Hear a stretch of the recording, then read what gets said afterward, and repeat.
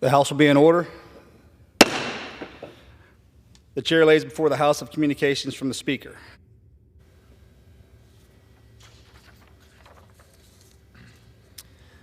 The Speaker's Rooms, September 14th, 2023. I hereby appoint the Honorable Morgan Luttrell to act as Speaker pro tempore on this day. Signed, Kevin McCarthy, Speaker of the House of Representatives. Pursuant to the order of the House of January 9th, 2023, the chair will now recognize members from the list submitted by the majority and minority leaders for morning hour debate. The chair will alternate recognition between the parties with time equally allocated between the parties and each member other than the majority and minority leaders and the minority whip limited to 5 minutes, but in no event shall debate continue beyond 11:50 a.m. The chair recognizes the gentleman from California, Mr. Correa, for 5 minutes.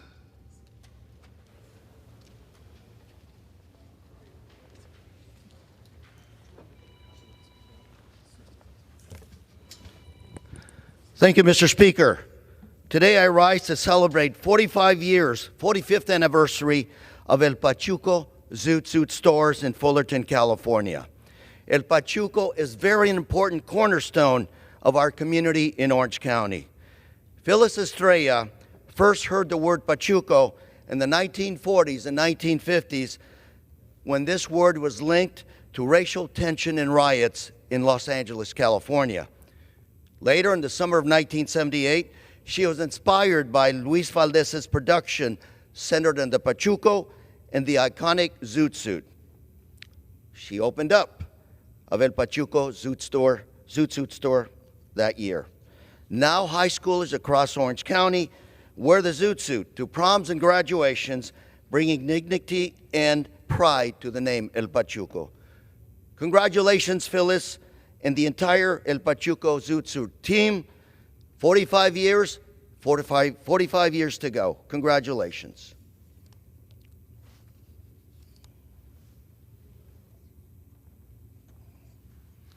And Mr. Speaker, I rise today to honor the life and legacy of beloved member of the Orange County community, Mr. Minh Tam Nguyen. Minh was a lieutenant colonel in the South Vietnamese Navy, and after the war, Minh and his family sought refuge in America and made Southern California their home. Minh was a pillar for Little Saigon and the Vietnamese American community across the United States. He started Advanced Beauty College to provide for his family and encourage other Vietnamese families to become nail technicians. He was known as the godfather of manicures, and his work as an entrepreneur opened and provided for the community to those like him that left everything behind at Vietnam for a better life in America. Today, more than 40,000 students have graduated from Minh's Beauty Salon and School. And his children, Lynn and Tam, continue to carry his legacy in Orange County and all over the United States. Minh is the American dream. His story is a story of Little Saigon, entrepreneurship, and of the American melting pot. Thank you, sir, for your hard work. And Minh, may you rest in peace and your memory lives forever. Mr. Speaker. The chair recognizes the gentlewoman from New York, Ms. Maliantakis, for 5 minutes.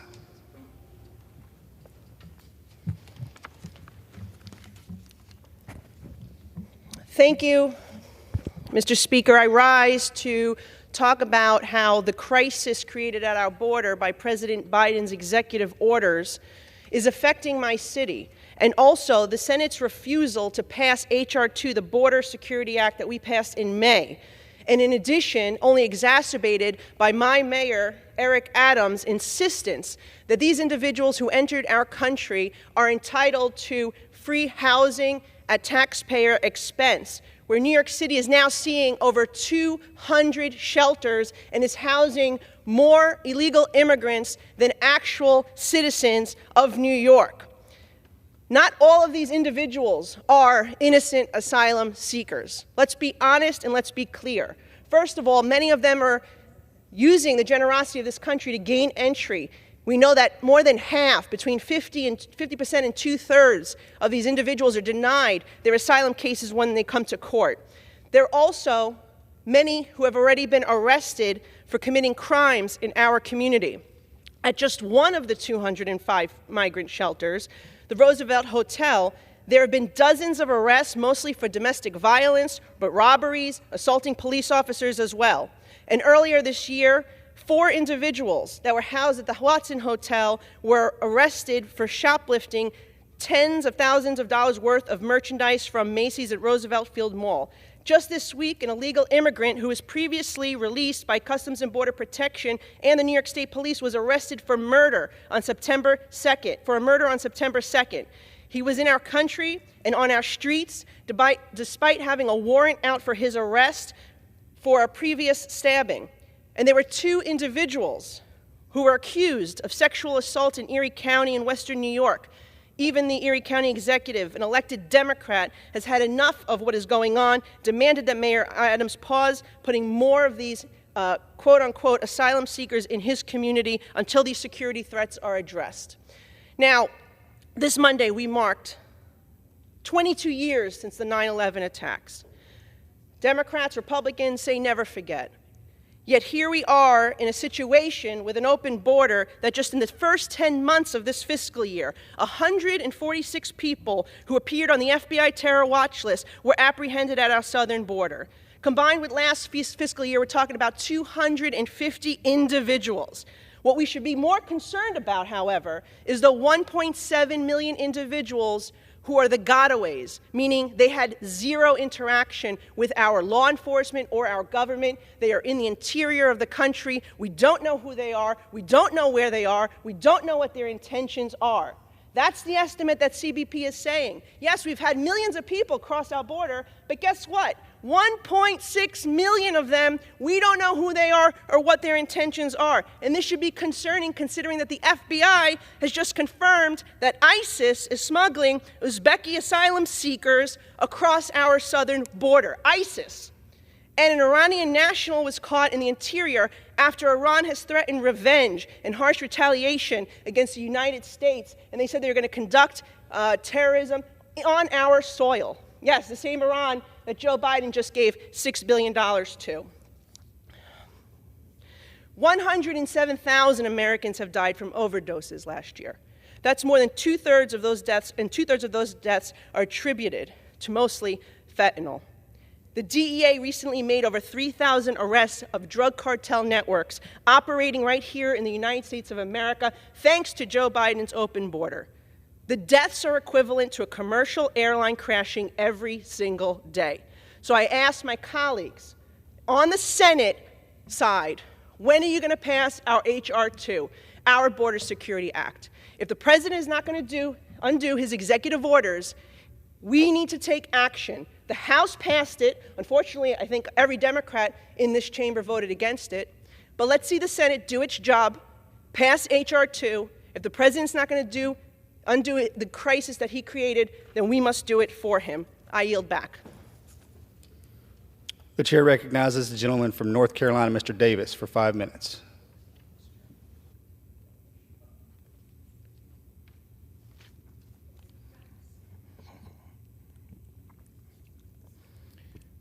Mr. Speaker, I rise today because I've spoken to farmers in my district and I've heard from many across the country. No matter where I go or who I speak with, there's a common topic on everyone's mind, and that's labor. The changes coming down from the Department of Labor are causing a scramble, and many are left scratching their heads trying to figure out what is going on. And above all, if they can afford to continue operating their farms.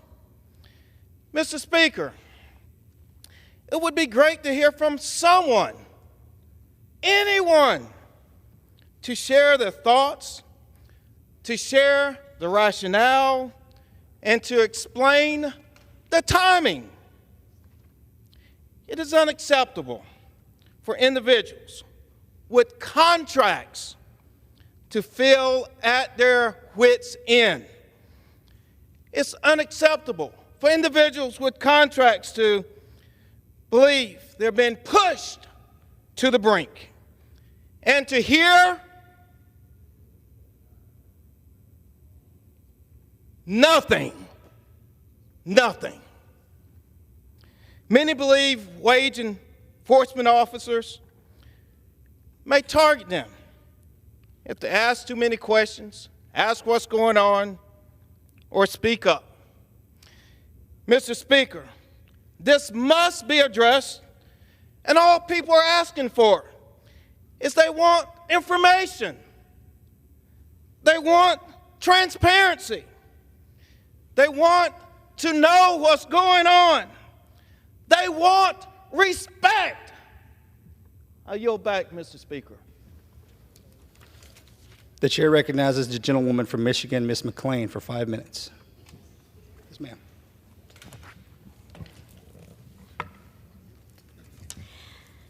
Mr. Speaker, I rise today in recognition of Michigan's veteran home in my district of Chesterfield. I was fortunate enough to recently visit this facility and spend time learning from the great folks caring for so many of Michigan's heroes.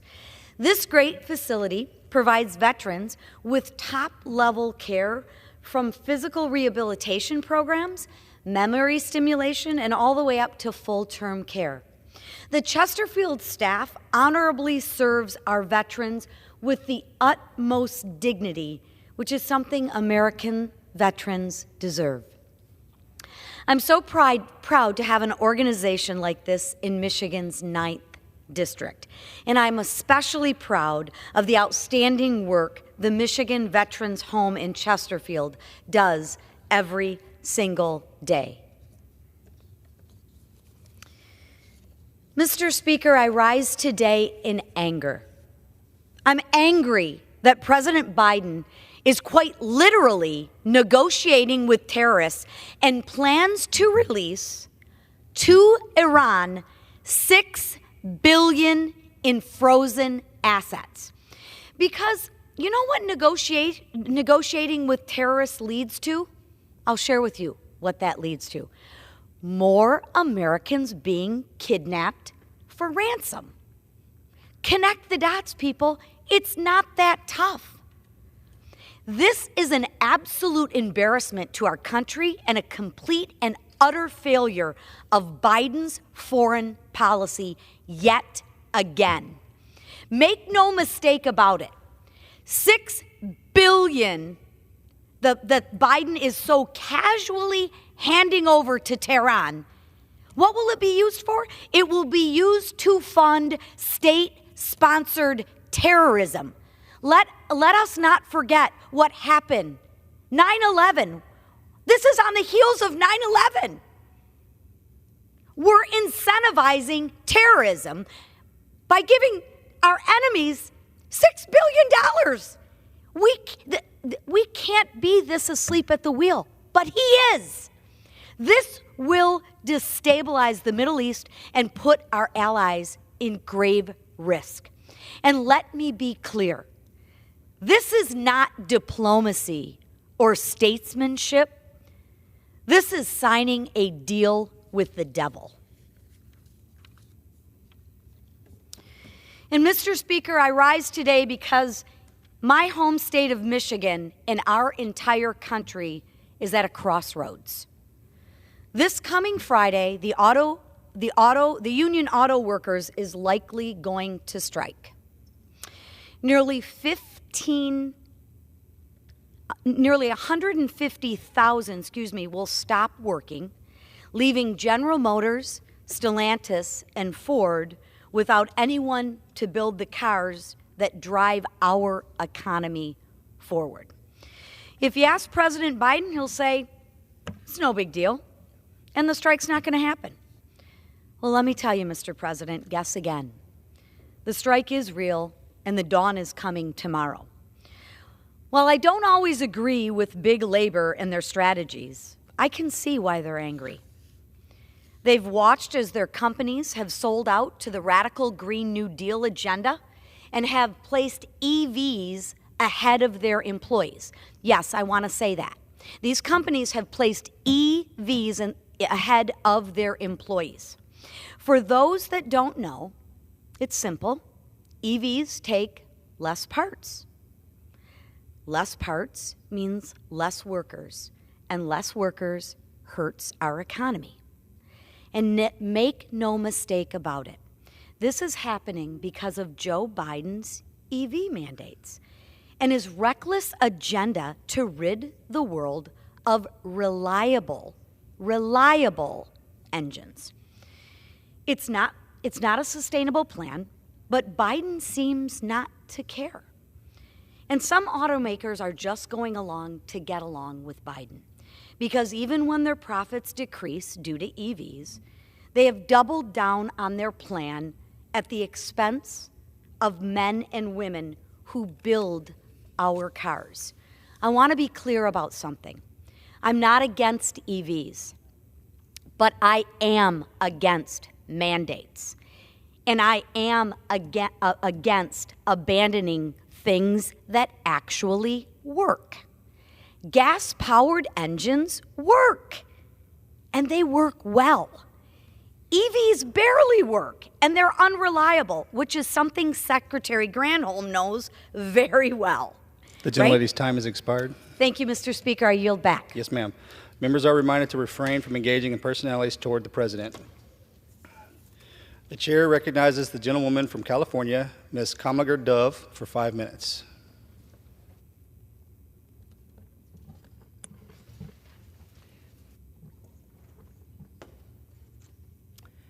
Mr. Speaker, I rise today to celebrate one of my district's own, Margaret Tate, who celebrated her 90th birthday this year.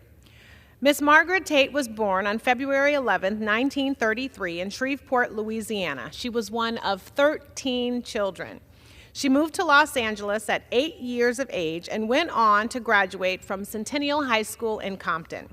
She married William Tate in 1953 and shared 36 wonderful years with him before his passing. After raising 4 children, she went on to work as the manager of her family business for 30 years.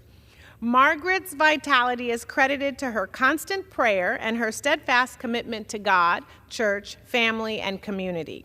She is well known for her love of family and as a strong and faithful mother, grandmother, and great-grandmother. As she celebrates 90 years, Miss Margaret maintains an active role in ministries at St. Anselm Catholic Church back home in our district, the 37th, where she has been a member for 55 years.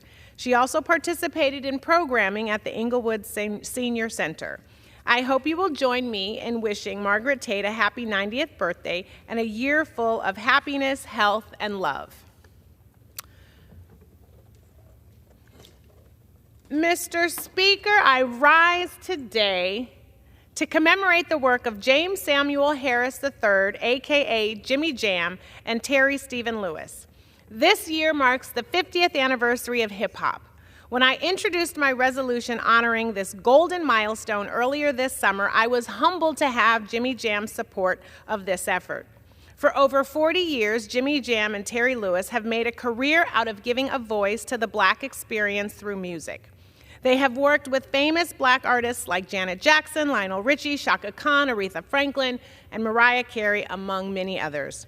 Together, Jimmy Jam and Terry Lewis wrote 41 top hits in the United States. Last year, they were inducted into the Rock and Roll Hall of Fame in the Musical Excellence category. I commend Jimmy Jam and Terry Lewis on their lifelong career in the music industry and will continue to support Black musicians through my work in Congress.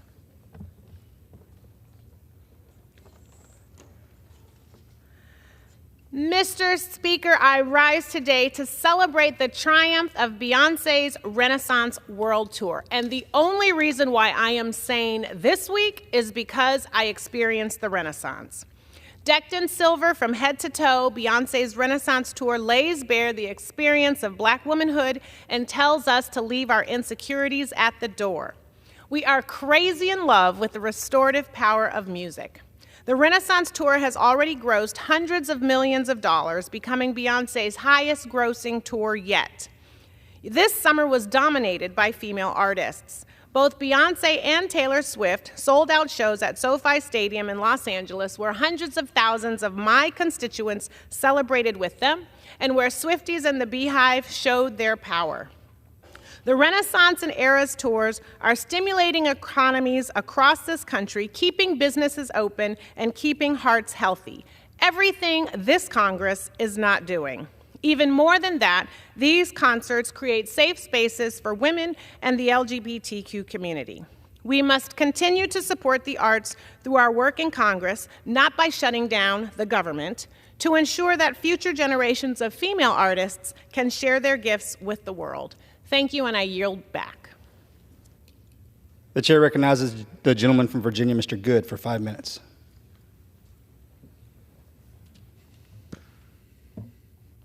Thank you, Mr. Speaker.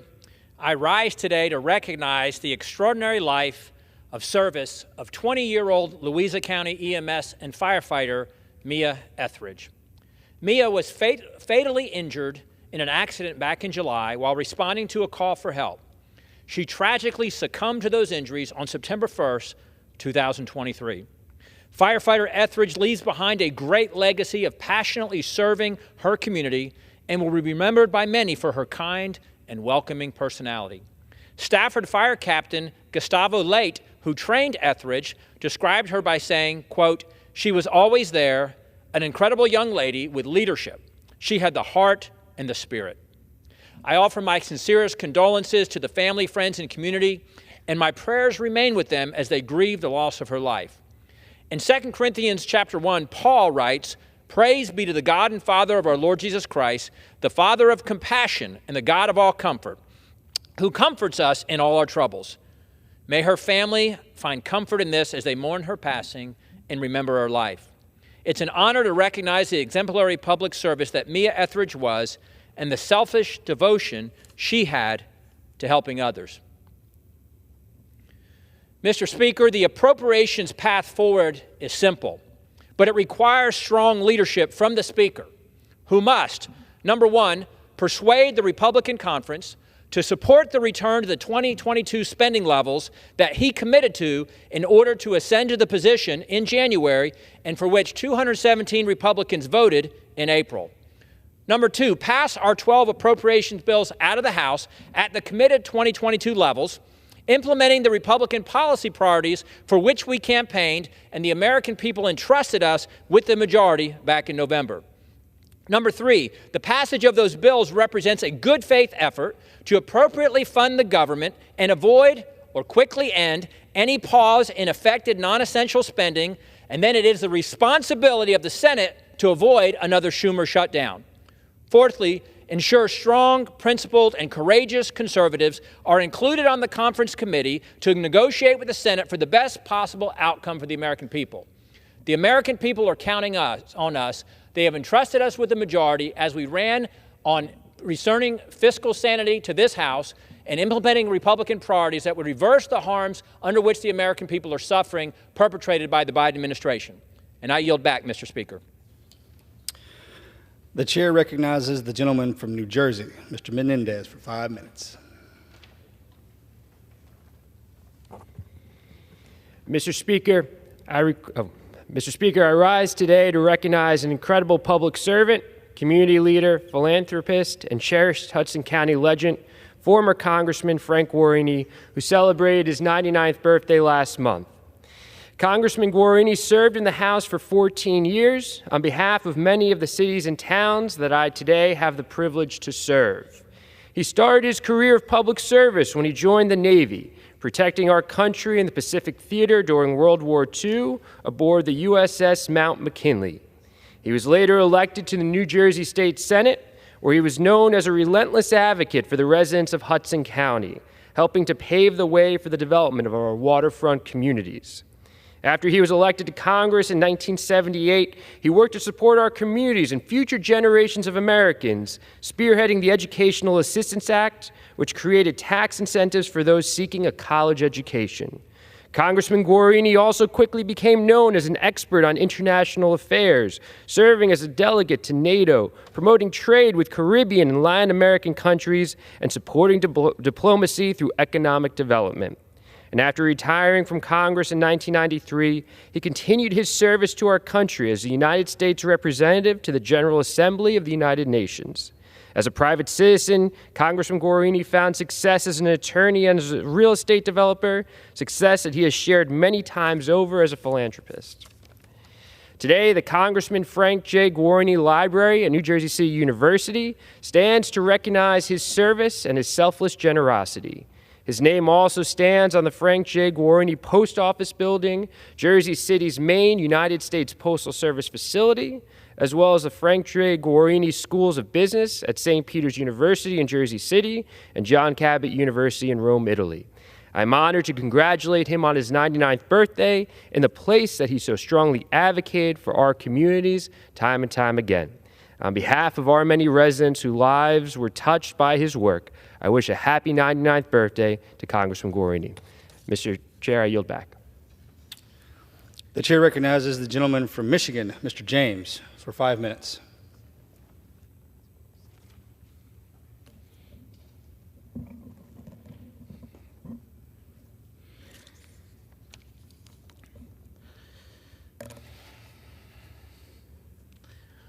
Mr. Speaker, today I rise to say something that possibly no one in this chamber's storied history has ever said. The Detroit Lions are the best team in football. You heard me, at least after week 1. The Detroit Lions went into Arrowhead Stadium last week, faced the 2023 Super Bowl champions, and walked away with a W. Now, it used to be considered child abuse to turn your children into Lions fans. I have 3 little boys. John is 9, Hudson is 8, Christian is 4, and we all love the Lions. But Detroit football is back. When was the last time that Detroit Lions were the first team to score in the NFL season? When was the last time that on 3rd and short, we actually ran the ball and made a first down? When was the last time there was a team on 4th and 25 deep in their own territory in the 4th quarter and it not be the Detroit Lions? This is an indication that we have turned a new leaf and the good days are ahead. I'm 42, and this might be the best year in my football life. After the Michigan Wolverines have beaten the Ohio State Buckeyes 2 years in a row, and the Detroit Lions have only lost 2 games since last October. Now, of course, we need to keep winning under our boy Dan Campbell's outstanding leadership and his staff, but I know our boys in Southeast Michigan have what it takes to win. The Detroit Lions' very first game at Ford Field is this Sunday, and Lions fans, I need you to make this the loudest game in Ford Field history, even louder than we were when we played the Bears in 2011 on Monday Night Football. Let's show up and show out. Lions, I love you. Keep grinding. Let's restore the roar. Let's go 17-0, and not just win the NFC North title, but the whole doggone thing. Let's win the Super Bowl. Mr. Speaker, I thank you for wearing Honolulu blue. Oh, shoot, he's gone. Well, I appreciate you wearing blue today for the Lions, Mr. Yakum. And I yield back the balance of my time. Go Lions. The chair now recognizes the gentleman from California, Mr. Costa, for 5 minutes. I ask consent to address the House for 5 minutes and to advise and extend my remarks. The gentleman is recognized. Mr. Speaker, I rise today to pay tribute to 3 different individuals who made a difference in their lives, who are no longer with us. I first rise to pay tribute to remarkable life of Stephen Nicholas Gomes, otherwise known as Nick. Nick is a beloved son of Merced County whose legacy resonates with kindness, resilience, and an unwavering love. Nick left an indelible mark on the hearts of his friends, family, and community, and he made a difference in his life, as short as it was.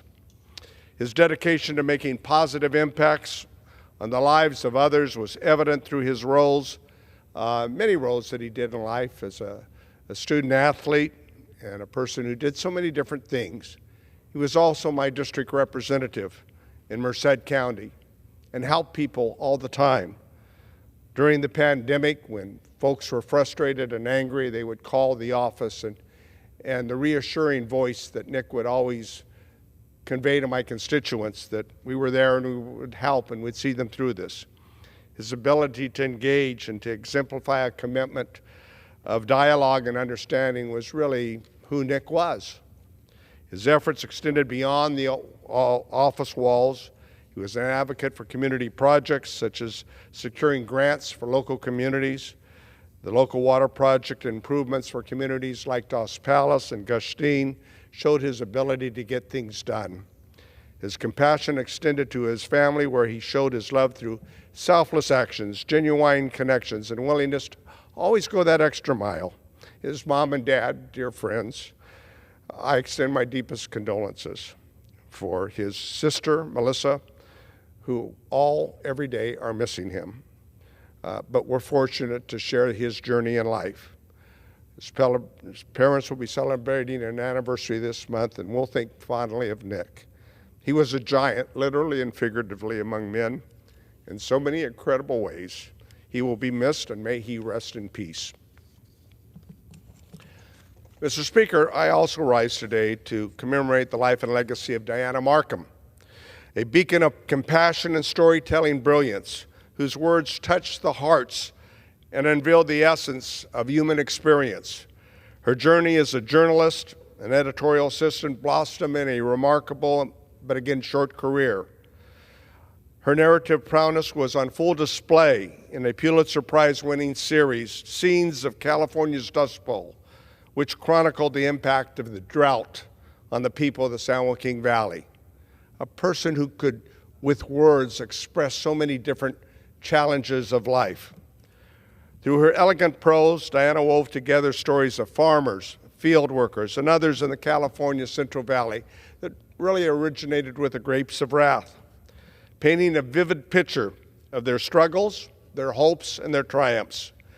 Beyond her writing, her influence extended to personal interactions and relationships. For me, a book that she completed called The 10th Island chronicled the diaspora of the Azorean people that came to settle in the San Joaquin Valley, i.e. the 10th Island, and the fondness for those people and those experiences, shared experiences, were my experiences. So we bonded over that love and connection to the Azore Islands. Finally, in celebrating Diana's life, we also celebrate the timeless power of the narrative bridge that divides and illuminates the shared experience of life. She was a writer that could capture the essence of that, and her talent and her personality will be missed. Finally, Mr. Speaker, I rise to remember and honor Kenneth Lee Hart, a friend, a man whose life was marked by dedication, wisdom, passion for history and for politics. He was a history teacher at the community college, a true patriot. Ken felt a profound sense of duty to his country. He volunteered and served in the Army Signal Corps and stationed in Saigon in Vietnam during that difficult war in '62 and '64 was his time of service. But he never forgot his commitment to our country. He was involved in political campaigns. Robert Kennedy's campaign in 1968 marked an unwavering belief in the power of politics to shape a better future for America. Ken and I, shared the understanding that Santana once said, "For those who forget history, they're doomed to repeat it." We had many memorable evenings with our friends, Congressman Rick Lehman and others, talking about sports and the future of America. We remember him for his wisdom, his dedication, and justice to an unwavering belief in the power of positive change. Ken, we will miss you. The chair now recognizes the gentleman from New York, Mr. D'Esposito, for 5 minutes. The gentleman is recognized. Well, thank you, Mr. Speaker. I rise today just days after the 22nd anniversary of September 11th, 2001, to recognize and remember former Chief Ronald Nurnberger, Sr., a member of the Island Park Fire Department, the same department that I serve. He was a member there for over 40 years, joining the department in 1977 and serving as chief of our department from 2001 to 2002. Just hours after the attacks on our great nation on September 11th, Chief Ronald Nurnberger led a delegation from the Island Park Fire Department to Ground Zero, where he served and dug on that pile looking for survivors in the days that followed that attack. Less than a year ago, he was diagnosed with 9/11 related cancer. And just hours before September 11th, 2023, ex-Chief Nurnberger passed away from cancer while operating on the pile on September 11th. He is another example as to why members of this body and our colleagues on the other side of the House must continue to fight for funding. There is no reason why 22 years later, we still have survivors walking the halls of Congress each and every year asking for money to support the issues that they're facing with health. Ex-Chief Nurnberger leaves behind a loving wife, Cheryl, his children, who are also now part of the fire service, Ronald Jr., Brandon, Carlton, Colin, Stephen, and John Paul. And of course, grandchildren, Jameson, Lucas, Cody, Blakely, Brooke, and Noah. Ex-Chief Nurnberger served the Island Park Fire Department and the village of Island Park for over 40 years, and I was lucky enough to call him a friend for the last 26 years. Again, I rise today to remember and reflect upon a life gone too soon. Another victim of the attacks of this great nation on September 11th, 2001. Ex-Chief Nurnberger has answered his final alarm, and I pray that he rests easy. Mr. Speaker, I yield back. The chair now recognizes the gentleman from Missouri, Mr. Alford, for 5 minutes.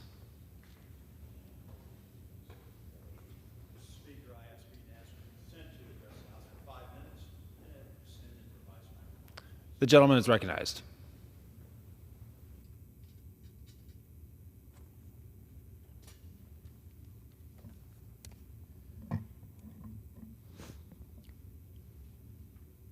Mr. Speaker, I rise today to recognize our recently introduced legislation, the Congressional Access to Bureaucratic Offices, the CABO Act.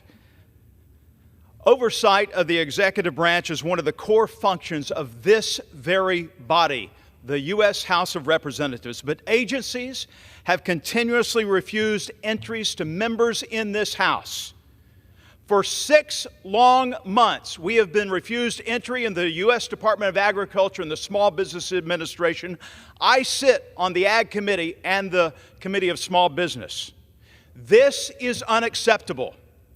From everything we've been told, it appears that at least half of the federal workforce is away from their office at any given time. Some reports say if you go over to these federal offices down the way here from Congress, fewer than 20% of the workforce will actually be at their desks. So I ask, Mr. Speaker, are these agencies trying to hide the low numbers of workers actually showing up for work and doing their jobs like we do here? Our legislation, the Cabo Act, will address this very problem. It will allow members and their staff full access to these agencies, these bureaucratic agencies, without excuses like COVID restrictions or other declared emergencies. We need transparency. We need access to these agencies, these federal bureaucracies that we oversee. There is no reason that members of Congress should not be allowed to see what is happening inside these buildings. It is time to get off the beach and back to work in Washington, D.C. Thank you, Mr. Speaker, and I yield back. The chair now recognizes the gentleman from California, Mr. Kiley, for 5 minutes.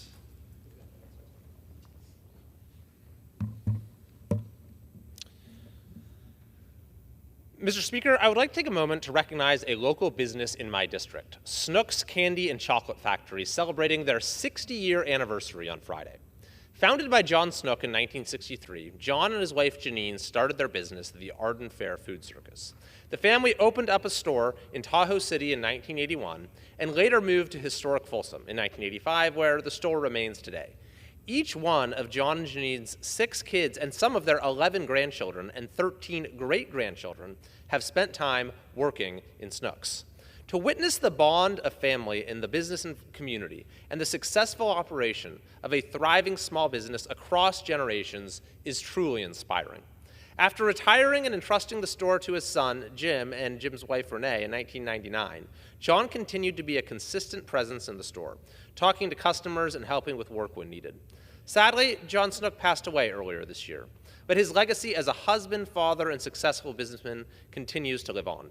Over the span of 6 decades, Snooks Candies has faced many challenges, from nationwide recessions to the recent COVID-19 pandemic. However, these challenges have only reinforced the status of Snooks Candies as a true pillar in Folsom and the surrounding communities. I applaud their commitment to their business and to producing iconic candies and treats for all to enjoy. Therefore, on behalf of the United States House of Representatives, I am proud to join Folsom and our surrounding communities in congratulating Snooks Candies and Chocolate Factory for reaching this momentous milestone. Mr. Speaker, I wish to take a moment to recognize the 10-year anniversary of the Folsom Community Service Day, an event which will be held this year on Saturday, September 16th. Organized by the City of Folsom and partner organizations, Community Service Day mobilizes hundreds of volunteers to complete projects across the city to improve public resources and benefit the community. In its tenure, the Folsom Community Service Day event has made a considerable and positive impact in the area. Since its inception, over 19,000 volunteers have participated. More than 900 projects have been completed, 500 projects have been performed to serve senior citizens, 537,000 pounds of food have been donated by the Twin Lakes Food Bank, thousands of care packages to active duty military service members have been sent, and thousands of donated items have been collected for local nonprofits. Their efforts have truly made a remarkable and lasting impact. To witness the hard work of this community over the span of a decade to deliver necessary change, improve neighborhoods, and help those in need is truly inspiring. Therefore, on behalf of the United States House of Representatives, I am proud to recognize the City of Folsom and countless volunteers and partner organizations for providing 10 years of invaluable service and contribution to their communities. Mr. Speaker, yesterday, the Education and the Workforce Committee hosted a roundtable with Eva Moskowitz, the founder of Success Academy Charter School, which was first opened in 2006 and now has 47 schools. The network of schools is known for setting high expectations of academic excellence and achieving exemplary results. Black and Hispanic students, which make up most of Success Academy's students, achieve proficiency rates double to triple what their New York City district peers do.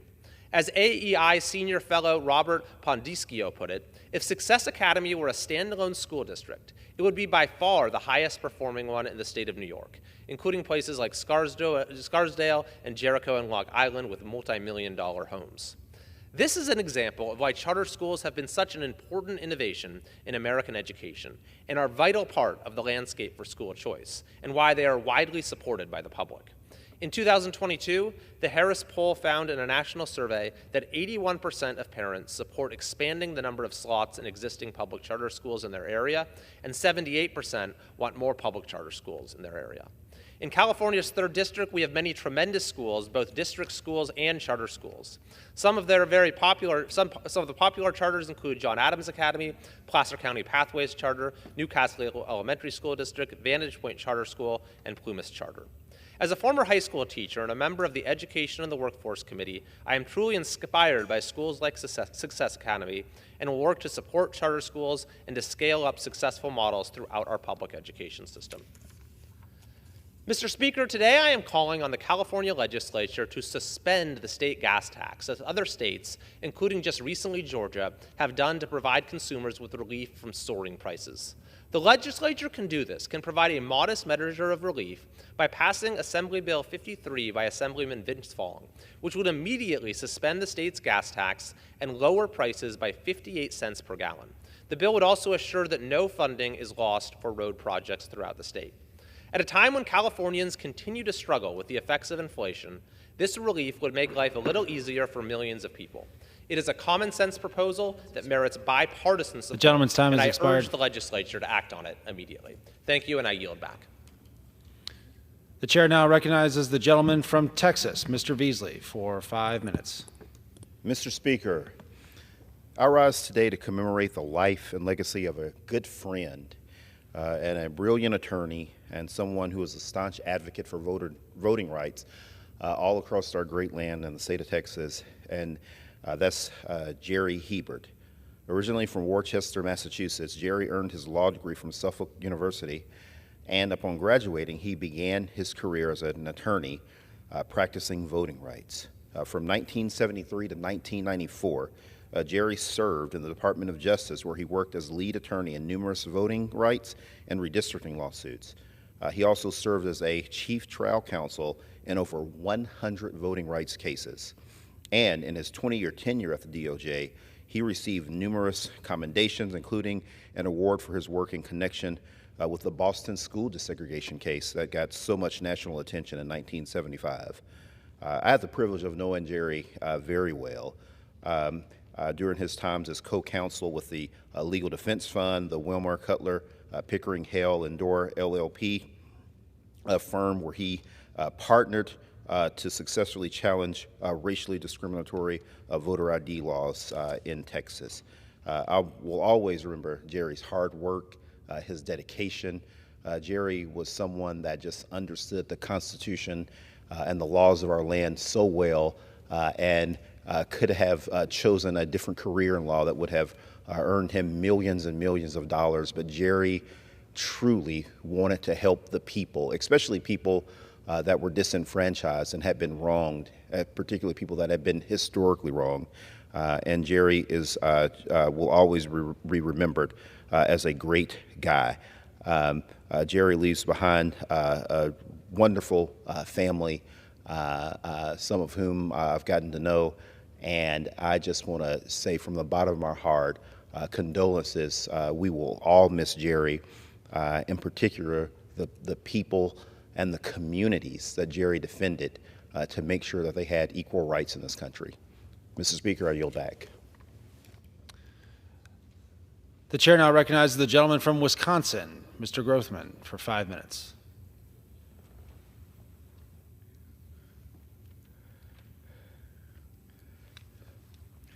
Thank you. I think probably the single most important thing done in this body is when we uphold our oath to protect and defend the Constitution of the United States. I therefore would like to bring to the attention of the body 2 instances while we were on break in which the Constitution was under attack, and I don't think enough Americans know about it. One of the things was in the state of New Mexico. The governor of New Mexico decided to declare war on the Second Amendment on the grounds that there was an uptick, or maybe a big increase, in murders in the Albuquerque area. The Second Amendment is absolute. We don't get rid of the Second Amendment if the murder rate is up 30% last year or whatever. The reason we don't get rid of it is our forefathers wanted the power to be with the people, not the government. But it's particularly ridiculous in that it's obvious why we've had an uptick in murders in the last 3 years in this country. And I think there are 3 obvious reasons. One, the government is mucking around where they shouldn't by, as was mentioned by the founders of Black Lives Matter, there are people around here who want to disrupt what they refer to as the Western prescribed nuclear family. In other words, they want to get the man out of the household. We also have people trying to elect district attorneys who don't like to put people in jail, judges who don't like to put people in jail, and anti-police forces who make the police timid. And when all these things get done, you wind up having an increase in murders. I want to point out that John Adams said that America was built for a moral and religious people. We've got to get back to that moral and religious people so they don't abuse their right to guns. But in the interim, the idea of leaving guns in the hands of the law-breaking, which of course is what will happen, and taking guns from the people who are law-abiding could not be worse. I do not know, it is almost hard to believe that at this time in our history, we have people who want to, a governor, a lawyer no less, who wants to enact a law taking away the guns from the law-abiding, but presumably leaving in place the policies which resulted in an increase in murders in the first place by not taking action against the type of people who are breaking the law. The Second Amendment that was under attack, a decision was made in the Fifth Circuit Court of Appeals in which the Biden administration had tried to weigh in on social platforms that were giving a narrative of the COVID epidemic that was not in line with what Pfizer and their political allies wanted to say. Traditionally we have a First Amendment in this country, and we expect decisions to be made based upon a free exchange of ideas. We beat people in the court of in the court of public opinion. We don't say, the government shouldn't weigh in and say, we're not going to let people who disagree with us have a public platform. The Biden administration chafes at the idea of free speech. They wanted to get only their way in dealing with the pandemic, and they decided to restrict free speech here in America. That should scare anyone to death, that we elected a president of the United States who wanted to restrict free speech. And another thing that really concerned me about that, in an article about it, the New York Times, which was, I think, by some people in this body still viewed as an important paper, said the court decision, which was a slapdown of the Biden administration, was a victory for conservatives. In other words, today, the people in the New York Times, the people who write for the New York Times, have said that upholding free speech is something conservatives do, implying it's not something that progressives or Democrats or liberals or whatever you want to do. This is a scary thing. When I was very young, I was even a Democrat, believe it or not. And at the time, the Democrats were perceived, I think, even more boldly in favor of free speech than Republicans. So everybody was in favor of free speech. Nobody disagreed with the First Amendment. Now we have a situation in which really the paper of record of left-wing America is saying that when the Fifth Circuit Court of Appeals upholds free speech or slaps down the Biden administration for trying to restrict free speech, that is a victory for conservatives, implying it's a defeat for the progressives. Think about that. I hope the New York Times reconsiders its position and does some sort of apology to America and say that they are going to try to do what they can to make progressives or the left or whatever advocates for free speech again. In any event, we have two examples where our Constitution is under attack. I hope the public demands that we stand united behind the First and Second Amendment. Thank you. Pursuant to Clause 12A of Rule 1, the Chair declares the House in recess until noon today.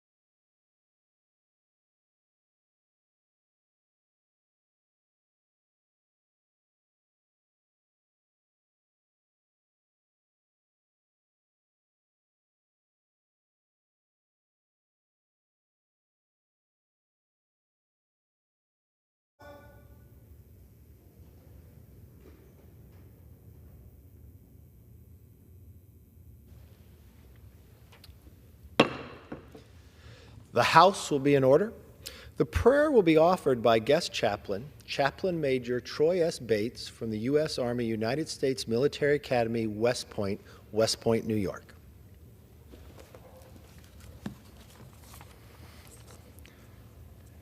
Almighty God, Commander of the hosts of heaven, would you humbly hear and grant our prayer today? We pause before conducting the people's business, asking for wisdom and courage. Wisdom to know the right way to lead, and the courage to lead the right way. 9/11 anniversary reminds us our freedoms come with a cost. So I am thankful for those who pay that cost. For men like Staff Sergeant Patrick Quinn, who sacrificed his life in Afghanistan, as well as Captain Doug Frazier, class of '75, who selflessly served humanity his entire long life. People like these represent our why. God, you have shown us what you require: to do justly, to love mercy, and to walk humbly with you. May we seek justice for all by living justly before all. May we proclaim mercy by being merciful. And may we walk humbly before you by living in humility before others. And we pray this in the name of the Father, and the Son, and the Holy Spirit. Amen. Amen. The chair has examined the journal of the last day's proceedings and announces to the House the approval thereof. Pursuant to Clause 1 of Rule 1, the journal stands approved. The Pledge of Allegiance will be led by the gentleman from Illinois, Mr. Sorensen. I pledge allegiance to the flag of the United States of America and to the republic for which it stands, one nation, under God, indivisible, with liberty and justice for all. Without objection, the gentleman from Texas, Mr. Self, is recognized for 1 minute.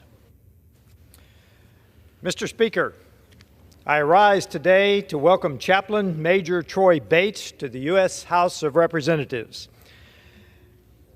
He currently serves as the Garrison Family Life Chaplain at West Point. He was direct commissioned into the Army Chaplain Corps in August of 2009 as a reserve chaplain for the 478th Civil Affairs Battalion. This chaplain has provided spiritual support for our troops in harm's way on combat deployments in 6 combat deployments. He first deployed as the battalion chaplain from the 25th ID to Afghanistan. He then became a member of the 10th Special Forces Group, my old group, deployed twice to Afghanistan with the Special Forces Group, once to Africa. He then joined the 18th Airborne Corps and deployed again to Iraq, and then became a JSOC chaplain and deployed to a classified location. He has extensive education, including many of the military schools and numerous awards, leading off with the Bronze Star.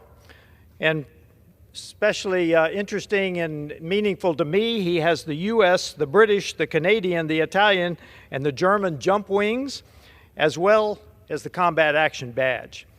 His education includes an Associate of Arts from the Pacific Coast Baptist Bible College, a bachelor's from the Baptist Bible College of the Liberty University, a Master's of Divinity and Religion from Liberty Baptist Theological Seminary, and a Master's in Counseling from Webster University.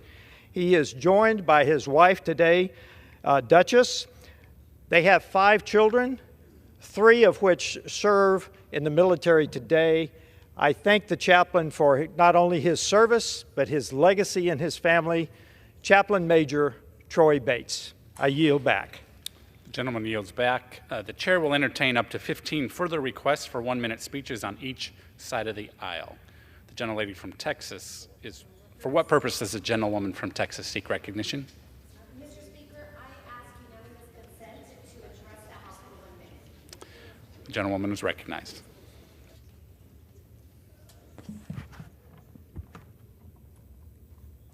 Thank you, Mr. Speaker. I am honored to celebrate Hispanic Heritage Month as the first Latina from my community and the first Republican Latina to represent the great state of Texas in the People's House for a full term. The foundations of this great nation are ingrained with Hispanic influence, from our beginnings with the Spanish settlers to General Bernardo de Galvez, hero of the American Revolution. The nation's pulse beats rich and vibrant with our vibrant culture. For generations, our families have woven their stories into the fabric of this great nation.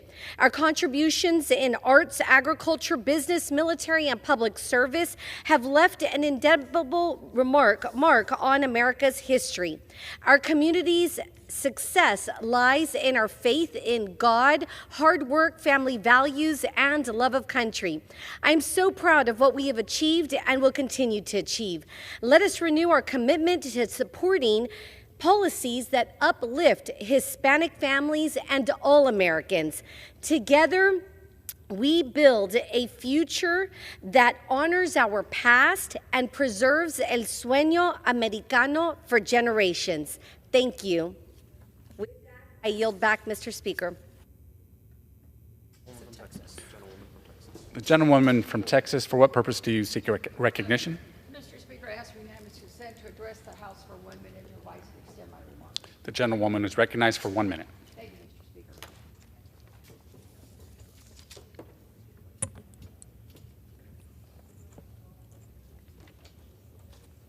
I rise today to honor the life of Bill Richardson.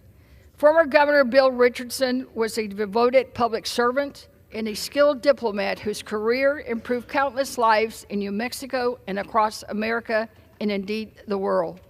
As governor of New Mexico, he tirelessly worked to improve the lives of his constituents while making history, leading as a Latino. But Bill Richardson's influence extended well beyond the borders of New Mexico. He served as Energy Secretary and also as the U.S. Ambassador to the United Nations, where his diplomatic skills and commitment to peace played a pivotal role in addressing many global challenges. Today, we remember Governor Bill Richardson, and we also honor his legacy of public service, diplomacy, and continuing with his work at his center. He was an inspiration to all of us, and he was a true American patriot. His leadership and kindness will forever be remembered. Rest in peace, my friend. Thank you, and I yield back. Gentlewoman yields back. For what purpose does the gentlewoman from Illinois seek recognition? Gentlewoman is recognized.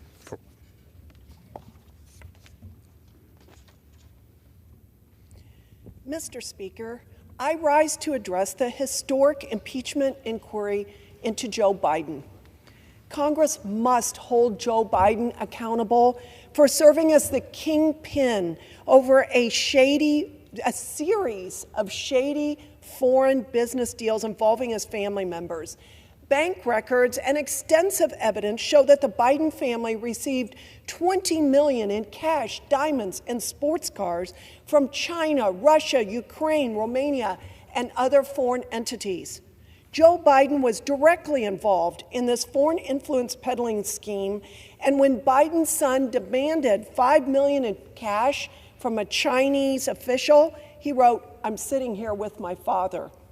Congress has a duty to the American people to protect taxpayers from this type of foreign corruption. Thank you, and I yield back. Gentlewoman yields back. The chair reminds members to refrain from engaging in personalities toward the president. For what purpose does the gentleman from New York seek recognition? Gentleman is recognized for 1 minute. Mr. Speaker, I rise today in support of nearly 150,000 United Auto Workers, including 3,000 members in Western New York at the Ford stamping plant and General Motors plants in Tonawanda and Lockport. Auto workers have historically weathered the storm to support the automotive industry through the Great Recession and economic hardship.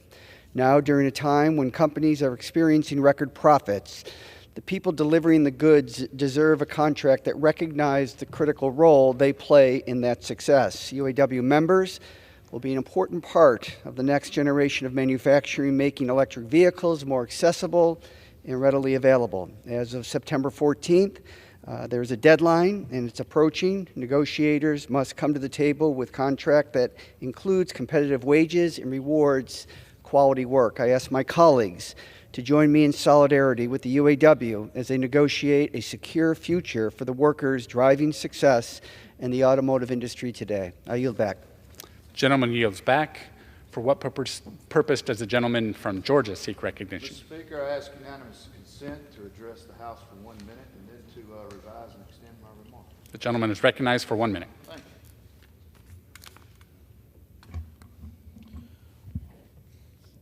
you. Mr. Speaker, the ox is in the ditch, and it's time to go to work and get him out.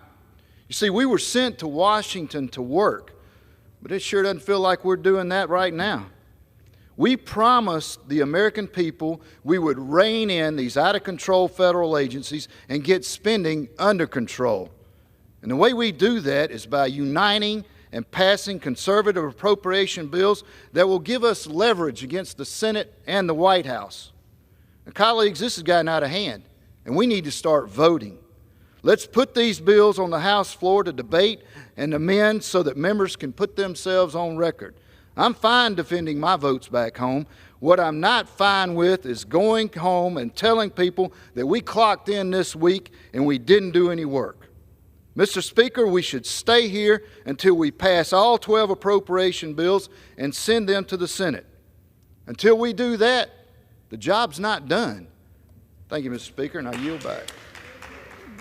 The gentleman yields back. For what purpose does the gentleman from Illinois seek recognition? The gentleman is recognized for 1 minute.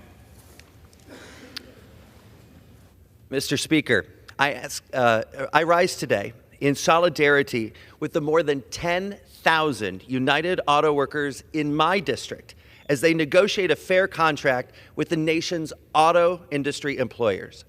Let's remember, it was workers who built this country, and their high-quality union jobs gave working people a pathway to the middle class, not just in Illinois, but across this great nation. The current negotiations have implications not just for workers, but for the future of the auto industry and our economic competitiveness. While companies record record profits and the CEOs take home tens of millions of dollars in compensation, the salary of the average auto worker has declined by 40% over the past 20 years. Our UAW neighbors are simply asking for their fair share. To the UAW workers in central and northwestern Illinois and across the country, I've got your back, and I yield back.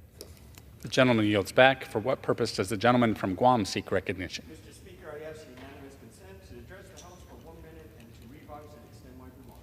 The gentleman is recognized for 1 minute. Thank you, Mr. Speaker. This past weekend, the Guam National Youth Football Federation held its championship on Saturday.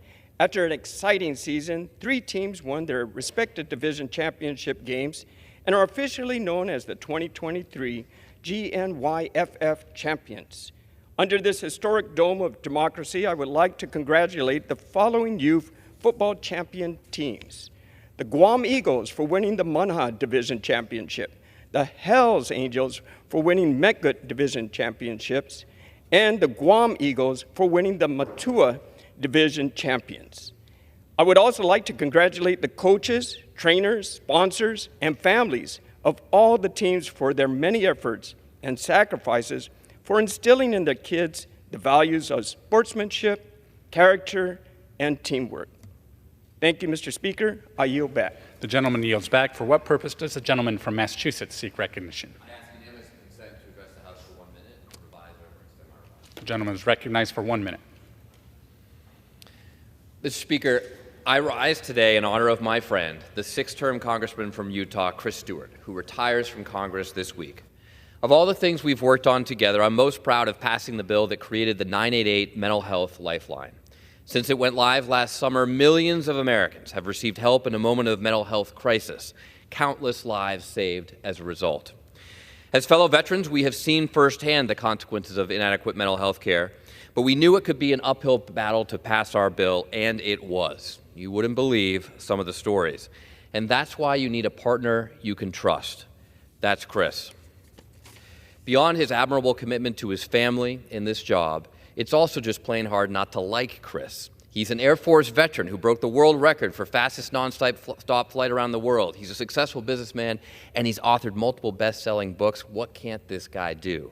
Well, one thing he didn't have to do was take a lot of political risks to work across the aisle with a Democrat on a big bill like 988. Political courage means something to Chris. We need more leaders like him in Washington. So, Chris, thank you for your service. We'll miss you, and I wish you and your family only the best. Mr. Speaker, I also ask unanimous consent that, along with my remarks, letters of congratulation and appreciation from the Massachusetts and Utah chapters of the American Foundation for Suicide Prevention be placed in the congressional record. Thank you, and I yield back my time. Without objection, so ordered. The gentleman yields back. For what purpose does the gentlewoman from Texas seek recognition? Mr. Chairman, I rise to address the House for 1 minute, and I ask unanimous consent to revise it to my remarks. The gentlewoman is recognized for 1 minute. Mr. Speaker, I rise today to recognize our Texas 24 hometown hero, the Grapevine High School wrestling team. This week, on the 22nd anniversary of the horrific September 11th terrorist attacks, Grapevine High School wrestling team paid their respects by hosting a tribute climb. On the steps of Mustang Panther Stadium, participants climbed a symbolic 110 flights in remembrance of this tragic day. Student athletes, first responders, and members of the community all climbed side by side to mourn those lost and remember the sacrifices of our first responders made for the American people. I am so encouraged by the leadership displayed by the members of the Grapevine High School wrestling team and their work to unite the community in commemoration of the heroes of September 11th. Their patriotism in country is apparent, and love for our country is apparent. I'd like to thank the Grapevine wrestling team for hosting this event and representing North Texas so well. Thank you, and I yield back. The gentlewoman yields back. For what purpose does the gentleman from California seek recognition? I rise to address the House for 1 minute. The gentleman is recognized for 1 minute.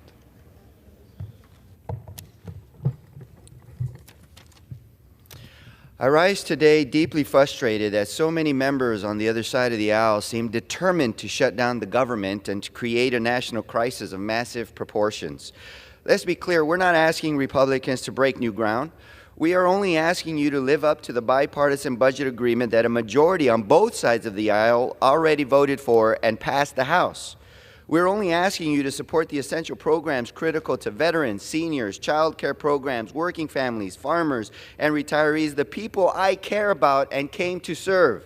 Because again, let's be clear, if you force a government shutdown, they are the people who will suffer most. Veterans won't receive their full benefits, retirees will lose their economic security and medical care, and our businesses will face massive economic turmoil. And for what? A political stunt created by extremists who care more about riling up their base than helping their constituents? Every one of us here swore an oath to serve our constituents. It's time to live up to that oath. Thank you, and I yield back. The gentleman yields back. For what purpose does it... Do we have a statement for that?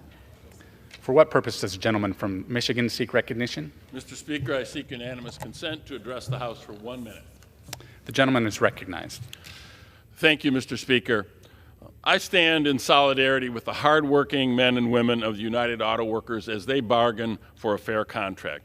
Unions helped build the middle class. The labor movement was actually founded in large part in my district, in the 8th Congressional District of Michigan, in my hometown of Flint, where the auto workers sat down in the auto plants to stand up for good wages, for safer working conditions, for better benefits. Every day in my district, UAW members build award-winning vehicles. They're standing up to demand a fair share of the value that they produce. Everyone, every worker, not just those at the top, should benefit from that. The fight is not just about fair contracts for union workers, though. It's about fairness and the future of all workers in this country. In Congress, I've championed bills to expand workers' rights, including the right to join a union. And I've stood in opposition to those efforts to try to take those rights away, to pass anti-worker, anti-union legislation that would hurt our economy and hurt American families. Let's be clear. To the men and women of the UAW who are fighting for a fair contract, I stand in solidarity with you. I yield back. The gentleman yields back. For what purpose?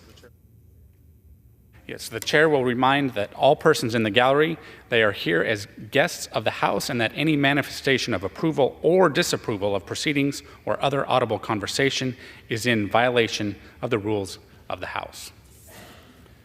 For what purpose does the gentlewoman from Michigan seek from Ohio seek recognition?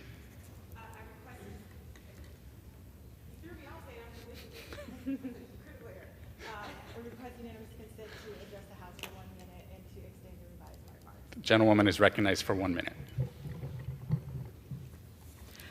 Thank you, Mr. Speaker. We have just 16 days to pass a budget and avoid a government shutdown. Just 16 days to prevent a completely unnecessary shutdown and manufactured crisis that would be devastating for the people, families, and communities of Ohio's 13th congressional district and Americans. These disruptions would interrupt critical government services, hurting small businesses, and even forcing our troops to go without pay and benefits. Thousands of federal workers and contractors who do vital work throughout the country would not be able to do their jobs, creating a lose-lose scenario where the public misses out on essential government services and a lower quality of life. But instead of governing, what has the majority decided to do? Focus on partisan games meant to distract and divide our country. It is reckless, irresponsible, and a complete failure of leadership. People in Ohio's 13th district are tired of partisan politics. They sent me to Congress to put people over politics, to lower costs, grow the middle class, keep our communities safe, and protect our fundamental freedoms. I'm committed to passing a budget that invests in the people and communities of Ohio 13th district, not extreme politics. It is time to stop the political games, honor the bipartisan budget agreement Congress already passed, and avoid a government shutdown. The American people are counting on us to get this done. We cannot let them down. Thank you, Mr. Speaker. Gentlewoman's time has expired. For what purpose does the gentlewoman from the Virgin Islands seek recognition? Mr. Speaker, I ask unanimous consent to address the House for 1 minute and to revise and extend my remarks. The gentlewoman is recognized for 1 minute. Thank you, Mr. Speaker. We find ourselves in a critical juncture in our nation's history. You've heard my colleagues say that we have 16 days left. That is only 9 legislative days away from a government shutdown. The extreme MAGA Republicans in the Republican conference are driving the entire Republican majority to time and time again pursue their divisive agenda at the cost of American lives. This would inflict untold harm upon millions of hardworking families, jeopardize our national security. This is not governance. This is political gamemanship. Let me be clear. They have chosen to embark on a perilous path that threatens the very fabric of our government and the well-being of our citizens in an attempt to slash vital investments in health care, child care, education, food assistance. This senseless self-manufactured crisis would disrupt critical government services. I implore my colleagues across the aisle to stop playing political games and join us in the commitment to the American people.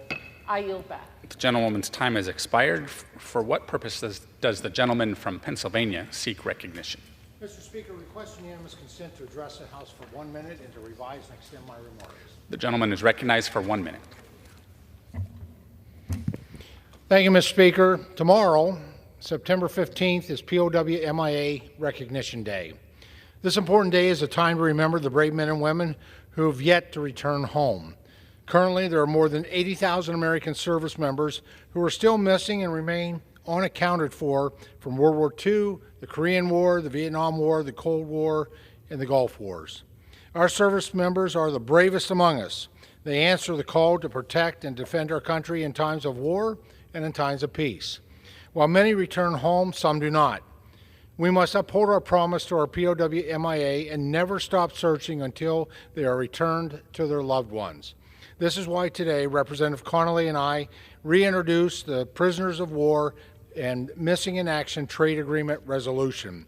This resolution urges our mutually beneficial trade agreements to include a commitment from trading partners to continue to search and recovery efforts of our nation's missing service members. It is imperative we continue our efforts to bring home members of our armed services. This amendment will assist the United States in upholding the eternal promise as our armed forces to always bring our men and women home, and I urge my colleagues to support this resolution. Thank you, Mr. Speaker, and I yield back the balance of my time. The gentleman yields back. For what purpose does the gentlewoman from Pennsylvania seek recognition?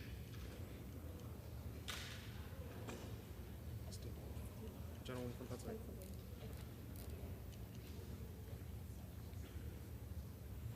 Pardon me, Mr. Speaker. I seek unanimous consent to address the House for 1 minute and to revise and extend my remarks. Gentlewoman is recognized for 1 minute.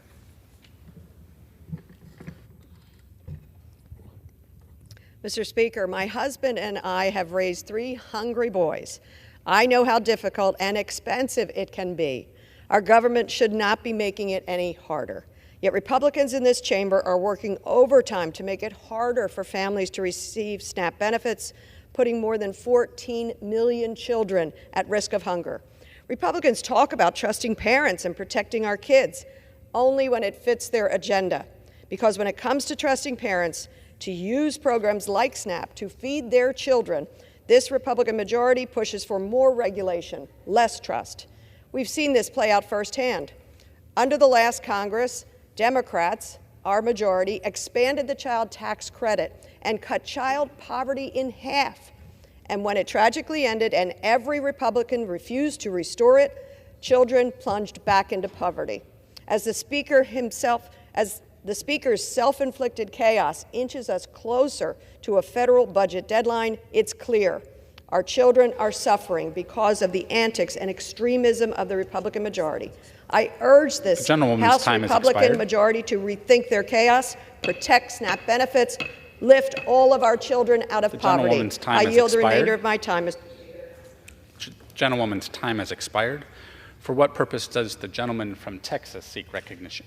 To address the House for 1 minute, to revise and extend my remarks. The gentleman is recognized for 1 minute.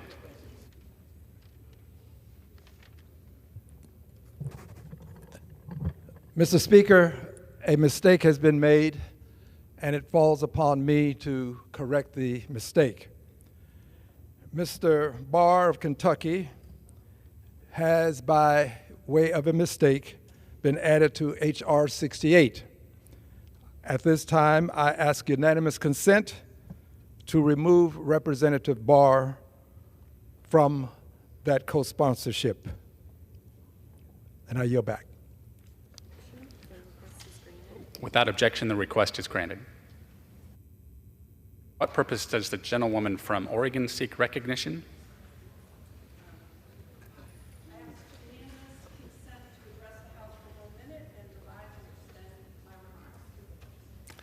The gentlewoman is recognized for 1 minute. Once at the microphone.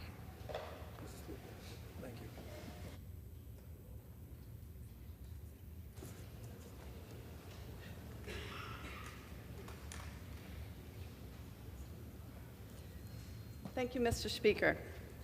When the U.S. auto manufacturers were suffering during the recession, the UAW workers took pay cuts, were willing to forego pay raises for the greater good of U.S. manufacturing, believing that when U.S. auto manufacturers, that they would repay their sacrifice once they were earning good profits. Well, that didn't happen.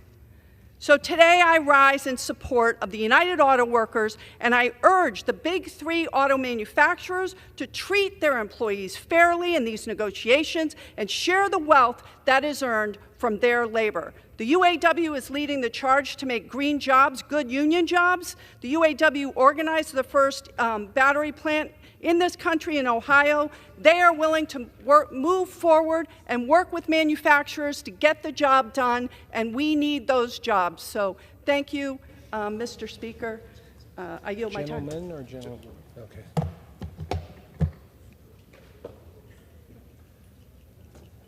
Chair recognizes the gentlewoman from. For what purpose does the gentlewoman from New Mexico seek recognition? Mr. Speaker, I ask Without objection, the gentlewoman from New Mexico is recognized for 1 minute.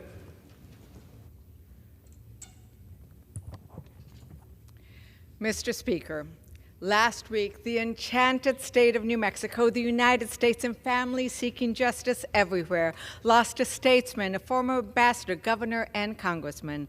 Governor Bill Richardson is survived by our former First Lady of incredible grace, Mrs. Barbara Richardson. In 1983, Governor Richardson began his public service career as the first representative of the newly formed 3rd Congressional District of Nuevo Mexico. My first visit to Congress was as a young attorney representing the Navajo Nation to Governor Richardson's office. I stand on the shoulders and am grateful for his sage advice on how to serve this beautiful district. As chair of the Congressional Hispanic Caucus, he opposed cruel immigration policies and brought attention to Latino policy priorities everywhere. As governor, he recognized the importance of education and economic diversity as he raised teacher salaries and increased film production. May we honor Bill Richardson as a tenacious champion for New Mexicans, skillful diplomat, and a committed public servant. Mr. Speaker, I seek unanimous consent to enter into the record Linda Lynch's story on how Bill Richardson rescued her husband held hostage. And with that, I yield back. Without objection. For what purpose does the gentlewoman from New Mexico seek recognition? Mr. Speaker, I ask unanimous consent to address the House for 1 minute and to revise and extend my remarks. Without objection, the gentlewoman is recognized for 1 minute. Mr. Speaker, as the people of New Mexico and the world are grieving Governor Richardson, I rise today here in the House where he served to honor his life and his legacy. Governor Richardson has left an indelible mark on New Mexico politics and on public service. Throughout his career as a governor, member of Congress, UN ambassador, Secretary of Energy, and working in international diplomacy, anyone who knew Governor Richardson know that he lived big, he laughed big, and he loved big. He mentored a generation of leaders in New Mexico and served our great state and nation to the very end. I personally met Governor Richardson as a young person when he was my congressman, and like so many others, was catalyzed into a path of public service on behalf of our state and our communities. Governor Richardson's loss will be felt deeply across our state and across the planet. And today, my prayers go to his family, to everyone in New Mexico who is remembering and grieving his loss, and to the loss of this giant in New Mexico politics. Rest in peace, Governor. Today, we honor your legacy here in your home in the U.S. House of Representatives. And with that, I yield back. For what purpose does the gentleman from New Mexico seek recognition? Mr. Speaker, I ask for unanimous consent to address the House for 1 minute and extend and revise my remarks. Without objection, the gentleman from New Mexico is recognized. Today, I join the representatives of New Mexico to honor the legendary Governor Bill Richardson of New Mexico. I want to highlight what his work means for the Latino community. Bill's lasting legacy of advocacy for millions of Latinos and his work on the national political stage has made all the difference in all of our lives. As one of the most influential Mexican Americans in history, Bill devoted his life to improving the lives of New Mexicans, Latinos, and Americans at home and abroad. His unwavering commitment to the betterment of the Latino community and the nation has left an undeniable impact. As one of the most powerful Latinos in politics this nation has seen, he's made many of our pathways to public service possible. This year, we are celebrating the largest numbers of members in the Congressional Hispanic Caucus. We thank Bill for his work for New Mexico, the United States, and for the world. As members of the U.S. House of Representatives, we will honor his commitment to public service every day. Que estés con Dios, Bill. Mr. Speaker, I yield back. Gentleman yields back. For what purpose does the gentleman from Florida seek recognition? Mr. Speaker, I ask unanimous consent to address the House for 1 minute to revise and extend my remarks. Without objection, the gentleman from Florida is recognized for 1 minute. Mr. Speaker, I rise today because the American people are getting a front row seat at the circus that Speaker Kevin McCarthy and extremists in the Republican Party are unleashing on our country. We are 15 days away from a government shutdown that will impact millions of working people, and Speaker Kevin McCarthy cannot even get his own party to pass any significant pieces of legislation. And the cherry on top of all of this is that instead of getting to work to fund the government, they're trying to impeach Hunter Biden, I think, which, spoiler alert, is not the president of the United States. This speaker doesn't even have the votes for impeachment, doesn't have the votes to fund the government. It's unclear whether or not he even has the votes to keep his own job. Kevin McCarthy doesn't even know what Kevin McCarthy stands for, because it sure looks like his morals and beliefs about how this place should run only apply when other people are holding the gavel.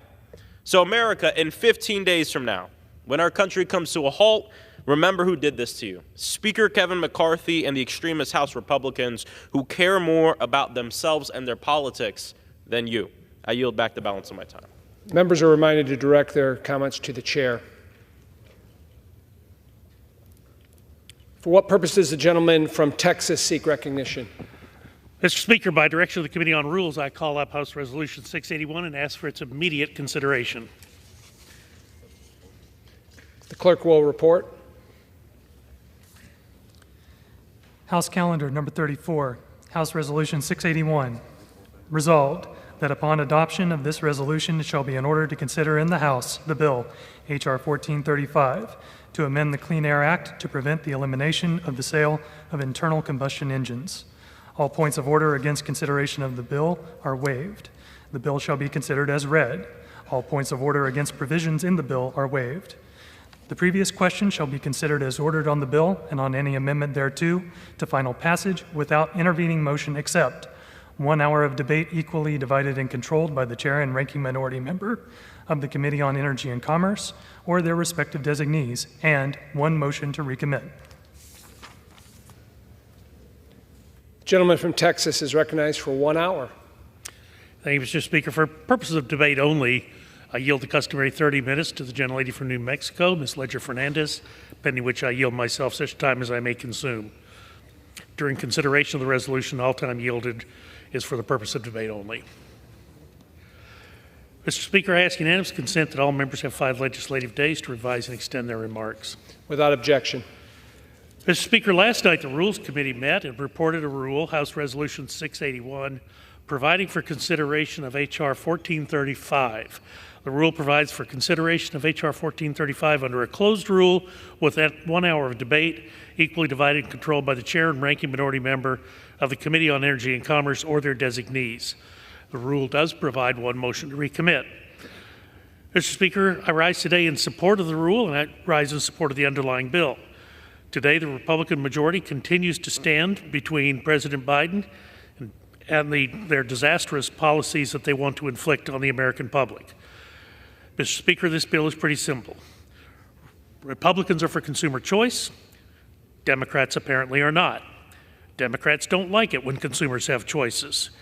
It seems that our friends across the aisle, however well-intentioned they may be, are a bit squeamish about leaving choices in the hands of consumers because, Mr. Speaker, in their heart of hearts, they don't trust consumers. They think they will make the wrong choice. The tendency amongst my Democratic friends is emblematic of the larger liberal movement. That perspective, Mr. Speaker, can be distilled succinctly. The general population requires guidance and directions from elites who are more enlightened to prevent them from making decisions that contradict progressive principles. So, Mr. Speaker, I applaud my good friend from Pennsylvania, Dr. Joyce, for standing between the Democrats and their central planners and protecting American consumers. Without this bill, Mr. Speaker, California and other Democratic states could effectively ban internal combustion engines for all Americans, regardless of where they reside. This is not what the founders intended when they designed our Federalist system. But a de facto ban on the internal combustion engine is the point, Mr. Speaker. when President Biden and his surrogates in the Democratic Party said, and I quote, Mr. Speaker, to end fossil fuels as we know them, end quote. Shame on us if we don't take the Democrats at their word when they say things like that.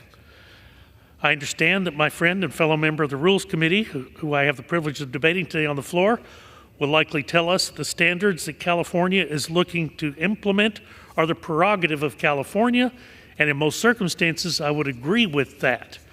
But this isn't most circumstances, Mr. Speaker. What California is trying to do is to usher in a de facto ban on the internal combustion engine nationwide. I will give my friends across the aisle cunning for their initiative. Democrats have known that several states are aligned with California in such a manner that allows California to set vehicle emission standards that other states must then follow.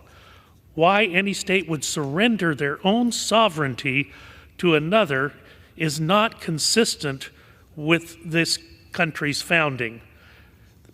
There's a debate, Mr. Speaker, there, but it's for another day.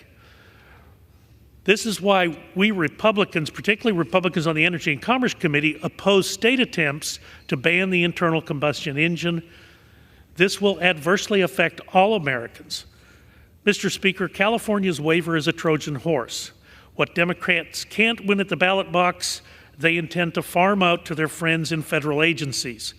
California is part of America, but does not speak for the whole of America.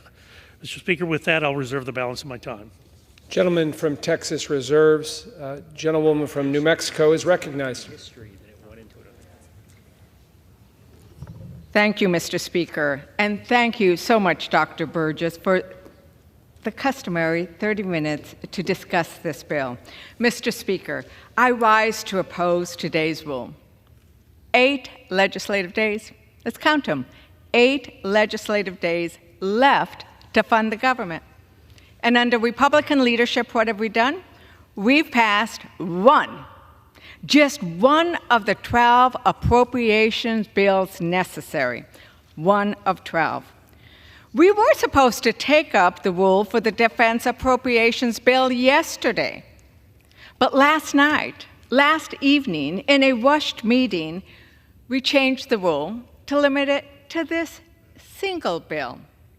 The only thing we have to show for an entire week in session is a bill that attacks states' rights and California's ability to decide for its own what regulations it wants under the Clean Air Act, as it is allowed to do under existing law and has been allowed to do for decades. You know what? When Democrats were in the majority in the previous Congress, we didn't hear what we're hearing from Republicans. We did not hear Democrats saying, we're going to shut it down. No, Democrats have always looked for solutions. We have not been calling to shut it down. We have always worked to work it out. Over and over again, not just this week, but over the summer, we have heard extreme MAGA Republicans voice their goal of a forced government shutdown. We need to remember that the times that we have faced a shutdown and suffered through a shutdown, it has been when Republican speakers were in charge. Remember 1995-96? 2013? 2018, we needed to have Speaker Pelosi take charge so we could open our government back up. In the Rules Committee, we heard Republicans say, let's shut it down. Let's make clear that it that is sometimes referred to as it was something that is not beneficial. That it are the people who make sure our food is safe. The it they want to shut down is the program that makes sure that our women, infant, and children, our seniors, and veterans have enough food on their table. The it are the people who serve and protect our country and our services. The it are the people who maintain our beautiful national parks and allow us to see America's wonders. Americans don't want us to head to a goal of we are shutting it down. Why don't we work it out? As Ranking Member McGovern noted yesterday, the last time our government shut down, it was the longest in history due to inaction by then-President Trump and Republican majorities in the House and Senate. It cost Americans $11 billion, $3 billion permanently, and caused sizable suffering for our constituents. We are talking about people having to take out loans all through our country. I have been visited over and over again. The auto dealers came to my chambers yesterday and talked about the repercussions that a shutdown has on their business. People are going to have a hard time paying their mortgage, putting food on the table. But it didn't have to be this way. The White House Democrats and Republicans negotiated a bipartisan agreement in the Fiscal Responsibility Act in June.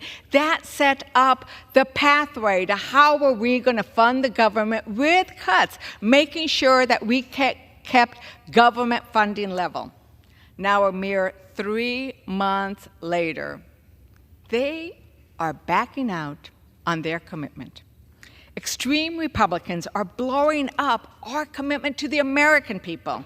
My rural district, it'll suffer. It'll suffer tremendously, as will all rural districts across its country. And we need to remember, rural America is the backbone of this country, and they are sacrificing it. A shutdown could delay veterans and Social Security payments. With 8 legislative days to avoid a government shutdown, we have a bill totally unrelated to funding the government. H.R. 1435, Preserving Choice in Vehicle Purchases Act, is an attack on efforts to reduce pollution and climate change. I've noticed that the Republicans have a habit of naming their bills to do the opposite of what the bill actually does. This legislation will remove the choice that Californians have exercised as they elect their own government and as they choose to look to how do they want to make sure they exercise their right to adopt clean air standards. For decades, the Clean Air Act has reduced harmful air pollutants, leading to fewer instances of respiratory diseases, cardiovascular problems, and other health issues. That's in part to the law's flexibility. It allows flexibility to allow choice for California and other states to adopt strict standards. H.R. 1435 threatens our efforts to lessen air pollution and reduce greenhouse gas emissions and fight climate change. It also disrupts the U.S. vehicle market and could harm our global competitiveness in the electric vehicle market.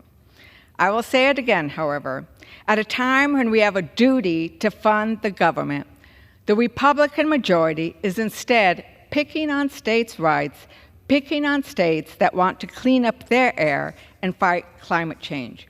I urge my colleagues to change course and oppose this rule. I reserve. The gentlewoman reserves. The gentleman from Texas is recognized. Thank you, Mr. Speaker. This time I'm pleased to recognize Representative Langworthy of New York, valuable member of the Rules Committee, for 5 minutes. Without objection. Thank you so much, Mr. Speaker, to the gentleman from Texas for yielding some time for me today. And as I rise in support of this legislation that will put to a full stop my own state of New York from banning affordable, reliable gas-powered vehicles. Now, last year, Governor Kathy Hochul announced that New York State, not to be outdone by Democrats in California, would move forward with a ban on the sale of new gas-powered vehicles by 2035. Mr. Speaker, this asinine approach is only the latest in a long list of actions taken by the Biden administration and by Democrats in my own state to foist new bans, regulations, and costs onto the backs of hardworking middle-class Americans. My colleagues on the other side of the aisle, they want the American people to believe that ditching our internal combustion engines for battery-powered cars, that's a silver bullet to a greener, cleaner future. But my constituents in upstate New York, in rural upstate New York, are facing energy costs that are 30% higher than previous years. And those costs are projected only to increase further and further. Rural towns and communities in western New York and the southern tier along the Pennsylvania border, they cannot survive on transportation that is solely battery-powered, given the long distances driven charger accessibility, and lack of reliability that comes with the current crop of EVs. Now, last week, President Biden's own Energy Secretary, Granholm, she put on a master's class on the issues rural Americans will face.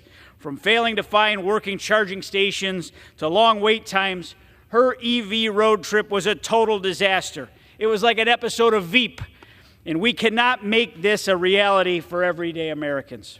Not only is it costly, not only is it impractical, but our electric grids are not capable of handling this added burden. The latest reports by New York's own independent service operators show that New York State's electrical grid is strained in approaching a breaking point as Governor Hochul and Democrats in Albany ban everything connected to fossil fuels, from stoves to cars to natural gas hookups in buildings and private homes. It's very simple, folks. Banning gas vehicles forces New Yorkers and Californians, and one day all Americans, if we keep going down this path, to live in an energy future that is less affordable, less safe, and more dependent than ever on our most dangerous adversary, China. I strongly support this underlying legislation today and this rule as a step towards ensuring America does not follow the lead of the radical left in California, in New York. Let's put a stop to these nonsensical bans that only benefit our foreign adversaries while making life much harder for everyday Americans. And I yield back, Mr. Speaker. I'll reserve. Gentleman from Texas reserves. The gentlelady from New Mexico is recognized. Mr. Speaker, as I noted, the existing rule allows choice of each state. What works for California may or may not work for New Mexico or other states or New York, but that's why the Clean Air Act built in flexibility. We should allow California and those states that choose to follow their lead to continue to adopt stricter vehicle standards that work for them. I also want to make it a point that car makers make business plans several years in the future. For Congress to come in and change the setting of what's happening, because right now 75% of vehicles sold with low emissions are being manufactured here in America. And what they're doing is creating culture wars that also hurt our industry workers. Mr. Speaker, I ask unanimous consent to enter into the record the September 13th, 2023 letter from the United Auto Workers entitled UAW urges to vote no on the so-called Preserving Choice in the Vehicle Purchases Act. And Without I remind objection. us all that we should be funding the government this week, not attacking individual states or workers. Mr. Speaker, I have the great honor of yielding to the Speaker Emerita from the marvelous state of California, such time as she may consume our inspiring Madam Pelosi, Speaker Emerita. Thank you very much. I thank the gentlewoman for yielding. I thank her for her leadership on this important issue and for giving us all the opportunity to speak on it, on the rule that would bring this shameful legislation to the floor. Mr. Speaker, I strongly oppose of this Republican's latest assault on the health and safety of our children. Every child deserves clean air to breathe. We in California believe this is our sacred duty. That is why our state has taken strong action to reduce vehicle pollution, preserve our environment, and protect our children. So I just have one question for our allies across, our colleagues across the aisle. Why? Why don't you want children to have cleaner air to breathe? Why don't you understand what this means to their health?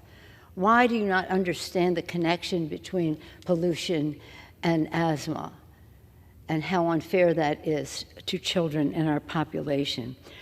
That's why more than 5 decades ago, this Congress acted to preserve California's authority to protect our children and has repeatedly reauthorized that since. Despite this precedent, this bill would restrict the ability of states like California to protect families from dangerous pollution.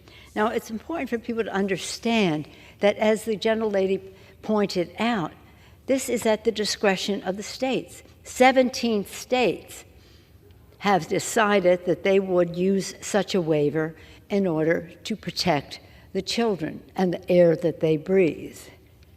So why would you want to throw the American auto industry into disarray, diminishing leadership and electric vehicle future?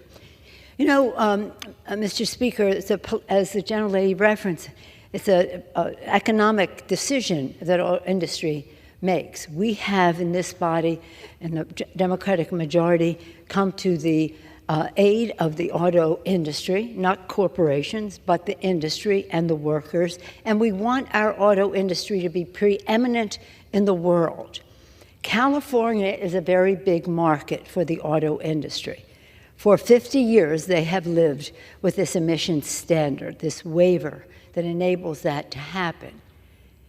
If you're making cars for California, it's easier then to make the same safe cars for the rest of the country because it's a big market in California. And 16 other states have followed suit, representing at least 40% of new auto purchases in our country, a big chunk of our auto industry economy. So again, what would be the reason that you would interfere into the free market of the auto industry, into the free breathing of our children of cleaner air? The only explanation could be that big oil opposes this legislation. They're so living in the past, they don't even realize it, that the future is upon us, and the future is for the children. With that, I urge a no on this rule and yield back the balance of my time. Reserve. The gentlewoman reserves. The gentleman from Texas is recognized. Thank you, Speaker. At this time, I'm pleased to recognize the gentleman from Minnesota, Mr. Stauber, for 5 minutes. Without objection. Thank you very much. Mr. Speaker, just moments ago, the distinguished gentlelady from California made the statement and asked why Republicans don't want clean air and clean water. I reject that premise because this administration would rather mine in the Congo, where they use child slave labor, zero environmental standards, and zero labor standards to get to these EV vehicles. This administration has stopped mining in the biggest copper nickel find in the world, which is in northeastern Minnesota. And my colleagues on the other side of the aisle and this administration has stopped it. So don't come here and ask me why my Republican colleagues and I have the stance we have. We are environmentalists and we want clean air and clean water. That's an excuse. We can mine in this country. We do not have to put memorandums of understanding with the Congo, who use child slave labor. And that's a fact. We can mine in northeastern Minnesota using union labor with the best environmental standards and the best labor standards in the world. But my colleagues on the other side of the aisle refuse to allow it to happen, along with this administration. Don't stand on this House floor and say this about the Republican Party and my colleagues. We are environmentalists as well. We mine in the United States of America. We mine in northeastern Minnesota. We can show the world, because when we allow China to take the demands for critical minerals, that pollutant gets in the jet stream and affects us all, as the gentlelady from California says. We breathe that disgusting air that comes from the communist country of China. So let us mine here, Mr. Speaker. Allow this administration to let us mine here. Mr. Speaker, I rise today in strong support of this rule so we can consider H.R. 1435, the Preserving Choice in Vehicle Purchases Act. This week, we read about horrific cross-country road trip President Biden's Secretary of Energy faced as she tried to travel the country in her electric vehicle. At every stop, Secretary Granholm struggled to charge her government-paid EV. She had to send staffers in gas-powered vehicles ahead of her to stand in line at the EV charging station, going so far as to block families from charging their own vehicles on hot summer days. Her gas-powered vehicle from her staff had to go sit in front of a charging station, waiting for her to come so she could charge her vehicle to make a statement and let that family suffer, waiting for the charging station to be opened. Now just imagine if Secretary Granholm tried driving across northern Minnesota in the middle of winter, 20 below, 37 below, 50 below. By the way, that cold in Minnesota, we still go to work and we still mine and we still weld in the coldest of temperatures. Can you imagine her trying to do that? I'm not even sure her EV would even start. My constituents do not have the luxury of having government-paid staffers to advance their road trips and access EV charging stations ahead of time. My constituents cannot afford to pay an extra $17,000 on average for electric vehicle, especially as Bidenomics destroys the pocketbooks of my constituents who have had to pay an average of $10,000 more a year. If Americans want to drive EVs, they can, but they shouldn't be forced to. It should be their choice. Today, nearly 95% of Americans drive an internal combustion engine vehicle powered by gasoline or some form of ethanol or biofuels. If liberal elitists from California want to drive electric vehicles, so be it. But my constituents, Mr. Chair, should not be forced to do the same. I believe in choice, not mandates by the federal government. And I urge my colleagues to join me supporting this rule and supporting H.R. 1435, because it is time that Congress steps up and protects our constituents from ridiculous mandates that affect our way of life. And I yield back. I'll reserve. Gentleman from Texas reserves. The gentlelady from New Mexico is recognized. Mr. Speaker, I truly appreciated the Speaker Emeritus leading us to think about the why and to think about the children, and their health. Because we must remember that Democrats are not against consumer choices, but what we are for is consumer safety. Should we allow consumers to choose leaded gas? Once again, no, because we know what it does to our children's lungs. And I want to enter into the record unanimous consent. I seek unanimous consent to enter into the record a July 26, 2023 letter from the American Lung Association opposing H.R. 1435. Without objection. 100 million Americans live in counties with unhealthy air pollution. Our children, our elders, low-income communities, and communities of color are most at risk. And you know what?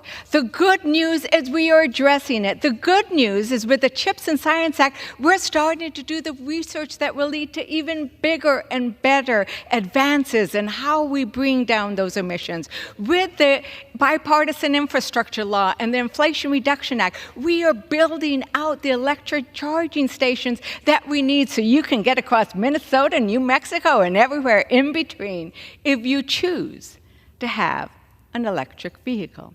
That is going to be your choice. For now, I'd like to yield 2 minutes for my amazing gentlewoman from New Mexico and sister who believes in fighting for the clean air of our beautiful state. The gentlewoman from New Mexico is recognized for 2 minutes.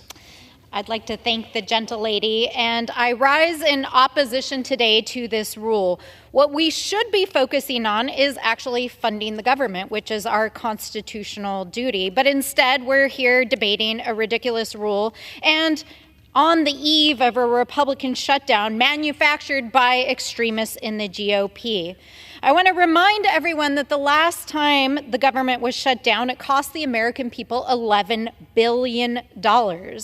Now, the very same people who tried to tank our economy just months ago over the debt ceiling are threatening a government shutdown that would cost our country billions of dollars and threaten the economies, the livelihoods, and the people of my state in New Mexico with far-reaching consequences. Mr. Speaker, thousands of New Mexicans, federal employees, active duty military, and others would go unpaid, and it's shameful. And I urge my colleagues to oppose this rule. Mr. Speaker, I rise today to honor the amazing Mr. Ian Fluellen, a dedicated member of my team over the last 2 years. Since June of 2021, Ian has fiercely and loyally served the people of New Mexico's 1st Congressional District. He has served as a dedicated legislative staffer for nearly a decade, serving in the offices of Congressman Jim Costa, G.K. Butterfield, Mark DeSaulnier, and for me.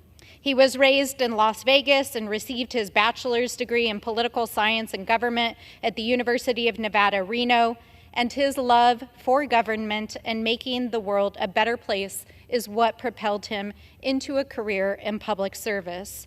During Ian's time in my office, he has proven to be a talented, brilliant, and truly extraordinary staffer.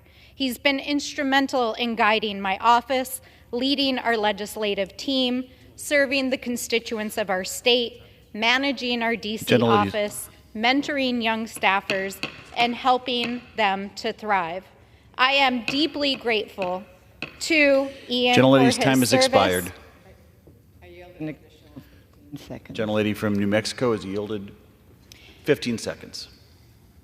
And on behalf of New Mexico's 1st Congressional District, I ask my colleagues to join me in honoring and thanking Ian for his nearly 9 years of service on Capitol Hill. His quick wit and constant support will be missed every single day in our office, and I wish him all the best, and we'll miss him very much. Thank you, and I yield back. The gentlewoman reserves. Gentleman from Texas is recognized. I'll reserve. Gentleman from Texas reserves. Gentlewoman from New Mexico is recognized. Mr. Speaker, I think we need to constantly talk about what we are not doing here today. We are not talking about the appropriations bills that we need to fund our government. And maybe it's because the other side doesn't really want us to know, does not want the American public to know all of the awful things that are in those appropriations bills. You know, the 2024 funding bills that the Republicans wrote are so extreme, their own conference is having a hard time swallowing the devastation the drastic cuts will do in America.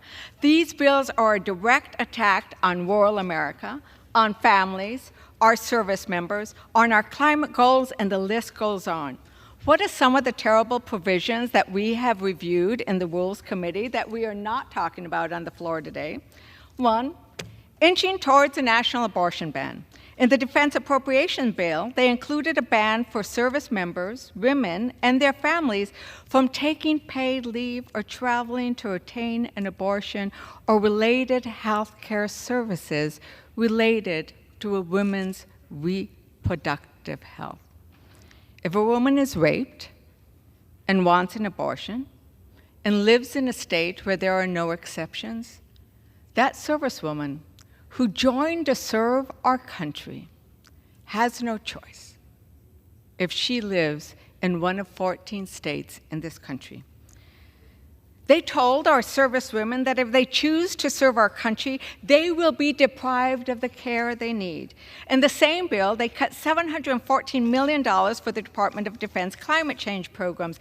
I need to tell you, we read into the record the fact that it has been told that the nation who has the advantage of addressing climate change and building resilience, will have a military strategic advantage. Once again, they are taking away our military strategic advantages, not just with that, but refusing the Republicans to go ahead and allow our nominations for flag officers to serve.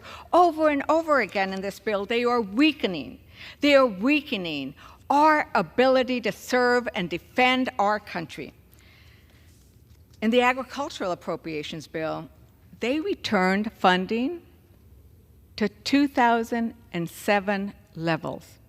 Imagine what that kind of cut does to our rural communities, from slashing cuts for rural electric co-ops like I have throughout my district, to making sure that our children go hungry.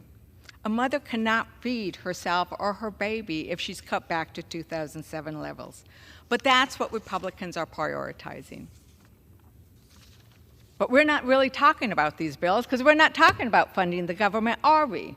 So, Mr. Speaker, I yield 4 minutes to the gentleman from Colorado, a distinguished member of the Rules Committee, who I am sure will address some of these issues. I yield to Congressman Mr. Neguse. The gentleman from Colorado is recognized for 4 minutes.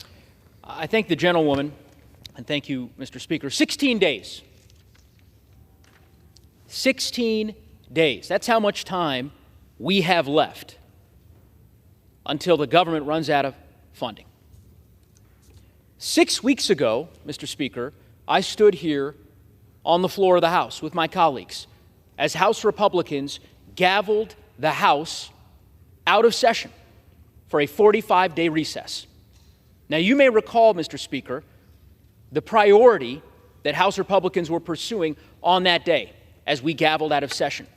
I can assure you it was not to fund the government. It was instead a bill targeting the lesser prairie chicken and the long-eared bat. Literally. This came on the heels of a summer spent on Republican bills to protect gas stoves. 6 weeks later, we're back in Washington. Republicans have gavelled the Congress back into session. Here we are on the House floor yet again. And what are we spending our time doing? Perhaps a bill to fund the government? No. A bill to ensure that members of our armed forces are paid, that the operations of our government remain up and running? No. Instead, House Republicans choose to spend the time of this body debating a bill attacking electric vehicles. Electric vehicles, gas stoves, the long-eared bat, and the lesser prairie chicken. Those are the priorities of the House Republican caucus. 16 days away from a government shutdown. And this is how House Republicans choose to spend our time. The priorities that House Republicans are pursuing are grossly out of step with the priorities of the American people.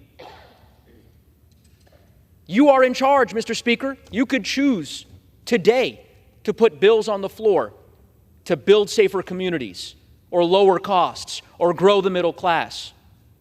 Instead, we're left with political games. Oh, that's right, and a baseless impeachment inquiry that the Speaker announced 48 hours ago. Maybe we can get back to the basic job of the U.S. House, of governing, of passing a budget. You know, Mr. Speaker, there's a good place to start. The Fiscal Responsibility Act that this body passed a mere 4 months ago set out negotiated spending levels. I don't know if the Speaker voted for it, but 149 of your colleagues did in the Republican caucus. The ranking member, my friend from Texas, he voted for it. And now, months later, the Republican caucus, the Speaker, they have abandoned, they have revoked, reneged on that deal. Why? Because the far-right members of their caucus have demanded it. And so here we are, 16 days away from a government shutdown that many members of the Republican conference seem fixated on creating. We had a Rules Committee hearing. The distinguished gentlewoman joined me just a few days ago, where one of our colleagues on the other side of the aisle was unabashed, who said, let's shut it down. And of course, for those Americans watching, they know that we've been here before. They've seen this movie. They have seen how it ends. Yield another for 30 seconds. I thank the gentlewoman. Gentleman from Colorado has yielded 30 seconds. They know, Mr. Speaker, that if Republicans are in control of the House, there is one thing they can count on, and that is that Republicans will shut the government down, as they did in mid-1990s under Speaker Newt Gingrich, as they did in 2013 under Speaker Boehner, as they did in 2018 under Speaker Ryan. I implore my colleagues to get back to the basics of governing. Work with us in good faith. Honor the agreement that you all voted for 4 months ago. Let's fund the government, Mr. Speaker, and with that, I yield back. Gentlewoman reserves. Gentleman from Texas is recognized. Reserve. Gentleman from Texas reserves. Gentlewoman from New Mexico is recognized. Mr. Speaker, if we defeat the previous question, I will offer an amendment to the rule to provide for consideration of a resolution which clearly states that it is the People's House's duty to keep our promise to American workers and seniors to protect and preserve Social Security and Medicare and fight against any cuts to these vital programs. Mr. Speaker, I ask unanimous consent to insert into the text of my amendment into the record, along with any extraneous material immediately prior to the vote on the previous question. Without objection. Mr. Speaker, to discuss our proposal, I yield 2 minutes to the gentlewoman of Virginia, Mrs. McClellan. Gentlewoman is recognized. Thank you, Mr. Speaker. I rise today in opposition to this harmful, ridiculous rule because it pushes partisan provisions and does not address the issues that actually matter to the American people, as I hear in my district. I ask my colleagues to defeat the previous question so that we can bring legislation like House Resolution 178 to the floor for a vote to reaffirm our commitment to protecting Social Security and Medicare. These vital programs are lifelines for seniors. They provide our seniors with the financial support and health coverage they have earned and rightfully deserved.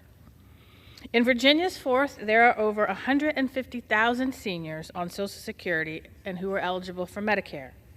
Virginians and Americans across the nation need Congress to focus on the issues that really matter to them. And I know hundreds of thousands of seniors in my district rely on these programs to keep food on the table and access to health care services and prescription drugs they need. For years, extreme Republicans have sought to cut Social Security and Medicare benefits, privatize these programs, and raise the age of eligibility for Social Security and Medicare. House Democrats stand united in our efforts to strengthen and preserve these programs to ensure our seniors have the support that they need to live with dignity. Mr. Speaker, it is past time for House Republicans to stop the partisan messaging bills and get back to work on the challenges that face our constituents. Thank you, and I yield back. Reserve. Gentlewoman reserves. Gentleman from Texas is recognized. I'll reserve. Gentleman from Texas reserves. Gentlewoman from New Mexico is recognized. Mr. Speaker, I yield 1 minute to the gentlewoman from California, Ms. Porter. The gentlewoman from California is recognized for 1 minute. California's leadership on protecting public health and safeguarding our environment should be a national model. When the federal government has failed to guarantee cleaner air to every Californian, our state government has acted to reduce harm. When Washington, D.C. politicians were doing the bidding of big oil, California had the courage to curb pollution and improve air quality. California's recent strengthening of emissions standards will save $13 billion in healthcare costs and prevent more than 1,200 lives from being cut short. House Republicans' wrong-headed legislation would undo this progress and substitute their judgment for that of Californians' own representatives. I urge my colleagues to reject H.R. 1435 and instead work to provide cleaner air to every American. I yield back. Gentlewoman reserves. Gentleman from Texas is recognized. Gentleman from Texas reserves. Gentlewoman from New Mexico is recognized. Are you prepared to close? Yes. Is the gentleman prepared to close? Gentleman is prepared to close. Mr. Speaker, following up on the gentlewoman from California's comments and on the importance of looking at this industry and how it's growing, I ask for unanimous consent to enter into the record a January 12, 2023 article entitled EVs Made in the U.S. Are Dominating the Market. Without objection. Because I think it's important to recognize that there are health benefits from the Clean Air Act, but there are also benefits to our manufacturing sector as well. And H.R. 1434 completely ignores the benefits of EV production. They completely are going to be undermining the importance of manufacturing in the United States, what we need in the United States. Why would we want the industry to move to other countries? We can make it here in America. But, Mr. Speaker, I want to go back to the reason why so many of us have stood up today in opposition to this rule. And we've stood up in opposition to this rule for what it does not do. It does not address the looming crisis that the extreme Republicans and apparently the entire Republican conference, because we're all moving towards that, because my colleagues on the other side could meet and work with us, but no, once again, they want to shut it down. It's our duty. It's our duty to govern. But under Republican leadership, we have not seen any governing happening. We have not passed the appropriations bills that America needs to keep our government open. Imagine, would that be acceptable in any other arena? It would not be acceptable in my state of New Mexico to allow a party to actually just shut down our government. That would be reprehensible. It should be reprehensible here as well. The Republicans cannot escape that this is their playbook. They do it over and over again. When they hold the gavel in this House, they shut down the government. And for what? For what? For extreme demands that we've already discussed. Demands that attack women and their ability to make choices about their own reproductive health care in consultation with their own faith, with their own family and those they love, and not with their congressperson, but with their doctors. And for what? Because they don't want to, and they are protecting their millionaire friends and the big corporations. Because they do not want to make sure that they pay their fair share of taxes, so they'd prefer to shut down the government, a government that serves the American people in so many different ways. But our voice, our democratic voices that are coming to this chamber, that are coming to the People's House from districts as diverse and beautiful as mine, know that we must bring their voices to this table and say, to this House, and say, keep it open. Keep offering the services that protect us, that keep us safe, that make sure that our education is broad and has help where it's needed to, that our Native American communities that are served continue to receive the health care, the law enforcement that we need, that we make sure that our Department of Justice is doing its job, because it is, that we do all that work so our railroads are safe, so our food is safe. We must do all that work to make sure our government is kept open. I urge my colleagues to oppose today's rule. I yield back. Gentlewoman yields back. Gentleman from Texas is recognized. Thank you, Mr. Speaker. I yield myself the balance of our time. On the subject of paying taxes, I do hope the special prosecutor is successful in ensuring that the president's family pays their fair share in taxes. I know that's an ongoing issue before the courts now. Mr. Speaker, according to a Stanford University study, California is going to need to triple its electricity supply just to fuel all the additional electric vehicles on the road as a result on their the ban on gas and diesel vehicle sales. The grid expansion alone is going to cost Californians at least $75 billion in higher electric rates. I do want to reference a document prepared by the Committee on Energy and Commerce, as obviously that committee was responsible for our underlying bill. Their discussion on electric vehicle mandates, on how they are unaffordable and impractical. The majority of vehicles, 95% on the road today, run on internal combustion engines. Electric vehicles are still too expensive for many Americans. I would reference that basically these are subsidized toys for rich people. The average transaction price of an electric vehicle was $17,000 more than a gas-powered vehicle in 2022. Gas-powered vehicles continue to outperform EVs with significantly higher ranges, greater towing capacity, and they're less susceptible to issues caused by severe weather conditions. Electric vehicles lose 40% of their range in cold weather.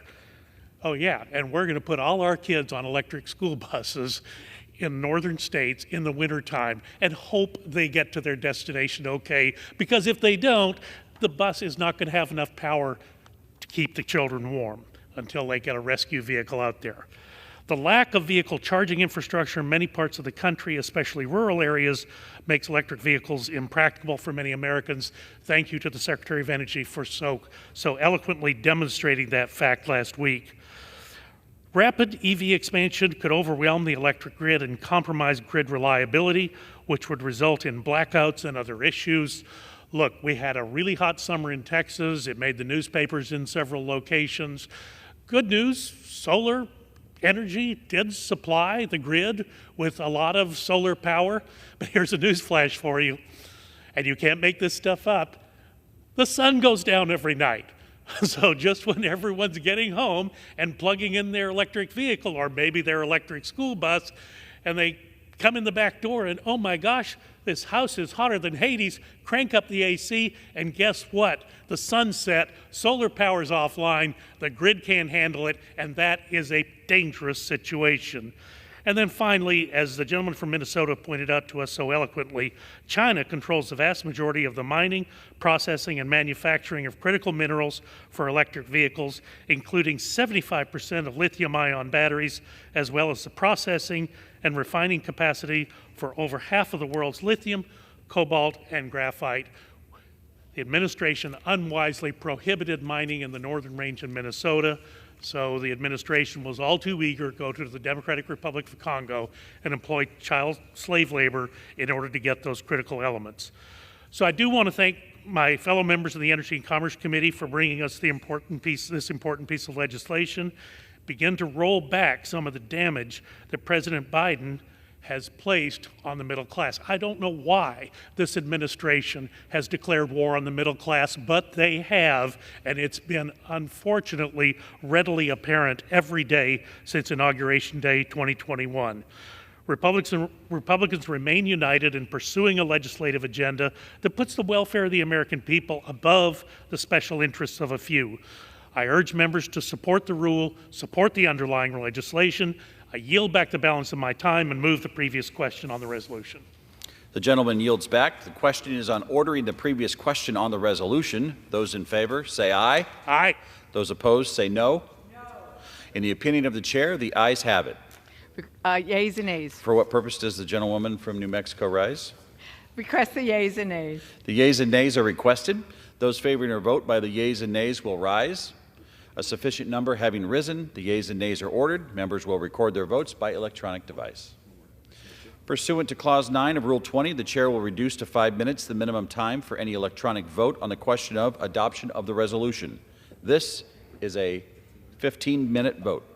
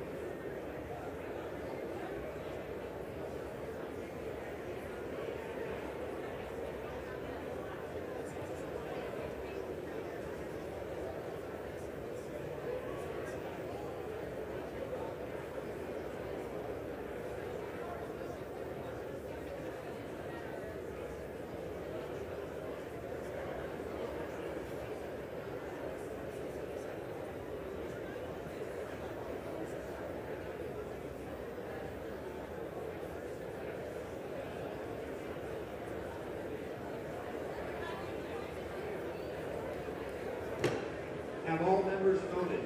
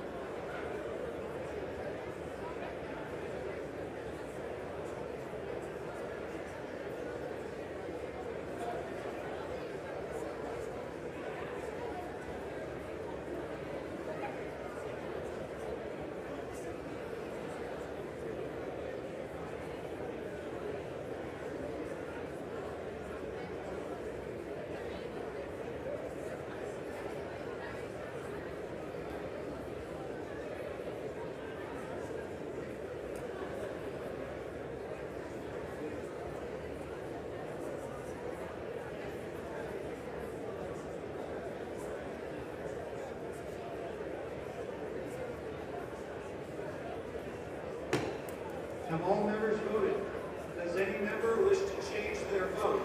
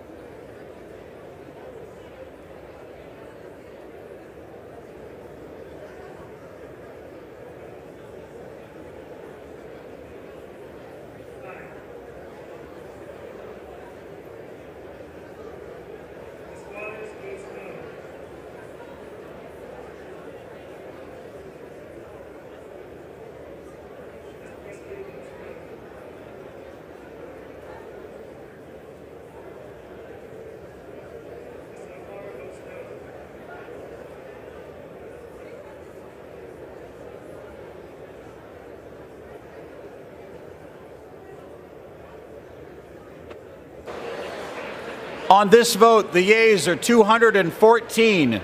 The nays are 198. The previous question is ordered. The question now is on the adoption of the resolution. Those in favor say aye. Those opposed say no. In the opinion of the chair, the ayes have it. For what purpose does the gentlelady rise? We would request a recorded vote.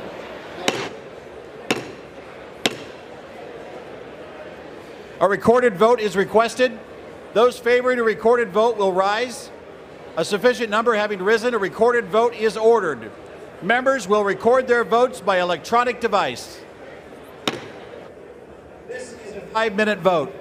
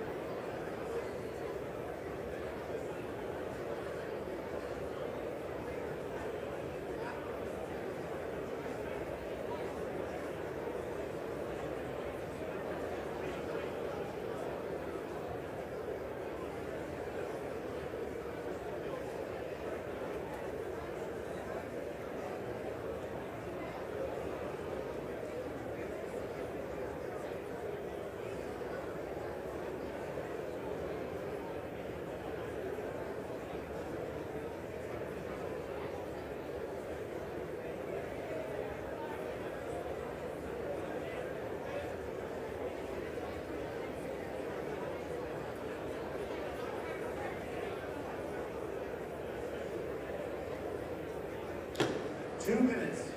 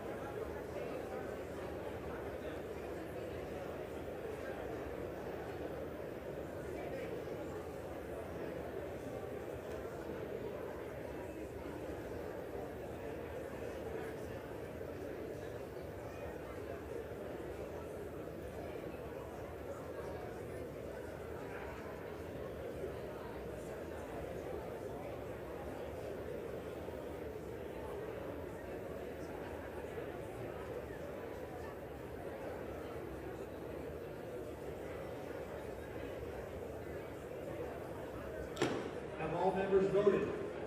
Does any member wish to change their vote?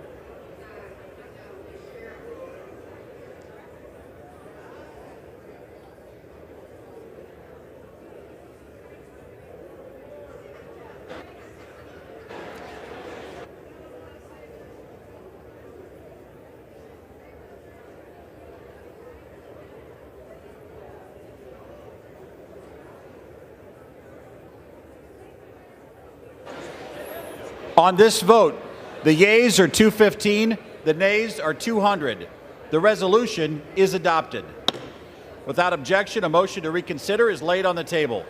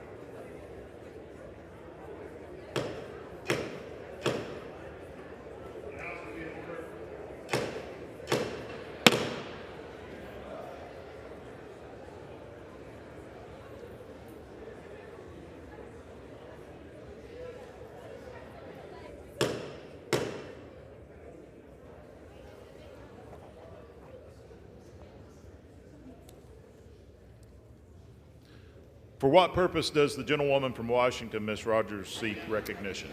Mr. Speaker, pursuant to House Resolution 681, I call up H.R. 1435 and ask for its immediate consideration. The clerk will report the title of the bill. Union Calendar Number 133, H.R. 1435, a bill to amend the Clean Air Act to prevent the elimination of the sale of internal combustion engines. Pursuant to House Resolution 681, the bill is considered read. The House will be in order. The bill shall be debatable for 1 hour, equally divided and controlled by the chair and ranking minority member of the the Committee on Energy and Commerce or their respective designees. The gentlewoman from Washington, Ms. Rogers, and the gentleman from New Jersey, Mr. Pallone, each will control 30 minutes.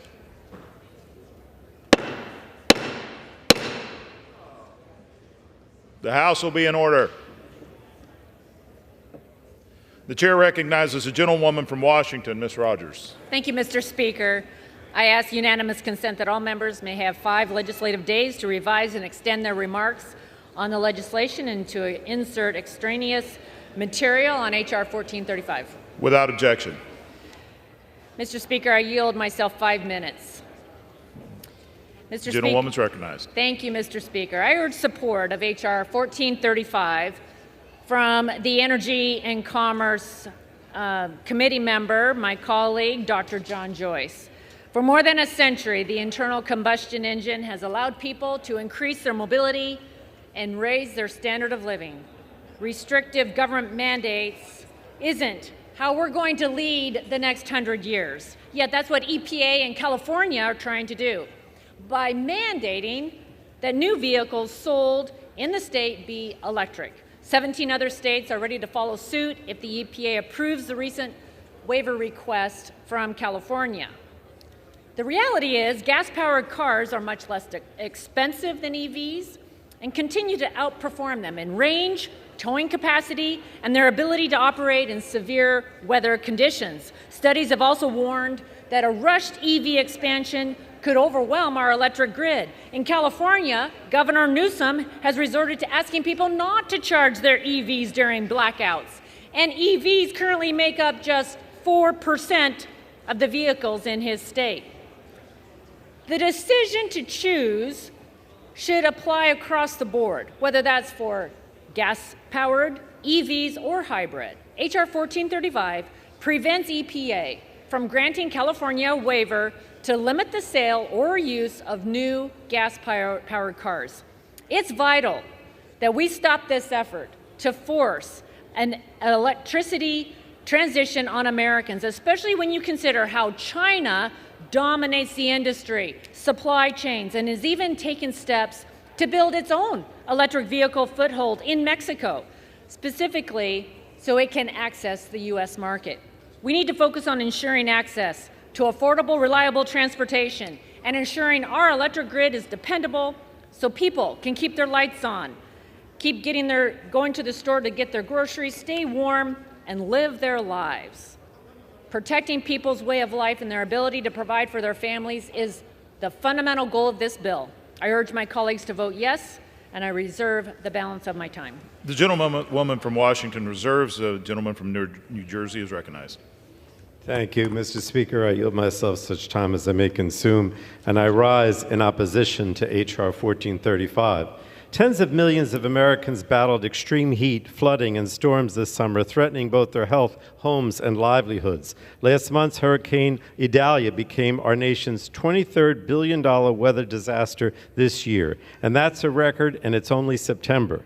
The damage caused by climate change and dangerous pollution cannot be ignored, yet that is exactly what House Republicans are doing with this bill. They are once again doing the bidding of their corporate polluter friends at the expense of Americans' health and security and our nation's economy. The transportation sector is the single largest contributor of greenhouse gas emissions and other dangerous air pollution. But once again, Republicans want to bury their heads in the sand and ignore reality, even while more than 100 million Americans are right now living in counties with unhealthy levels of air pollution. Thanks to decades of innovation in the American auto industry, spurred forward by technology-driven standards, we have a large and growing fleet of cleaner, more affordable cars that benefit all Americans. These standards have helped cement the United States as a global leader in the transportation sector, and Congress carefully crafted the Clean Air Act to recognize the diverse air pollution challenges facing each state. Due to a history of severe air quality problems, the EPA can grant California waivers to set vehicle emission standards that are more protective than those at the federal level. And other states can voluntarily adopt California's standards if they choose to do so. EPA has granted dozens of these waivers, and 17 states and the District of Columbia have followed California's lead, including my home state of New Jersey. Now, the law ensures that any state has the freedom to choose to adopt these stronger vehicle emission standards if it works for them. H.R. 1435 would gut that freedom of choice. The bill directs the EPA to revoke all existing waivers and future waivers under the Clean Air Act for any California vehicle emission standards related to internal combustion engines. This bill would turn back the clock for over 50 years of both Congress and the EPA, recognizing California's statutory authority to set more protective vehicle emission standards. It infringes on the rights of states like my home state of New Jersey to voluntarily adopt those standards to protect people from dangerous air pollution. This bill would also cause chaos and uncertainty for the American automotive industry by forcing the EPA to revoke waivers going all the way back to 2013. Now, Republicans' portrayal of this bill as protecting consumer choice is completely detached from reality.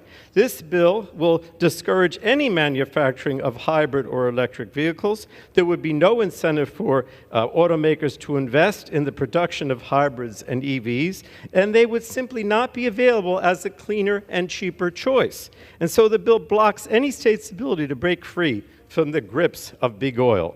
Let me be clear, Mr. Speaker. Nobody is taking away your gas-powered vehicle. Republicans are fear-mongering in a deliberate effort to mislead the American people.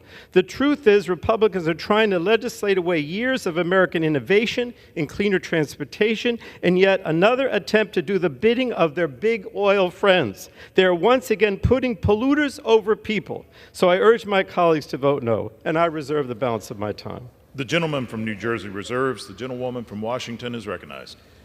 Thank you, Mr. Speaker. I yield 5 minutes to the gentleman from Pennsylvania, the sponsor of the bill, Dr. Joyce. The gentleman is recognized. Thank you for yielding, Chair Rogers. There is truly nothing more American than the freedom of the open road. Americans have built their lives around reliable and affordable transportation, and now government overreach is threatening to put their cars, their trucks, and SUVs that hardworking Americans need out of reach. At its core, the vote on H.R. 1435 asks a very simple question: should consumers or the federal government decide what type of vehicles Americans can drive? This legislation is designed to address an issue created by California's Advanced Clean Cars 2 regulations that seek to ban the sale of gas-powered vehicles in the next decade by requiring 35% of new vehicle sales to be electric vehicles in 2026 and fully 100% of sales to be electric vehicles by 2035. Because of the fact that 17 other states have adopted portions of California's Clean Air Act regulations, this decision could potentially impact over 40% of American auto market, and if enacted, would create a de facto ban on all gas-powered vehicles in the United States. As originally created, California's carve-out in the Clean Air Act of 1970 was designed to combat smog and pollution in and around Los Angeles, and it was never intended to be used as a tool to ban the vehicles that have transported Americans for over 100 years. Currently, the only thing standing in the way of California's implementation of this policy is a required EPA waiver. That's why I, along with Representative Latta, Bilirakis, and Obernolte, introduced H.R. 1435, the Preserving Choice in Vehicle Purchases Act. This bill would prevent the EPA administrator from granting a waiver to any regulation that would limit the sale or use of new vehicles with internal combustion engines. We cannot expect vehicle manufacturers to build one car in California and another one for Pennsylvania. In areas like my district in central and western Pennsylvania, electric vehicles are unable to perform in the mountainous terrain and lose range in high heat and in extreme cold. On a recent trip, Energy Secretary Granholm was unable to use a fleet of electric vehicles to travel across the state of Georgia without using a gas-powered vehicle to block a public charging station ahead of her arrival. Mr. Speaker, not every family will have an advanced staffer ready to reserve a charger for their vehicle. Even the Biden administrator's EPA Administrator Michael Regan did not support the banning of internal combustion engines. In May, when I asked Administrator Regan if he supported such a ban during an Energy and Commerce Committee hearing, he responded, and I quote, "No, not at all."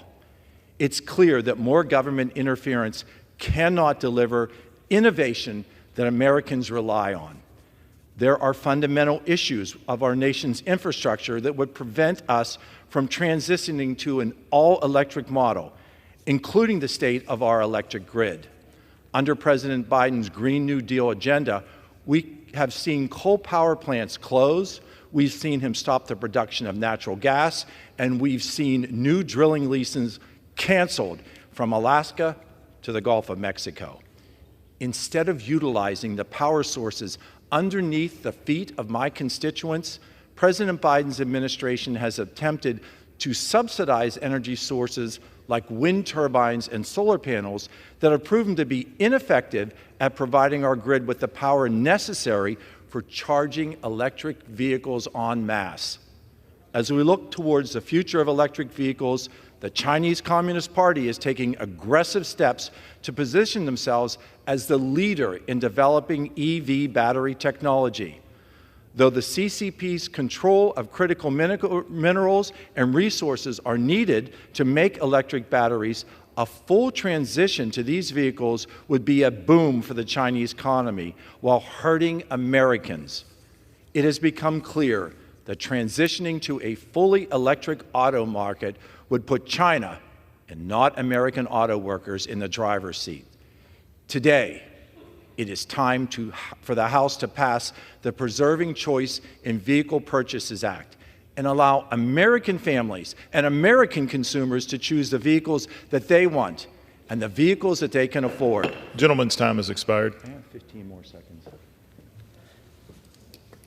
Yield the gentleman 15 seconds. The governor of California doesn't have the right to determine what type of vehicle my constituents in Pennsylvania are able to buy. I urge my colleagues to support this important legislation, and I yield back. The gentleman yields. Reserve. The gentlewoman from Washington reserves. The gentleman from New Jersey is recognized. Thank you, Mr. Speaker. I yield 3 minutes now to the gentleman from New York, who's the ranking member of our Environment Subcommittee. The gentleman is recognized for 3 minutes. Thank you, Mr. Speaker, and I thank the gentleman for yielding. And I rise in opposition to H.R. 1435. Make no mistake, we are at a critical moment in history.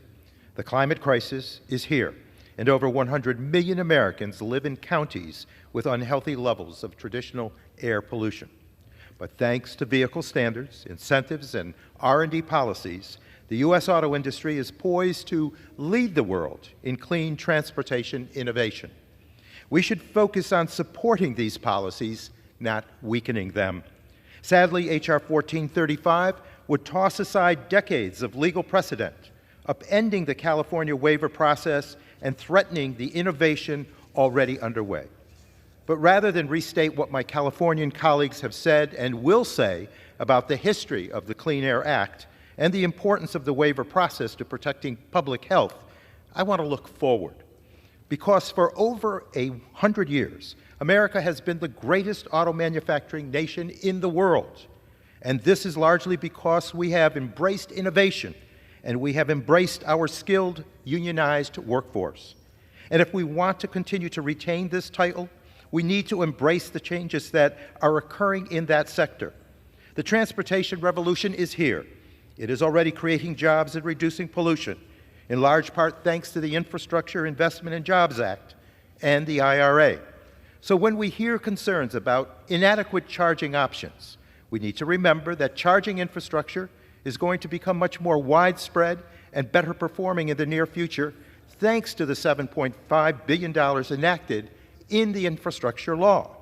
And when we hear about stresses on the grid, let's remember that there are tens of billions of dollars in the infrastructure law and the IRA to make our electric system smarter, more resilient, and yes, more capable of meeting these new demands. And when we hear that clean vehicles will support China, let's acknowledge that this will only be true if we fail to develop our own domestic supply chains. Just 2 weeks ago, DOE announced $15.5 billion in grants and loans to support retooling existing factories for the transition to EVs. This will be complementary to so many public and private investments that are enabling critical mineral processing and battery manufacturing here in the U.S. We can continue to be the world's leader in automotive innovation for the next century, but only if we embrace the regulatory policies and the incentives that will drive us forward to a cleaner and healthier future, which is why I urge members to oppose this bill. And with that, Mr. Speaker, I yield back. The gentleman yields. The gentleman from New Jersey reserves. The gentlewoman from Washington is recognized. Thank you, Mr. Speaker.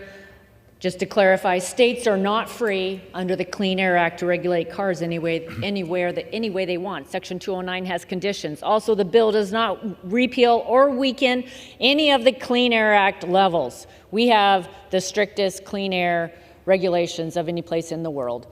Please yield 2 minutes to the gentleman from Ohio, Mr. Latta. The gentleman is recognized for 2 minutes. Thank you, Mr. Speaker, and thank you to our chair of the Energy and Commerce Committee.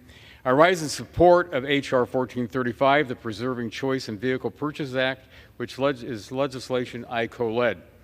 California Air Resources Board has made the decision to ban the sale of new internal combustion engines by the year 2035. This action is a major component in the state's radical climate agenda that is being forced on their citizens. Normally, the actions of one state would not require a federal response.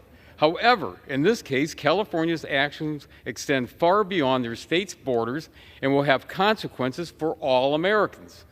This is because 17 other states follow California standards representing 40% of the nation's car market. When Congress first set up this process, it never intended for California to be able to dictate to the rest of the country what types of vehicles they can purchase. Instead, Congress wanted to give California additional tools to combat smog levels. To make matters worse, California has not clearly considered the impact these actions will have on the nation's electric grid. As officials from the DOE and FERC confirmed to me this week, we are going to need more power, not less power, in this country to meet consumer demand. If California's governor is already calling on his residents to conserve energy, how to avoid blackouts and brownouts, how in the world will the grid be able to handle the load with millions of additional electric cars? Additionally, the Biden administration is doing nothing to address the problem of assessing all the rare earth minerals that we need to manufacture an all-EV fleet. These materials are controlled by communist China, who will stand to reap the windfall of these policies. H.R. 1435 is a common-sense bill because it institutes a check on any state that seeks to exploit the Clean Air Act. The American people are the better arbiters of what vehicles will serve their families' needs, not the bureaucrats with political agendas. And let me be clear, this legislation does not prevent California from being able to obtain a waiver from the U.S. EPA to combat the smog issues, which was the original intent of the CAA. I urge my colleagues to support this common-sense legislation, and I yield back the balance of my time. I reserve. Gentlewoman reserves. The gentleman from New Jersey is recognized. Thank you, Mr. Speaker. I yield now 2.5 minutes to the gentlewoman from California, Ms. Matsui, who is the ranking member of our Subcommittee on Communications and Technology. The gentlewoman is recognized. Thank you, Mr. Speaker. I rise today and speak in opposition to H.R. 1435. California has long been a global leader in the fight against air pollution. Whether it's greenhouse gases, smog, or other harmful pollutants, California has often been the first state to protect our citizens from the terrible health impacts of dirty air. You get a lot of criticism when you're a leader, and Californians are no strangers to criticism. But time and again, that criticism fades as the rest of the country and often other countries see the benefits of California's emissions policies. In 1966, California established the first tailpipe emission standard in the nation.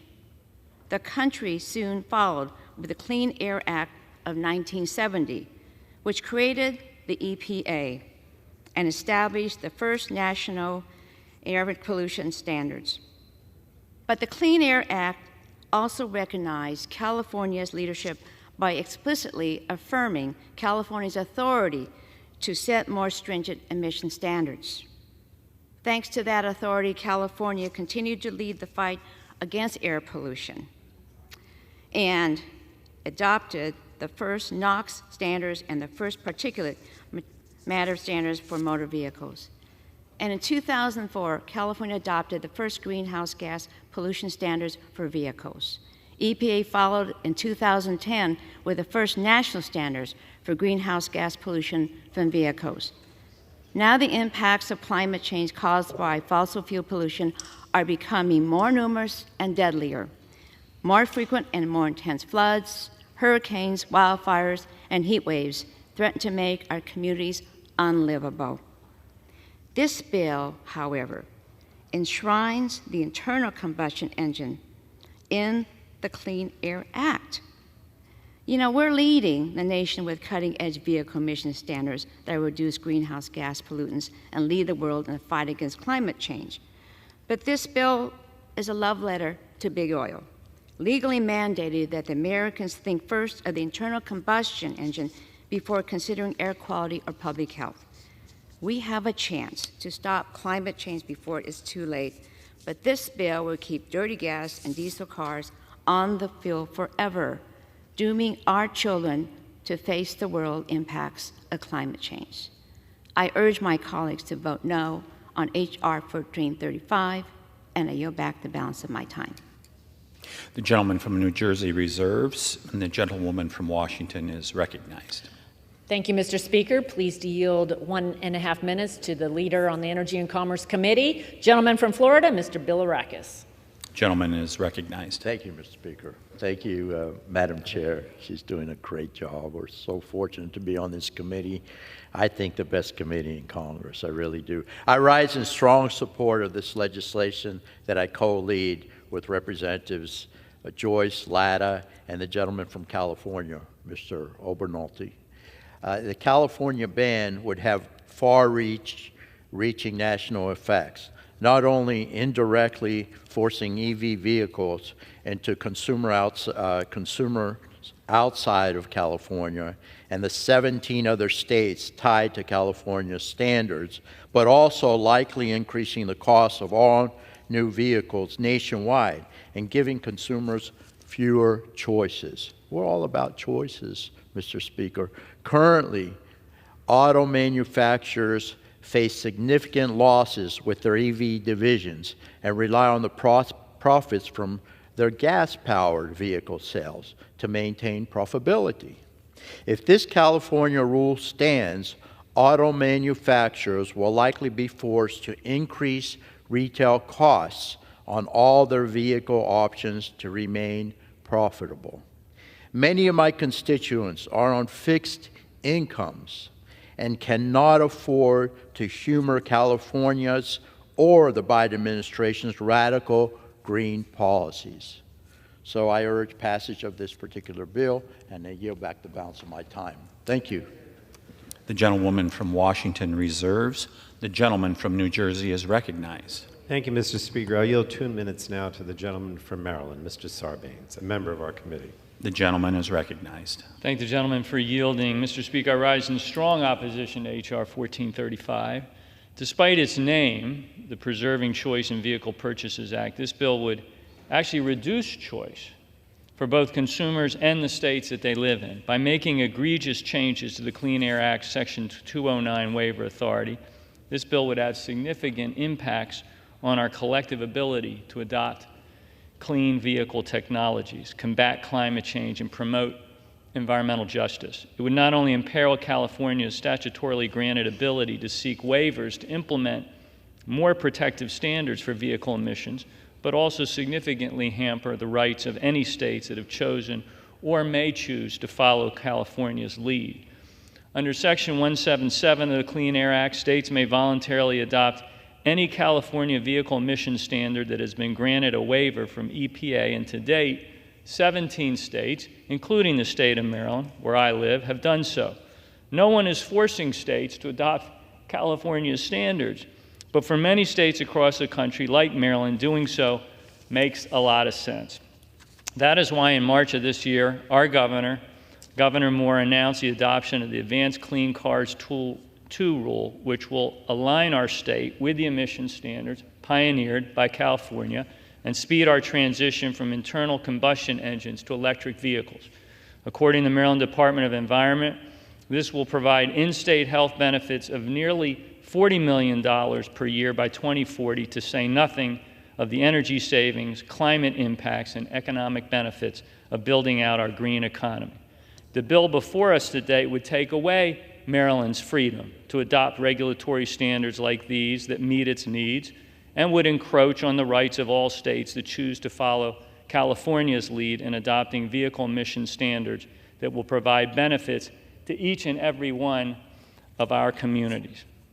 H.R. 1435 is a blatant attack on states that are taking ambitious steps to curb air pollution from cars and trucks and create greener, healthier futures for their residents.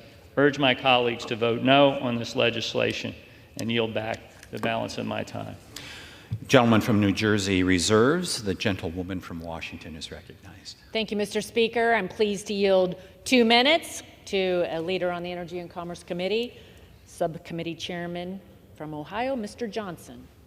Gentleman is recognized. Thank you, Mr. Speaker. Thank you, Madam Chair. I rise in support of H.R. 1435, the Preserving Choice in Vehicle Purchases Act. As Environment Subcommittee Chairman, I am proud to support this bill led by my Energy and Commerce Committee colleagues, Representatives Joyce, Latta, Bilirakis, and Obernolte. H.R. 1435 is a critical step in protecting consumer choice and safeguarding Americans' access to affordable and reliable vehicles. The legislation would prohibit the EPA from granting California a waiver for vehicle emission standards if the state standards directly or indirectly limit the sale of new gas-powered vehicles. So why is this important? California recently submitted a waiver request which would require all new passenger vehicles in the state to be zero-emission vehicles by 2035, effectively phasing out new gas-powered cars. Even worse, if California is granted that EPA waiver, 17 states representing 40% of the U.S. market for new vehicles are poised to adopt California's exact standards. This would result in California effectively forcing their values and their mandates on all of us. And how would that work out? Ask the Energy Secretary.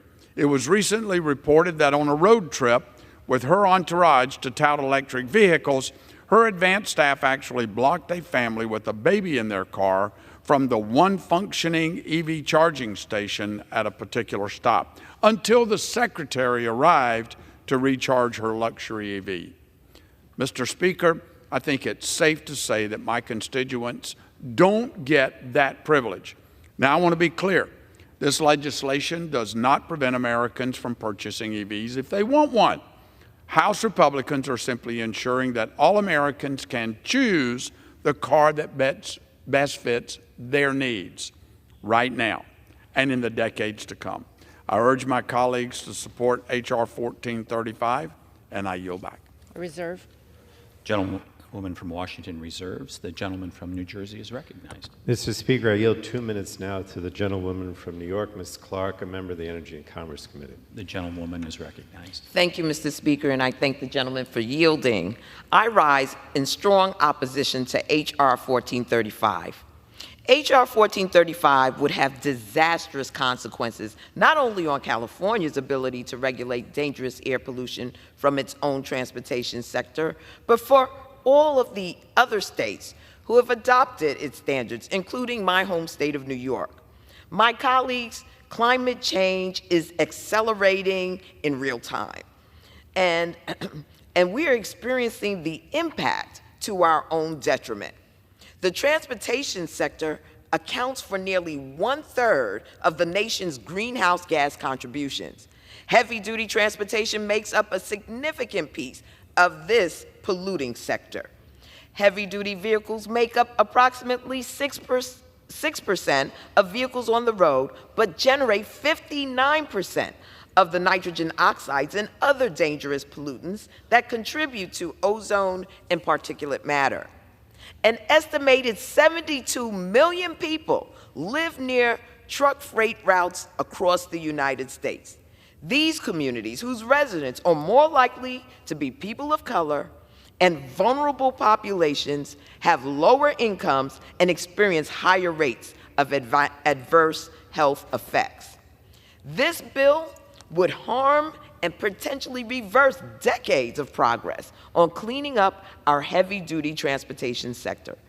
Republicans are putting polluters over people by attempting to block states' ability to regulate air pollution from heavy-duty trucks, in direct contradiction to the Clean Air Act.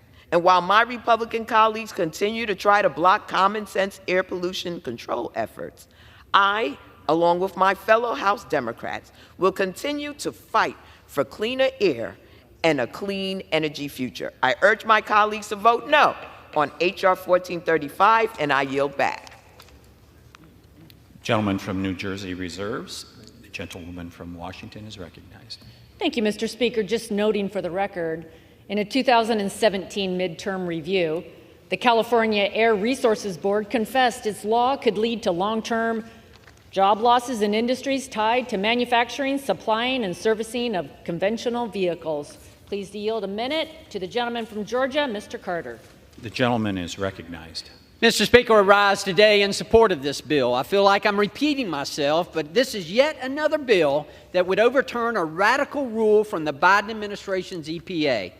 The agency's recent actions to provide California a waiver request to strictly regulate vehicle emissions and its proposed emission standards combined to a de facto EV mandate. Allowing California to ban the sale of internal combustion engines by 2035 will significantly distort the market and manufacturing of vehicles throughout our country. This is entirely inappropriate. The federal government is not in the business of dictating consumer choice, especially when it can be detrimental to the lives of Americans from all walks of life. If people want an EV, they can make that choice. Many people have already made that choice, and I suspect more will, as these vehicles improve and become more accessible. However, They are not the right choice for all Americans. For most, they are simply out of reach. They are too expensive even when existing incentives and do not have the range nor the reliability consumers desire yet. Portions of my district are incredibly rural and simply not practical for EVs. My constituents deserve access to affordable vehicles that can be depended on. Thank you, Mr. Chairman, Mr. Speaker, and I urge passage of this bill, and I yield back. I reserve. The gentlewoman from Washington reserves. The gentleman from New Jersey is recognized. Thank you, Mr. Speaker. I yield 2.5 minutes to the gentleman from California, a member of our committee. The gentleman is recognized. Thank you, Mr. Speaker. My Republican colleagues like to attack California for its forward-thinking policies to address dangerous air pollution, especially from the transportation sector. And California has indeed been a leader in reducing air pollution for decades because of our unique air pollution challenges. In fact, we were the very first state to regulate tailpipe emission pollutions from vehicles. The federal government followed California's lead by enacting the first iteration of the Clean Air Act in 1970, over 10 years after California had legislation to adopt standards for community air quality and motor vehicle emissions.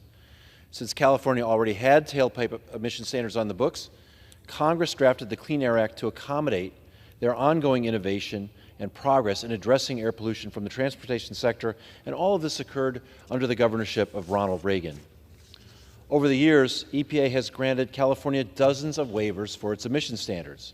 That's enabled California not only to address its significant air pollution challenges, but has also cemented California as a worldwide leader in deploying emission reduction technologies. Our ambitious standards in California paved the way for the invention of the catalytic converter and the dashboard check engine lights, in addition to the development of zero-emission vehicles. Unfortunately, H.R. 1435 seeks to erase decades of historic progress on addressing air pollution, driving innovation, and protecting public health. Frankly, the goal of this short-sighted bill is to keep us stuck in the past and our heads in the sand, while the real, tangible dangers of climate change continue to harm our communities, our environment, and our economy. We should not reverse decades of California's historic leadership in protecting public health and addressing air pollution from the transportation sector, and I urge my colleagues to vote no on H.R. 1435. Mr. Speaker, I yield back the balance of my time. The gentleman from New Jersey reserves. The gentlewoman from Washington is recognized. Thank you, Mr. Speaker. Pleased to yield to the chairman of the Energy Subcommittee. Gentleman from South Carolina, 1 minute, Mr. Duncan. Gentleman's recognized. I thank the Chairwoman. You know, I'm proud to be original co-sponsor of Preserving Choice in the Vehicles Act. Electric vehicles will be part of our energy matrix for a long time, our transportation matrix. No Republicans deny that, but government is trying to pick what you drive, America. You know, our electric grid does not support electric vehicles now. Power generation isn't there, and the infrastructure is far from ready across most of America. Stripping away Americans' freedom to choose, government's picking the type car that you have to drive. That's like saying I'm from the government and I'm here to help. I know better than you do, America. That's wrong. Americans ought to have the freedom to choose. And if electric vehicles are going to be part of our mix in rural South Carolina, we got a long ways to go to build out that infrastructure. And I can tell you in Wyoming and Nebraska and Montana and Washington State, it's a long ways from ready. Most of the pollution California talks about, it's not generated in California. It's coming from Asia. China's building all the infrastructure, all the solar panels, a lot of components for electric vehicles. They're using coal-fired power plants to produce those renewable components, creating pollution that ends up on the West Coast. This is wrong for America. Government should not tell people in South Carolina or Washington State or anywhere else what kind of vehicle they drive. I support this legislation. Urge my colleagues to do so. I yield back. The gentlewoman from Washington reserves. The gentleman from New Jersey is recognized. Thank you, Mr. Speaker. I yield 3 minutes now to the gentlewoman from Michigan. The gentlewoman is recognized. Thank you, Mr. Speaker. I rise today in strong opposition of H.R. 1435, the Preserving Choice in Vehicles Purchases Act. It's disappointing, and quite frankly, it is dangerous that this political messaging bill is intentionally being brought to the floor, given its potential impact on ongoing labor negotiations that expire at midnight tonight. Unfortunately, this is just yet another Republican attack on the Environmental Protection Agency's authority to keep Americans safe from dangerous air pollution, and it will have widespread harmful effects on the future of the automotive industry. the domestic automotive industry. I urge all of my colleagues to reject this false choice between protecting our environment and protecting our working families. We can and must do both. The UAW opposes this bill. Sierra Club opposes this bill. LCV opposes this bill. We must stand with men and women who know what's best and oppose this bill. This bill prevents the EPA from granting a waiver of federal preemption under the Clean Air Act for any California vehicle emission standards that, quote, directly or indirectly limits the sale or use of vehicles with an internal combustion engine. On top of this, it directs the EPA to revoke waivers that were already granted more than a decade ago that don't comply with this vague metric. This would immediately put existing waivers dating back a decade in jeopardy. This doesn't just affect California. It has nationwide ramifications that every member should be concerned about. It infringes on states' ability to voluntarily adopt standards to protect their citizens from dangerous air pollution and climate change. And for my Republican colleagues, you're always saying we got to protect state rights. You're not doing it in this. Let's be clear. The Clean Air Act is explicit in the EPA having the authority to protect all Americans from dangerous air pollution, including the transportation sector. But you know what worries me the most? It's whether we're going to be prepared to be competitive in a global marketplace. Revoking past waivers would throw unnecessary uncertainty into the marketplace. Companies need certainty to be competitive and create confusion for both the industry and consumer. So beyond undoing standards to protect citizens from the dangerous air pollution, it will also stimulate future automotive innovation that drives this nation forward. I will not cede our American leadership in the transportation sector to any other country in the world. Europe has already exceeded selling electric vehicles beyond the 50% mark. And we can't allow partisanship to stand in the way of building these cars here in this country. Gentlewoman's time has expired. Please. I would yield the gentlewoman another minute. We cannot let the future, thank you. We cannot let the future mobility be dictated to us by foreign competitors when we put the world on wheels. You know, I love my Republican colleagues, and they know that I do. But we couldn't get the defense bill this week, so we're playing this game with the livelihood of my constituents, the auto workers in my district. I'm not going to let these cars be built in China. I'm not going to let them be built anywhere but in America, and that means we got to compete. I'll fight for them every single day, and I'm not going to stop. So this bill is not good for the American automobile industry, and I urge my colleagues to oppose the legislation. And I yield back.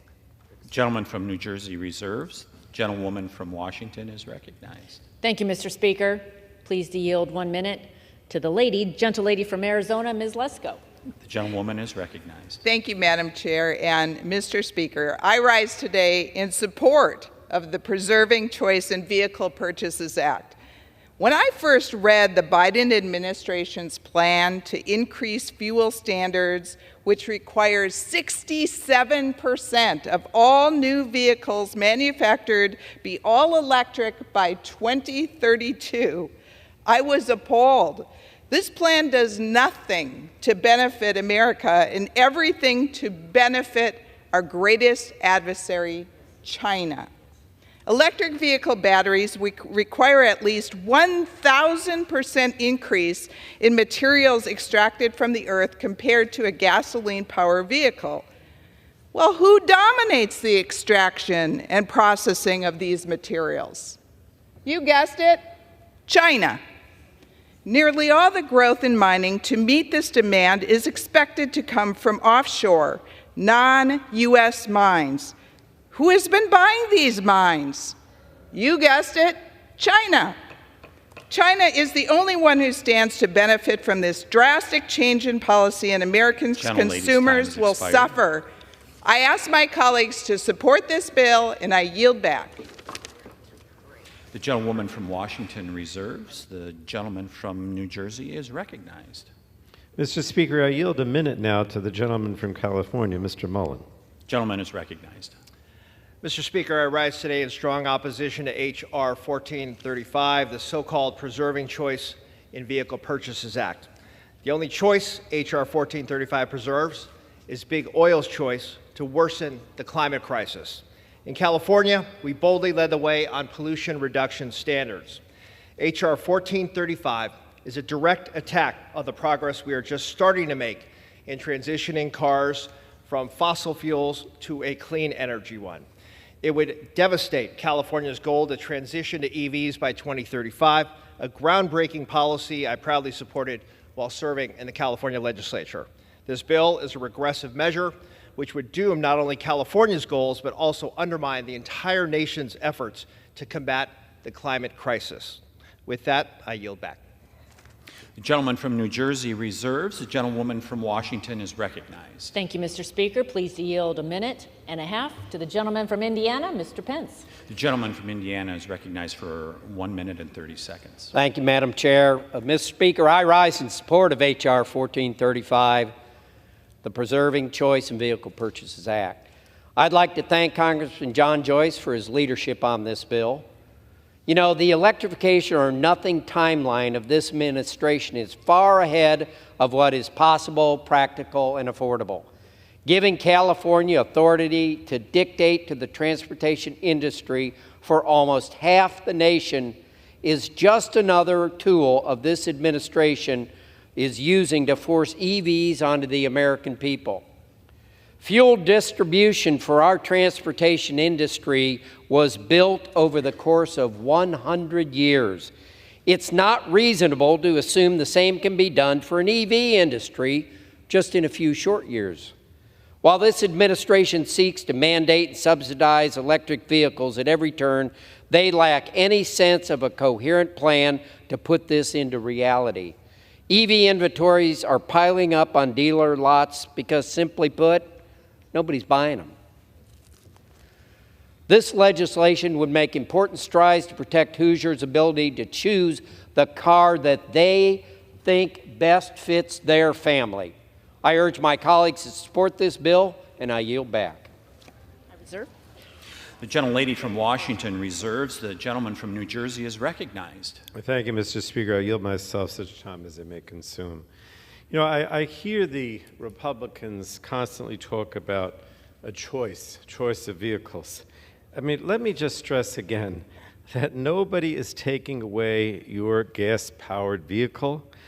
We are actually providing you the choice, and the states that are adopting the California standards are providing you the choice of vehicles, because if you pass this bill, then you're basically insisting that people have to have gas-powered vehicles because nobody's going to develop EVs. The fact of the matter is, contrary to my colleague from Indiana, people are buying EVs, more people than ever. Even Republicans are buying electric vehicles.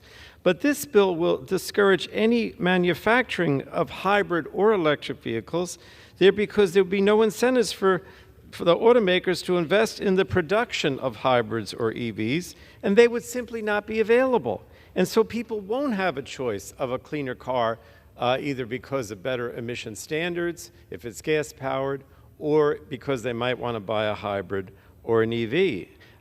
We're trying to, you know, the other argument that's being made here is about China, and I have to dispute that as well. Republicans are making the claim that this bill protects America from playing into China's hands, and I totally disagree. Basically, Republicans think that China is leading in the EV space, and rather than relying on American industry and American ingenuity to compete with China, Republicans think we should just step aside. They basically say, we'll just stand down. So while the global demand and the American demand for EVs is rising, if we don't compete, China benefits. If we step back, China ends up controlling all the supply chains. Now, Democrats aren't denying that China is very active in this space and controls a lot of the existing supply chains for electric vehicles, but rather than ceding more ground, we're investing in America's ability to compete. We're investing in domestic battery manufacturing, creating jobs here, and reducing our dependence on foreign supply chains. And Republicans are operating under the assumption that by stepping away from electric vehicles, China's dominance in this space disappears. Well, that's nonsense. In reality, it means that the growing global demand for electric vehicles will be met by China, and American progress and competitiveness just recedes. Look, one of my colleagues, I think it was Mr. Peters, said that the Republicans are stuck in the past. That's exactly the problem here. They don't understand that the auto industry is innovating. The auto industry has been creating cars gas-powered with less emissions. The auto industry is creating EVs here. Let them flower. Let them do what they can, so ultimately we're in charge of this, of manufacturing these vehicles, and Americans buy, and the rest of the world buys our electric vehicles. Don't let China continue to dominate the market, and that's what this bill will do. I reserve the balance of my time. Gentleman from New Jersey reserves. The gentlewoman from Washington is recognized. Thank you, Mr. Speaker. Pleased to yield 1.5 minutes to the gentleman, the Republican. It's all about winning the future, from Ohio, Mr. Balderson. Gentleman is recognized for 1 minute and 30 seconds. Thank you, Mr. Speaker, and thank you, Madam Chair, for that great introduction. I rise today in strong support of H.R. 1435, the Preserving Choice in Vehicle Purchases Act. We are here today because lawmakers in California want to outright ban the sale of new vehicles with an internal combustion engine. They are fed up with the pace of free market, and they want to force their consumers to switch to more expensive electric vehicles. This bill would simply prevent President Biden's EPA from granting California the waiver needed to approve this ban. If the California waiver is approved, over a dozen other states could adopt identical standards to ban the internal combustion engine. But House Republicans believe that Americans should be able to purchase the vehicle that meets their needs. The fact of the matter is consumers across America are wary of making the shift to electric vehicles. As Cox Automotive experts pointed out in July, the unsold inventory of EVs across the nation swelled nearly 350% this year. That's 92,000 EVs currently sitting unsold on dealers' lots. As shown during the Secretary of Energy's recent EV road trip, there are still major problems with owning and charging an EV in America outside the big cities. But regardless of whether you want to buy an EV or a traditional internal combustion vehicle, House Republicans believe that you should have the choice to purchase the vehicle that's best for you and your family. This bill will do just that. I strongly encourage my colleagues to support this common sense bill. Thank you, Mr. Speaker. I yield back. I reserve. The gentlewoman from Washington reserves. The gentleman from New Jersey is now recognized. Mr. Speaker, could I ask how much time remains on both sides? The gentleman from New Jersey has 7 minutes remaining. So I'd like to, and the other side? The gentlelady from Washington has 10.25 minutes remaining. Okay, well, I'm going to yield 5 minutes now to my colleague from California, Mr. Levin. He's now recognized. Thank the gentleman for yielding. Mr. Speaker, I rise today in opposition to H.R. 1435. This legislation specifically targets the ability of my home state of California and the ability of 17 other states to set their own auto emission standards, improve public health, and tackle the climate crisis. With this legislation, my Republican colleagues are propping up the fossil fuel industry at the expense of the environment and pushing their polluters over people agenda, which endangers the health of the American people. Over 100 million people live in counties with unhealthy air pollution, and air pollution is linked to more than 100,000 premature deaths in the United States every year. The transportation sector is the largest contributor to the emission of greenhouse gases, making up 1/3 of total pollution. In the mid-20th century, California was plagued by smog from vehicles that spewed pollution into the air and caused hazardous health conditions for residents. With this reality in mind, my state took action. California has been a national leader in addressing air pollution from the transportation sector for decades and has regulated vehicle emissions for years. In fact, California established the first tailpipe emission standards in the country in 1966. well before the federal government did. A year later, then Governor Reagan approved the Mulford-Carroll Air Resources Act to create the State Air Resources Board. You heard that right. Ronald Reagan, a conservative Republican, established a statewide agency to address air pollution. Clean air protections were bipartisan for years, with President Nixon signing the Clean Air Act into law. Another Californian, I might add. The Clean Air Act granted California the ability to receive a waiver from the Environmental Protection Agency to establish vehicle emission standards that are more protective and aggressive than those at the federal level. With that authority, Governor Reagan's Air Resources Board adopted the nation's first nitrogen oxide emission standards for motor vehicles. And here's what we've seen in the years since. Ambitious vehicle emission standards empower the auto industry to produce better, cleaner cars. They are a win-win-win for consumers, growing our domestic auto industry, and meeting our climate goals. For more than 5 decades, the EPA has granted dozens of waivers to California, which has enabled my state to cut pollution from as much as 35 parts per million in 1970 to under 9 parts per million in 2018. The waivers have helped improve conditions for residents and have driven innovation in the auto industry. California's ambitious emission standards have led the way for historic technological breakthroughs, such as the invention of the catalytic converter, the dashboard check engine light, and, yes, the development of zero-emission vehicles. H.R. 1435 looks to erase decades of progress on tackling air pollution, advancing technological innovation, and protecting public health. This bill attacks the Clean Air Act and the long-standing authority of states to make their own decisions to keep their air clean and climate pollution low. Republicans frequently tout states' rights, so why is this case any different? This bill would also force the EPA to revoke existing waivers going back to 2013, causing chaos and confusion for the entire auto industry and disrupting the transition to electric vehicles that is already underway across the country. The regulatory framework that California and its 17 partner states have in place empowers the auto industry to produce better and cleaner cars that are cheaper to maintain and provide significant cost savings for American families. H.R. 1435's reckless requirement that the EPA revoke existing Clean Air Act waivers jeopardizes over 50 years of progress and innovation. Not only would the auto industry suffer, but the American consumer would lose out on cheaper, cleaner vehicle options today and in the future. Let's be clear. The only party that would benefit from this regulatory uncertainty in vehicle emission standards is the fossil fuel industry. Ultimately, H.R. 1435 is not based in science, and it fails to recognize the effects that our constituents are already feeling from unmitigated climate change. It fails to acknowledge the public health consequences of air pollution. For this reason, at the appropriate time, I will offer a motion to recommit this bill back to committee. If the House rules permitted, I would have offered the motion with an important amendment to this bill. My amendment would strike the section of the bill that requires the EPA administrator to revoke all existing waivers, which would throw the U.S. Any more time? I'll yield back. Gentleman from New Jersey reserves. The gentlewoman from Washington is now recognized.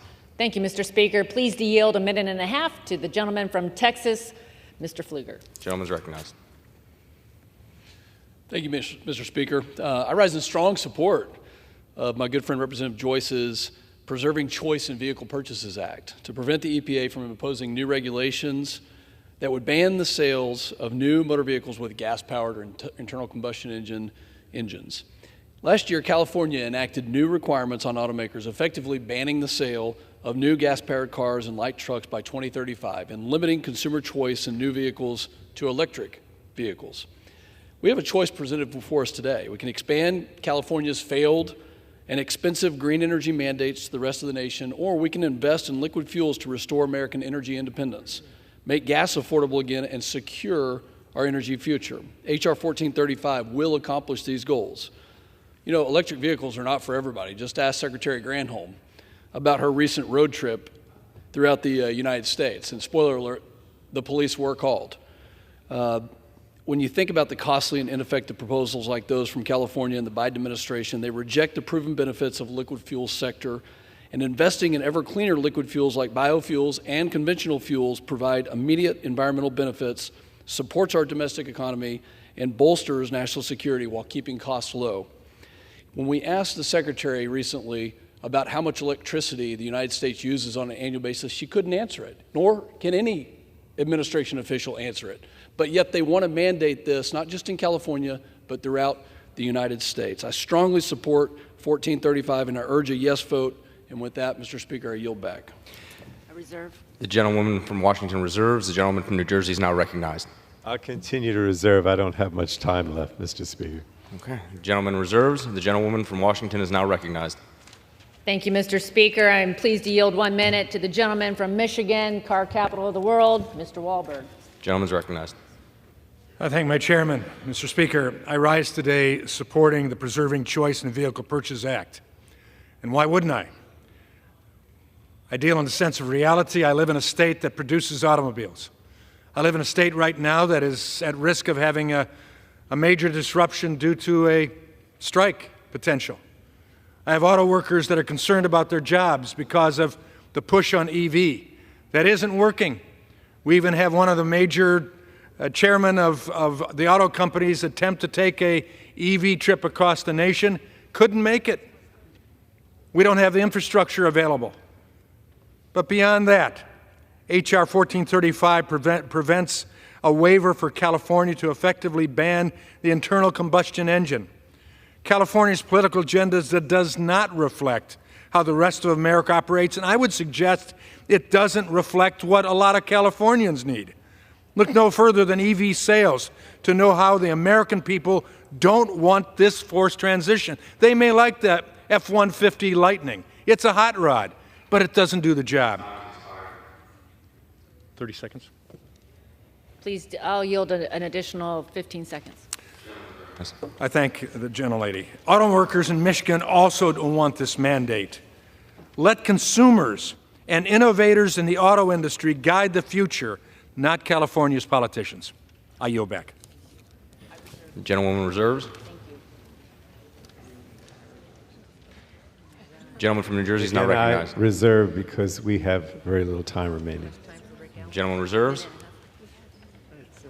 Gentleman from Washington is now Thank recognized. you. Thank you, Mr. Speaker. Please to yield 1.5 minutes to the gentleman from Georgia, Mr. Allen. The gentleman is recognized. Thank you, Mr. Speaker and Madam Chairman. I rise today in strong support of H.R. 1435, the Preserving Choice in Vehicle Purchasing Act, of which I'm an original co-sponsor. You know, the Americans want choice. Consumers deserve it when they buy a vehicle. It's one of the biggest purchases they'll make other than their home. Whether they choose an internal combustion vehicle or an electric vehicle, that decision should be left up to the consumer, not federal bureaucrats. And I mean that by unelected bureaucrats.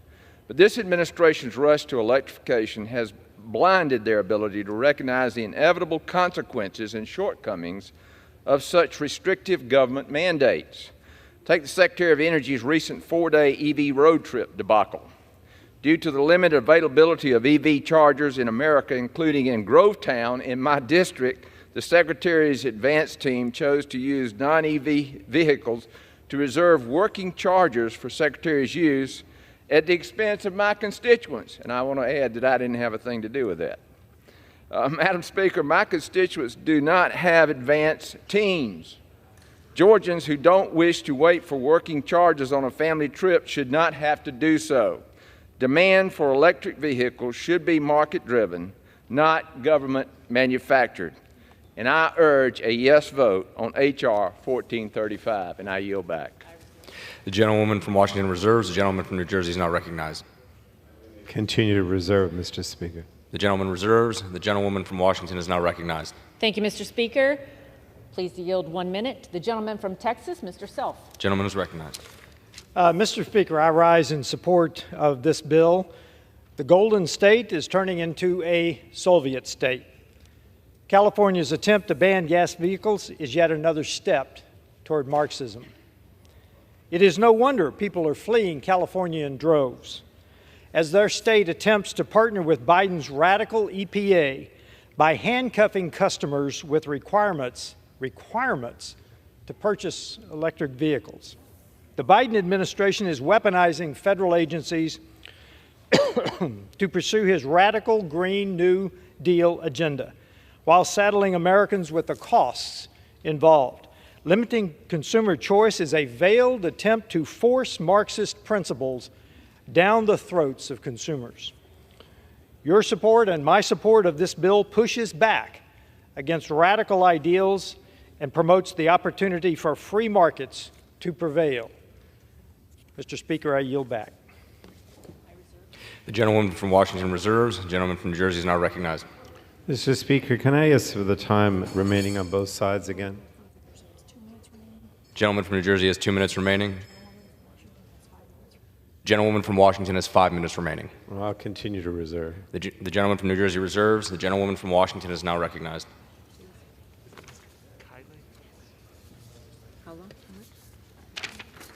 Thank you, Mr. Speaker, and please yield 1.5 minutes to gentleman from California, Mr. Kiley. Gentleman's recognized.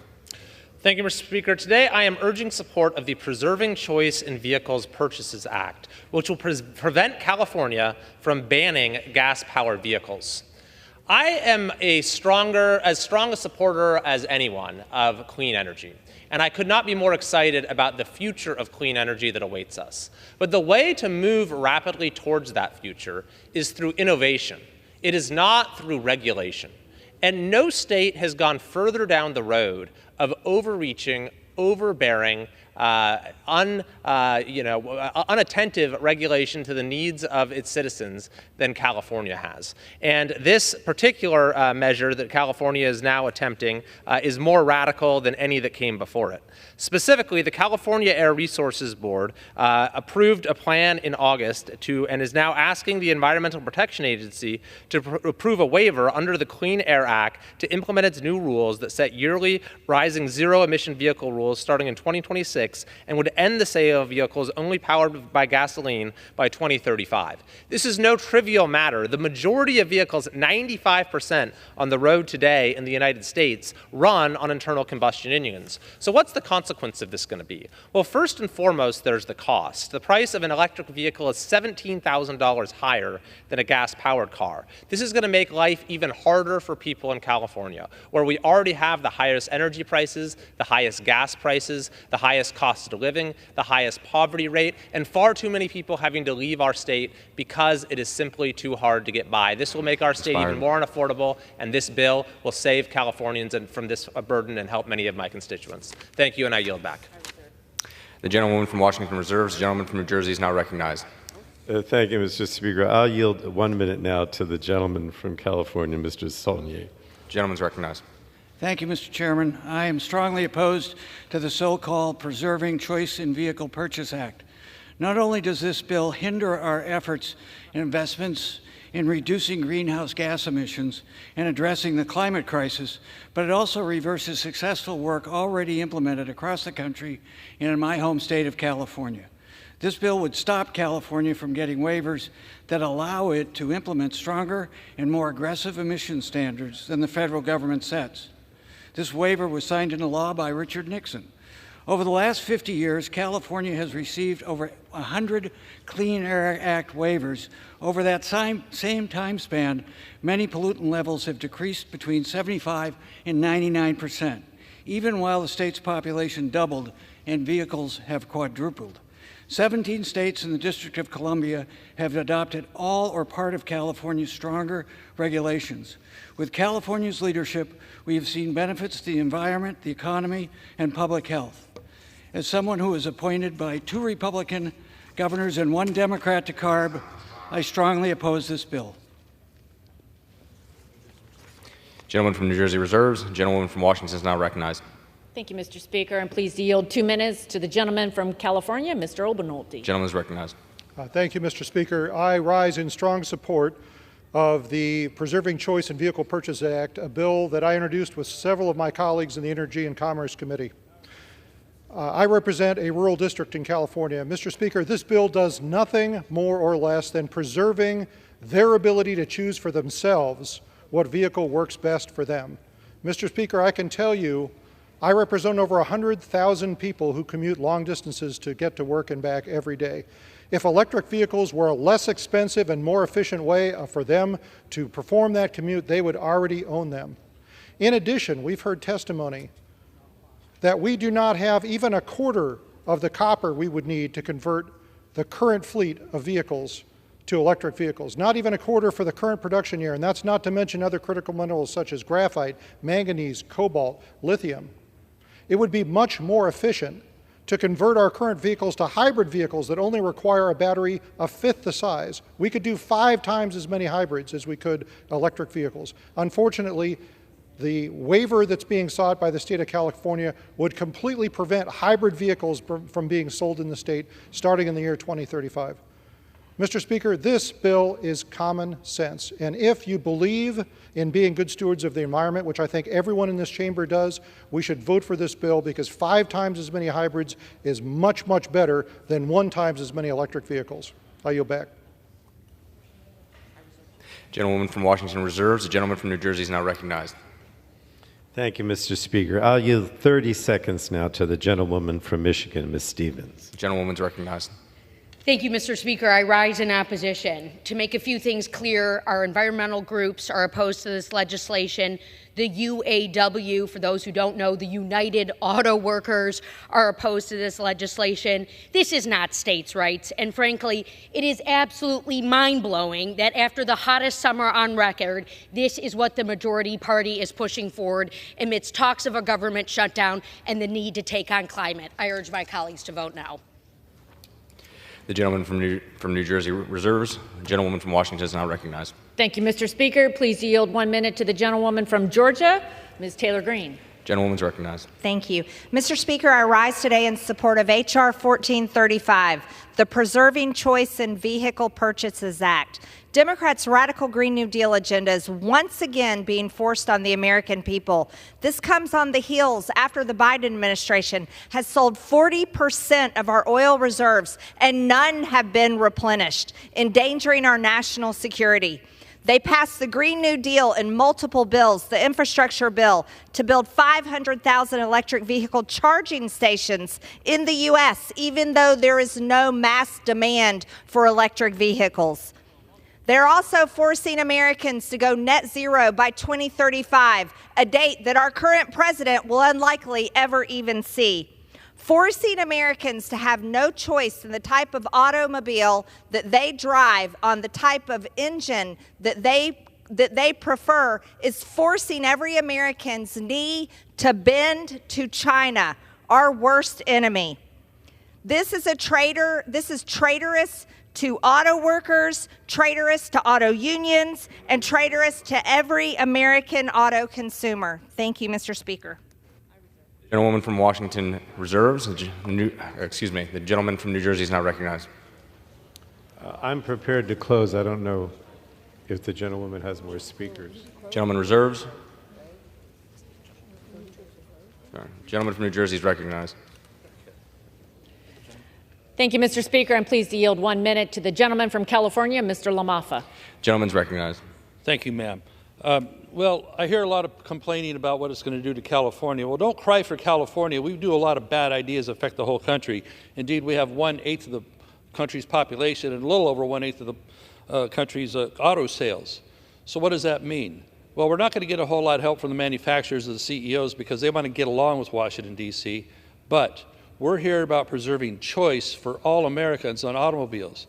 The California Air Resources Board is an unelected board appointed by Governor Gavin Newsom, who is not the guy that's on your side for freedom.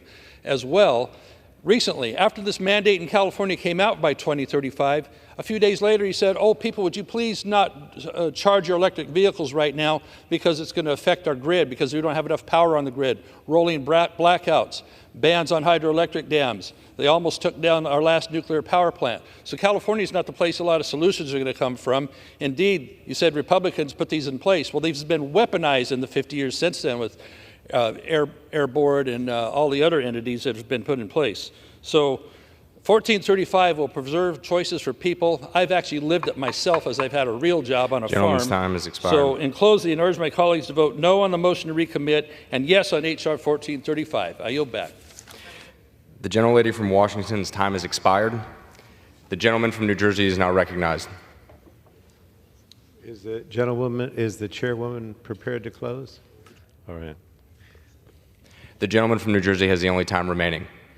I yield myself such time as is available. The gentleman is now recognized. You know, I just want to be clear again. Nobody is taking away your gas-powered vehicles. If this bill were to become law, there would be no choice because the United States would not build electric vehicles and we would fall further and further behind China. The Republicans are trying to legislate away years of American innovation in cleaner transportation and yet another attempt to do the bidding of their big oil friends. They're once again putting polluters over people. And so, Mr. Speaker, I urge my colleagues to vote no, and I yield back. Gentleman yields back. All time for debate has expired. Pursuant to House Resolution 681, the previous question is ordered on the bill. The question is on the engrossment and third reading of the bill. Those in favor say aye.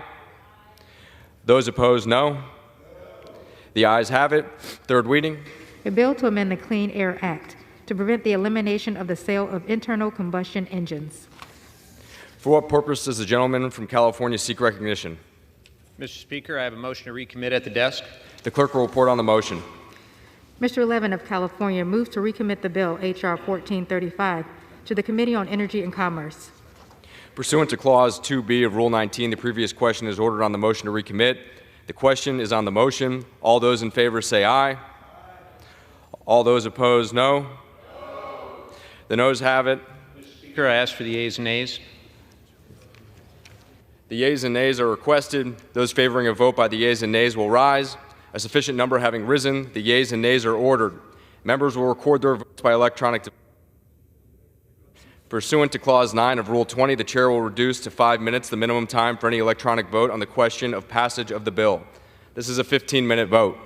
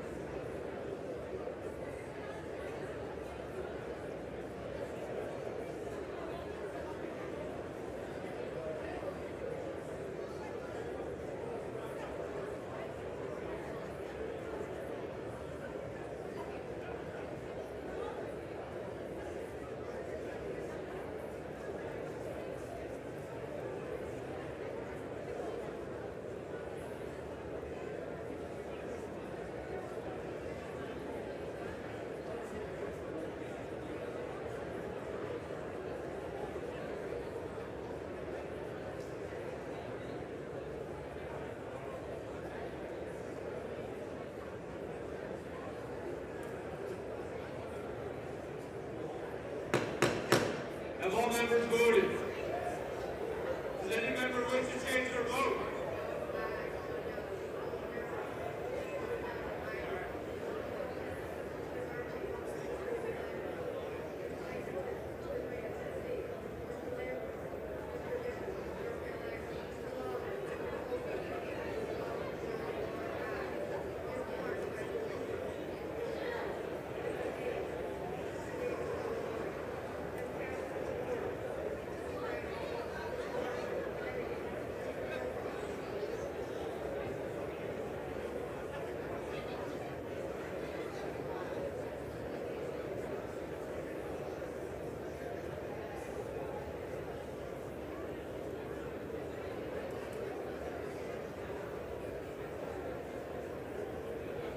On this vote, the yeas are 193 and the nays are 212. The motion is not adopted. The question is on passage of the bill. Those in favor say aye. Those opposed say no. The noes have it. The bill is not passed, and without the gentlewoman from Washington is not recognized. I request the yeas and nays. The yeas and nays are requested. Those favoring a vote by the yeas and nays will rise. A sufficient number having risen, the yeas and nays are ordered. Members will record their votes by electronic device. 5-minute vote.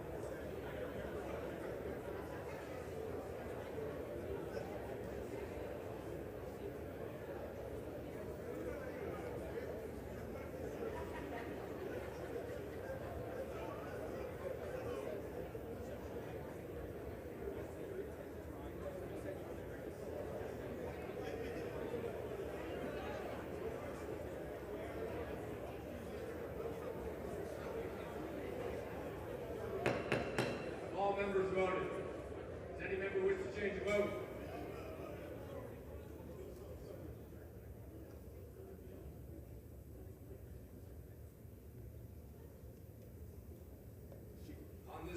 The yeas are 222. The nays are 190.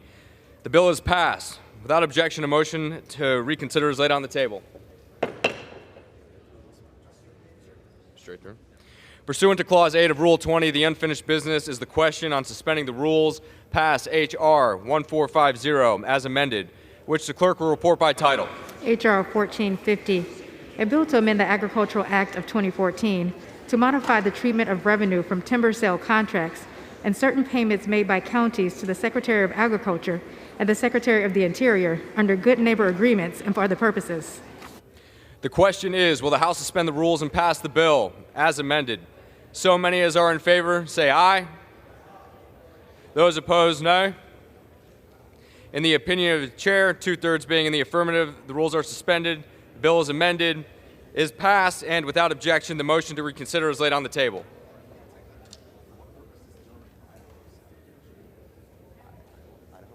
From what purpose does the gentleman from Idaho seek recognition?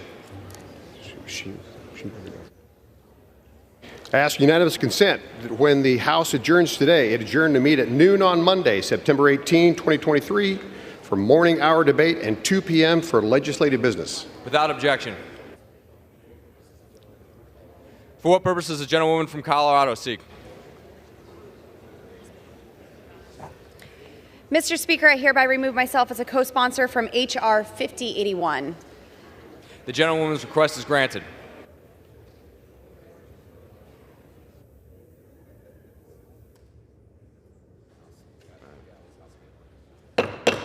House will be in order.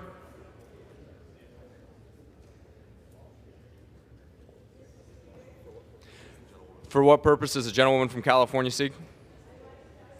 Consent to speak out of order. House will be in order. And I would like to ask the members of the California delegation to come to the well to join me. And without objection.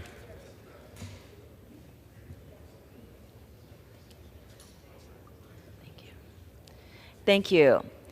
First built in 1884 in South Orange County, Cook's Corner has become a historic and iconic staple in California's 40th District in Trabuco Canyon for local residents, motorcycle enthusiasts, and for tourists from all over Southern California and from all over the nation. On August 23, 2023, our community was rocked by a horrific shooting at Cook's Corner that resulted in 3 deaths and 6 wounded. We're grateful for our local law enforcement, especially the Orange County Sheriff deputies and first responders who responded quickly at the scene. As our community mourns and picks up the pieces, we also know we're stronger together.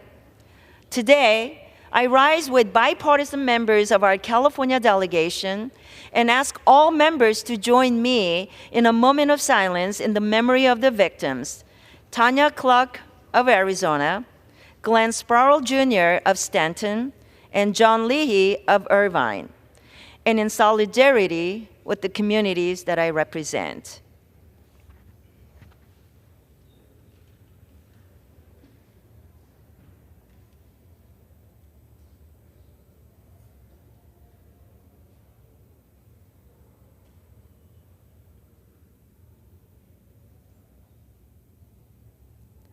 Thank you, and I yield back.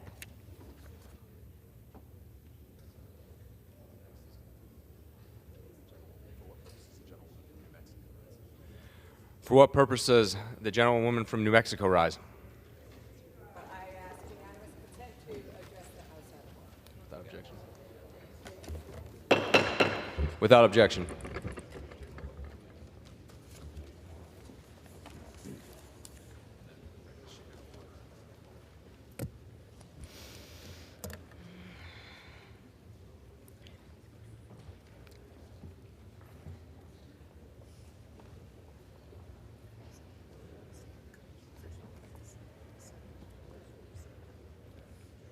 Mr. Speaker, On behalf of the Congressional Hispanic Caucus and the many friends who hold him dear, we rise today to honor a beloved, lifetime public servant, Governor Bill Richardson.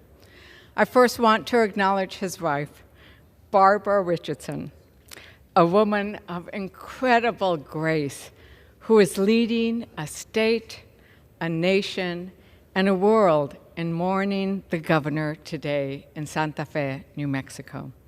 And thank you, Chairwoman Ninette Barragan, for your leadership to organize this moment of silence for our colleague, who, like you, also served as chair of the Congressional Hispanic Caucus. I say governor and chair, but Bill had many other titles during his illustrious career. U.S. Congressman, House Deputy Majority Whip, U.S. Ambassador to the United Nations, U.S. Secretary of Energy, candidate for president, hostage negotiator, and professor. We are all humbled by his achievements, and most importantly, by the people he helped along the way, guided by an unflinching sense of duty, service, and justice. Bill opened the door for countless people throughout his career. He opened the door of opportunity for Americans seeking a better future. He unlocked the jail cells of political prisoners imprisoned by the most dangerous dictators. He never hesitated to seek dialogue with those he knew had the power to release the powerless. And he opened the doors of service, inspiring Latino leaders working tirelessly to improve their communities. I am honored to stand shoulder to shoulder with my Hispanic Caucus hermanos y hermanas and all of the colleagues who have joined us today. We are sharing with each other in these last 2 weeks and hearing from so many of our colleagues moving and also fun stories of those who now serve in the People's House, either as members or as staff who have come up to me and told me the stories of how they are in America today and serving in this House because of Governor Richardson. Bill, we do not merely stand in this rally of the People's House as you did for over 14 years. We stand on your shoulders. We stand because giants like you blazed the trail for countless Latinos to serve their country in our nation's highest offices. From 12 members when you served as chair of the Congressional Hispanic Caucus to 42 members today, including Representative Velasquez, who served with you. The CHC traces our lineage back to you and others who caminando hicieron el camino, who built the trail with each bold step you took forward. Whether it is a minimum wage worker who earned a bit more because of your work, a hostage who saw the sun again, a young leader inspired to serve, you created hope in many of the most overlooked places and overlooked people. Please join all of us as we bow our heads in a moment of silence, honoring the legacy of former Congressman, Governor, Ambassador, and Secretary Bill Richardson.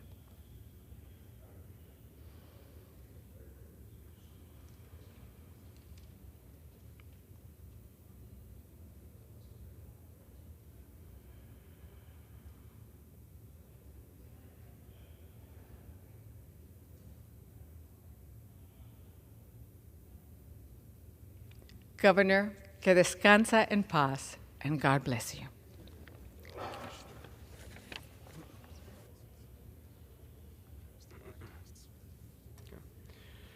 The chair will now entertain requests for 1-minute speeches. For what purpose does the gentleman from Florida seek recognition? Mr. Speaker, I request to address the House for 1 minute. Without objection. Thank you. Mr. Speaker, I rise today to honor and congratulate State Representative Danny Perez on being formally selected as the next Speaker of the Florida House of Representatives. Most importantly to me and to all of my fellow explorers, Danny Perez will be the first Christopher Columbus High School graduate to serve as Speaker of the Florida House of Representatives.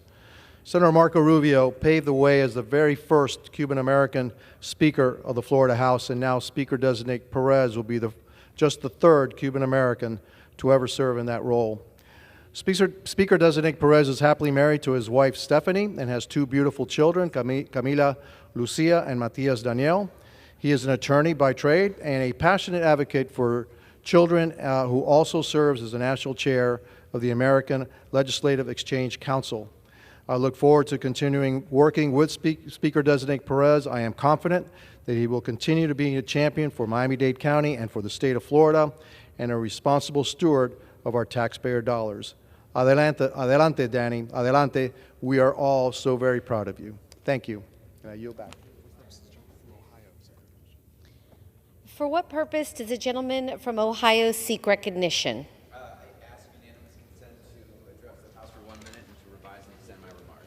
Without objection, the gentleman is recognized for 1 minute. Thank you, Madam Speaker. I rise today in support of our workers, particularly or specifically our auto workers. Right now, they are doing what we all, many of us came here to do, which is to get wages up. They want to get their wages up.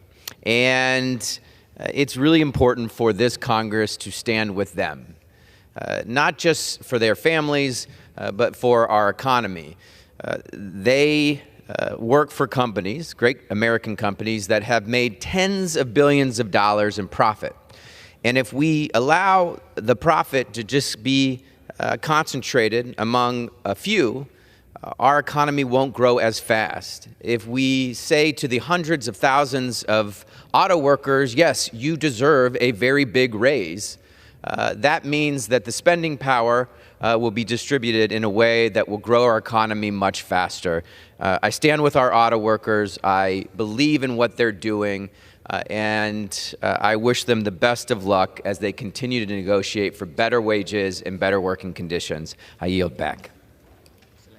For what purpose does the gentleman from Georgia seek recognition? Ask unanimous consent to address the House for 1 minute to revise and extend my remarks. Without objection, the gentleman is recognized for 1 minute.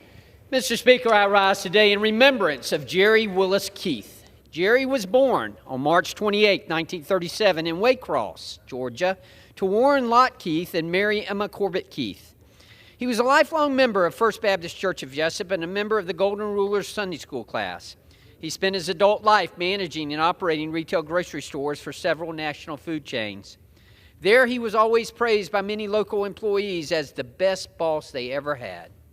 He was a very active member of many community organizations, including the Elks Club, the Pine Forest Men's Golf Association, a JC member, and an elite member of the Pond House crew. He was a loving husband, a caring father of 7, a doting grandfather of 15, and great-grandfather of 6. Mr. Keith's legacy will live on in the positive impact that he had on his community, and I would like to extend my deepest sympathies to his family. Thank you, Mr. Speaker, and I yield back. For what purpose does the gentleman from New Jersey seek recognition?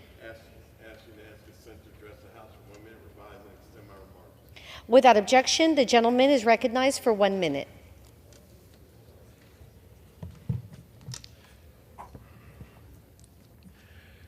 Mr. Speaker, Madam Speaker, I rise today to congratulate Jeremiah Castillo, this year's $25,000 National Honor Society Scholarship winner. Castillo, a senior at Technology High School in Newark, was chosen from a pool of 13,000 applicants. He won because his commitment to enacting positive change in the country's healthcare system is what he is all about. When his father passed away, Jeremiah witnessed the health disparities that affect underrepresented groups. So he decided to do something about it. He volunteered weekly at a local medical center. He collected medical supplies from the Newark Department of Health and Welfare, and he spoke about his passion to improve healthcare at a symposium that reached more than 3.6 million people. Jeremiah will use the scholarship to study neuroscience and political science at Harvard University. And he will continue to help create more equitable healthcare systems in America. So again, I want to congratulate Jeremiah for his dedication to his family, his community, and his country. And with that, I yield back. For what purpose does the gentleman from California seek recognition? Without objection, the gentleman is recognized for 1 minute. Thank you, Madam Speaker. Today, I rise to speak about the passing of a very good friend and an American hero, Lieutenant Commander Jim Gibson of Redding, California. Pictured here at an honor flight here in Washington, D.C. I got to accompany him that day. It was a lot of fun and very gratifying. Jim was a career Navy officer for 26 years. He joined the Navy as an engine man right out of high school and rose to the rank of ensign before becoming a commissioned officer. After working his way through the ranks to captain, he was assigned command of a submarine rescue ship in the 7th Fleet. This vessel, known as the Kukal, had the worst reputation in the entire U.S. 7th Fleet. When Jim took command, he turned things around and made it the premier submarine rescue vessel in the entire U.S. 7th Fleet. After retiring from active service, Jim remained devoted to the ideal of duty. He was very active in Veterans Affairs, founding a submarine veterans group in Northern California and serving as its president. He was instrumental in raising money for the Veterans Memorial in Anderson River Park. I was proud to have him as a member of my Congressional Advisory Committee on Academy appointments, where he did a great job of helping us screen the best, new, and brightest. Jim was faithful to his fellow veterans to the last, working faithfully out of the Igo Veterans Cemetery. He's always there to ring the bell for the last watch when a Navy veteran was laid to rest. He's survived by his wife, Mary Lou. My heart goes out to her and her family at this time of grief. They will be in our prayers. We'll miss him dearly. Fair winds and following seas, Jim. For what purpose does the gentlewoman from Michigan seek recognition? Without objection, the gentlewoman is recognized for 1 minute. Thank you, Madam Speaker.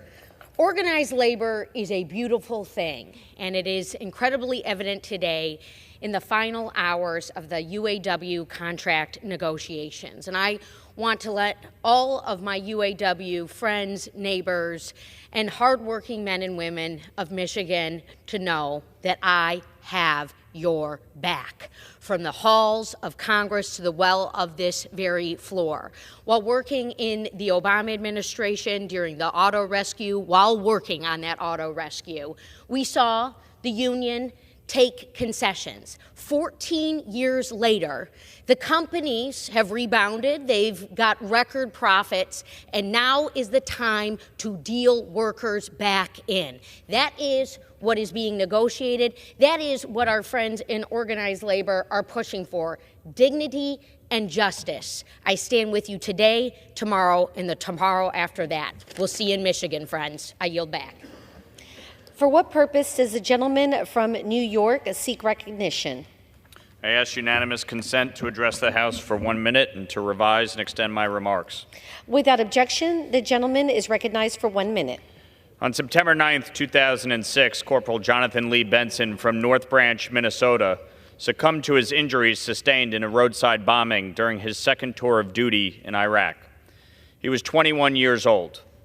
By all measure, Jonathan was a courageous and enthusiastic young man with an infectious smile, a prankster's heart, and a love for adventure. He was dedicated to our country and to the Marines. Tattooed on his back was the Bible verse, "Greater love knows no man than this, that he laid down his life for his friends." Madam Speaker, Jonathan not only laid down his life for our country, he gave up his hopes, his dreams, and his future to preserve, protect, and defend ours. For 15 years, I have worn this bracelet in his memory, and today I'm honored to enter his name into the congressional record and to recognize his wonderful parents, a Gold Star family, Marjorie and Steve Benson. May God bless the Benson family and hold Jonathan in the palm of his hand. For what purpose does the gentlewoman from Illinois seek recognition?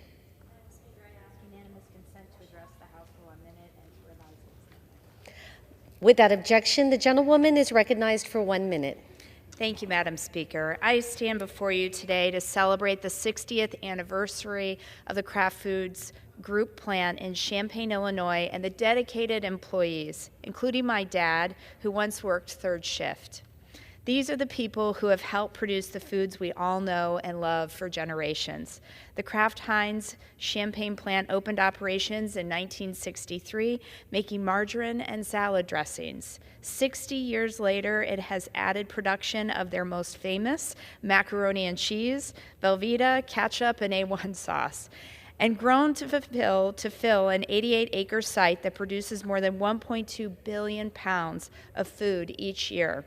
The strong output of this plant has made it a key driver for our local economy and is an important part of the Champaign-Urbana community. So with many boxes of mac and cheese and Velveeta later, please join me in celebrating this exciting milestone and honoring the hardworking men and women at Kraft Heinz Champaign. Congratulations on your 60th anniversary. Thank you, and I yield back. For what purpose does the gentleman from South Carolina seek recognition? Without objection, the gentleman is recognized for 1 minute. Madam Speaker, I rise today in honor and recognition of Constitution Day, which is this Sunday. On September 17th, 1787, the Constitutional Convention met for the last time to sign what would become the most important document in our country's history, the Constitution of the United States of America. On Constitution Day, we remember the bravery and wisdom of the 39 men who signed the supreme law of the land. This document forever altered the world and has dutifully guided our country through times of change and challenge. As we look back on its legacy and the values it holds for our country, let Constitution Day serve as a reminder that we are here to serve and to protect the liberties of we the people. Thank you, Madam Speaker, and I yield my time. For what purpose does the gentlewoman from Pennsylvania seek recognition? Madam Speaker, I ask members' consent to address the House for 1 minute to revise and extend my remarks. Without objection, the gentlewoman is recognized for 1 minute. Thank you. I rise today on behalf of the United Auto Workers, powering the Big Three, and all workers on the front lines for the fight for a future with fair pay, dignity, and the right to benefit from the profits of their hard work currently being hoarded by corporate CEOs. In 2022, Ford's CEO raked in $21 million, Chrysler's made $24 million, and GM's made $29 million. Right now, the maximum pay for Big Three UAW workers is $66,000. You can't even see the line because that's how little they're paid in comparison to their corporate bosses. It would take a UAW employee a maximum salary almost 440 years to make what the CEO of General Motors makes in 1 year. Yet these CEOs lie that their workers, quote, threaten our economy. Let me be clear. Any company that can afford 40% raises for CEOs already raking in millions can afford 40% raises for their workers who our clean energy economy depends on. These workers don't threaten our economy, but CEOs do. So to the Big Three, pay those workers what you owe them. Don't act like you forgot. Solidarity forever. I yield back.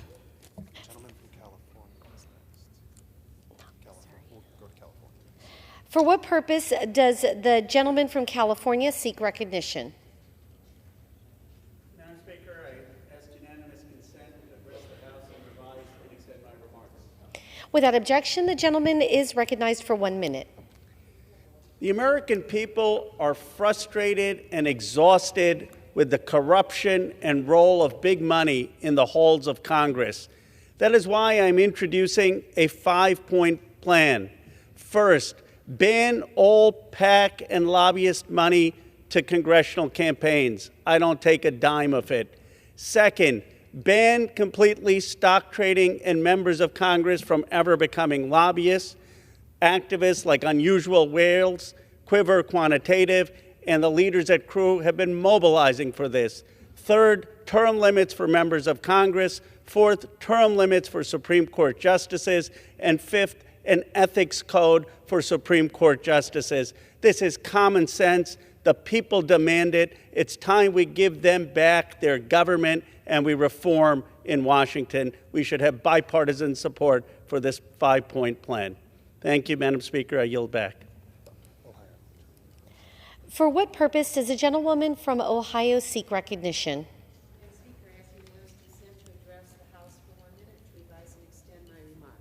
Without objection, the gentlewoman is recognized for 1 minute.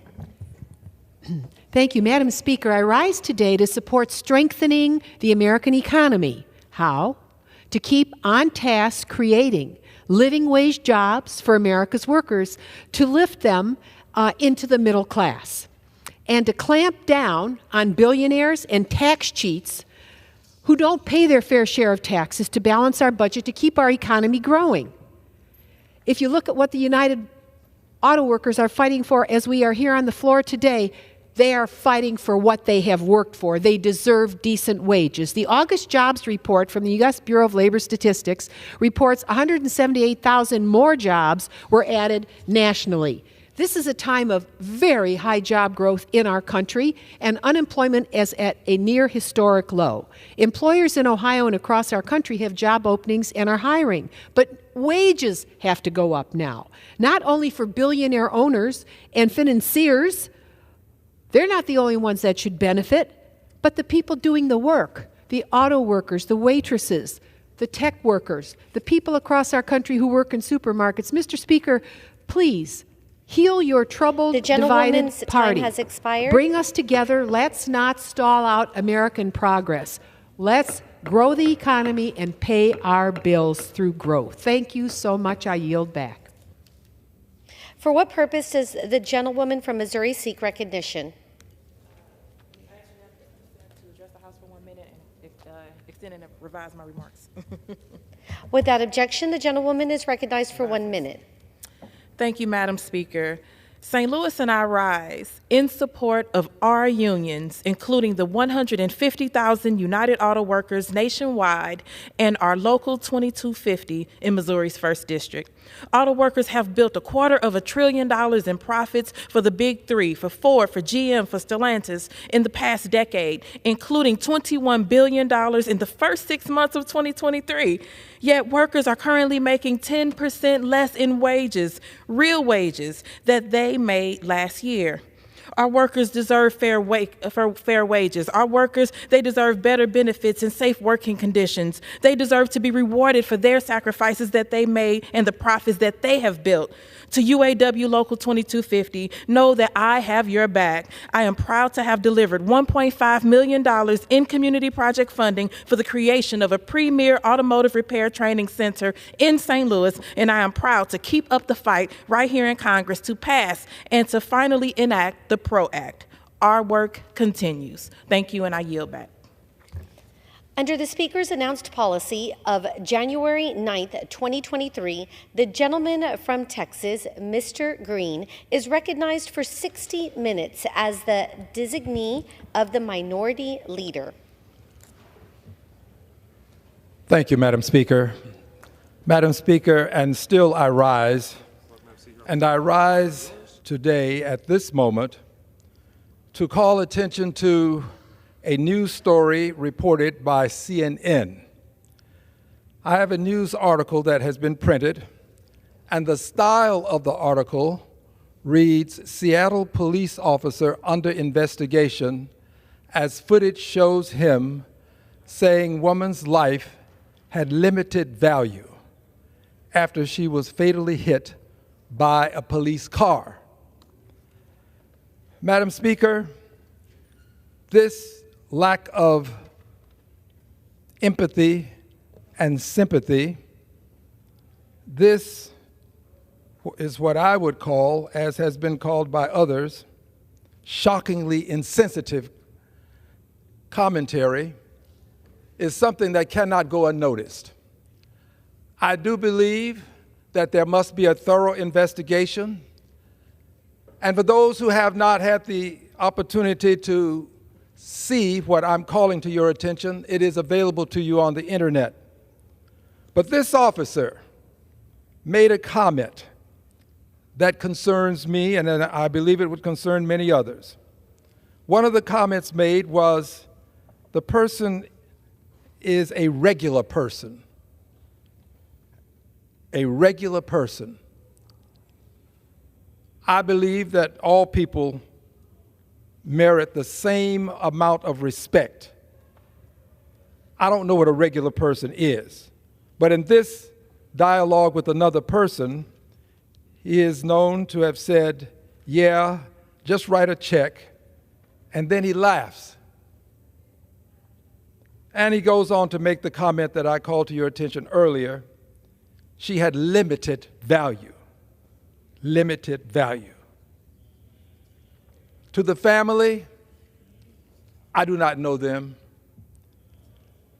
I extend my deepest sympathies, and I assure you that I stand with you when you have a demand for a thorough investigation, as is the case with India, the country of origin for this young lady that was killed by a police officer who was responding to a call. I hope that this will not quietly go away. Her life meant something, and we ought to make sure that we do all that we can to thoroughly investigate and make sure that justice prevails. Now, Madam Speaker, I'd like to make my additional comments from another podium.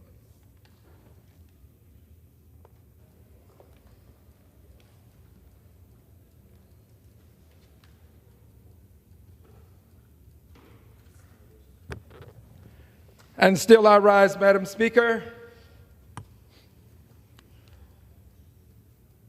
proud to be an American,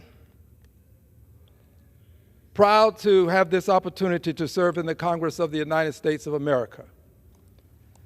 And Madam Speaker, today I rise to call to the attention of the Congress and to the attention of the nation that we have a problem related to black lives. Black lives still matter. And there's a reason for saying this that will become more apparent as I give my commentary. I'd like to start with this article that was printed in USA Today on September 4th. This article reads, in part, the title of which is 2020. Last year, as has been the case every year since the count began, some things bear repeating. Last year, as has been the case every year since the count began, most hate crime victims were black. According to the Center for the Study of Hate and Extremism at California State University, San Bernardino, which collects and analyzes official state and municipal hate crime data sets. Since the genesis of collection of this data, per this article, most hate crime victims have been black. I'll explain why. But first, another article. This one is styled, "Police Fatally Shoot a Pregnant Black Woman in Ohio. Calls for accountability are growing." This is in Vox, dated September 8th, 2023.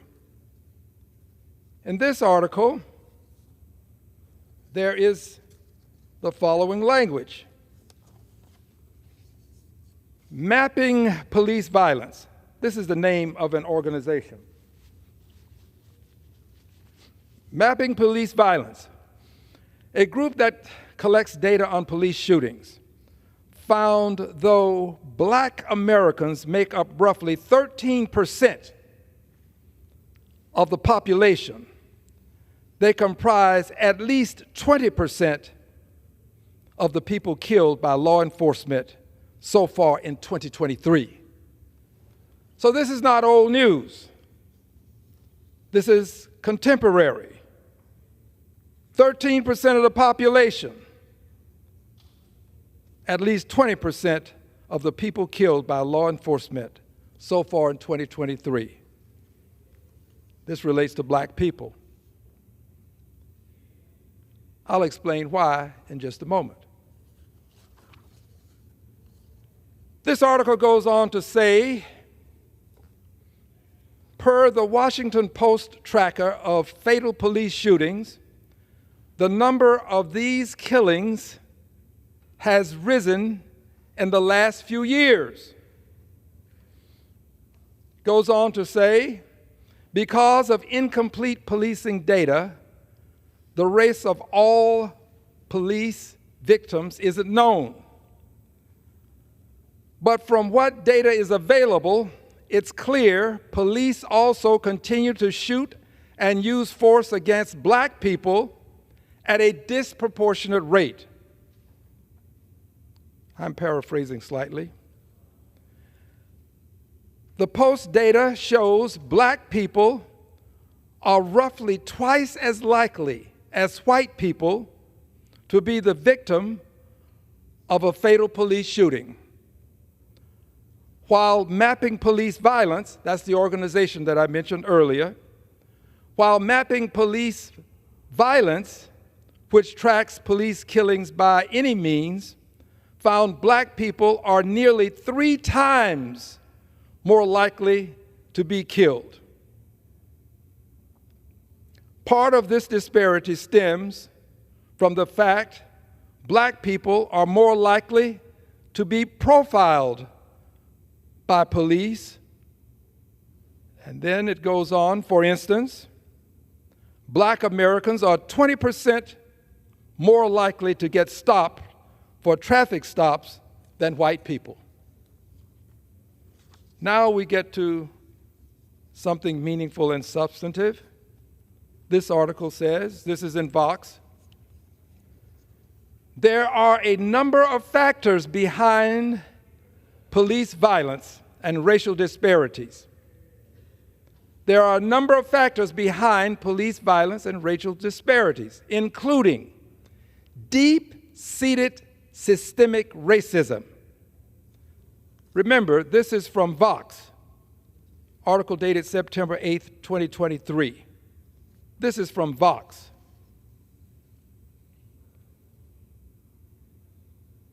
There are a number of factors behind police violence and racial disparities, including deep-seated systemic racism that dates back to how slave patrols were used to police enslaved people who attempted to escape. Madam Speaker, this takes us back to why black people who were brought to this country, some say the initial introduction into the colonies on August the 20th of 1619. August 20th, 1619. There's a depiction that I'd like to show.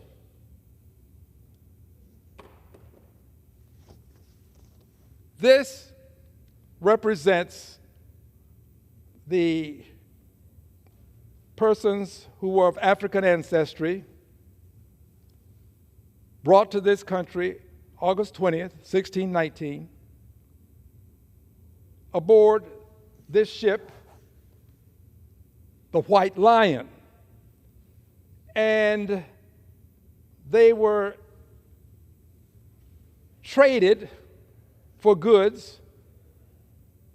The colonies took the people of African ancestry, and they in turn accorded the persons who were aboard the White Lion goods. People traded for goods. August 20th, 1619. Now, this, my friends, was the genesis of something that continued for more than 240 years. 240 years. Why did this continue for more than 240 years? Remember, I'll be getting back to what I said about the police and the killings and the hate crimes against black people. But why would this continue for more than 240 years? Because during that period of time, a decision was made to have in this country an identifiable, subservient, obsequious class of people. A class of people who would be identifiable. Black people are identifiable. And they were to be subservient, enslaved for more than 240 years. But it wasn't to end, it was to continue. For 240 years, people were enslaved because there was a desire for an identifiable, subservient, obsequious class of people. There was to be an upper class, and it existed, a middle class, and it existed, a lower class, that's what they called it at the time, and beneath that class, this subservient, obsequious class of people. They were to be submissive and obedient. They were to address the master's son, who might be 5 years of age, to the same extent that they would address the master. They were to be obedient, and if they were not obedient, the master could take whatever actions desirable to chastise, and that's being polite. Whatever actions desirable to do whatever it was believed necessary to force them to comply and be subservient and obsequious. More than 240 years. Babies were born into slavery. They were enslaved. Babies. Slavery was not just hard work, which is what a good many people think of it as. Just hard work. That's all. No. The truth has to be told. And those who would deny the truth being told, Governor DeSantis, those who would deny it will be judged harshly by posterity. You will not find yourself within the annals and the halls of those who are considered great and noble people. History is going to judge you harshly. But it was more than hard work. They didn't get any benefits. There were no benefits associated with being enslaved. So let me tell you for just a moment what it was as I make my case. It was kidnapping, yes, but it was more than kidnapping. People were kidnapped from their homes, their homeland. And by the way, many of them were traded into slavery by their own people. Own people meaning from the same continent, same country. But they were traded into slavery. So many were kidnapped. But it was more than kidnapping. It was lynching. Once they traversed the ocean, those who were able to survive, because it was a harsh voyage, people shackled together, stacked on top of each other. It was cruel and inhumane what they did. it dehumanized from the very moment that they were taken into captivity.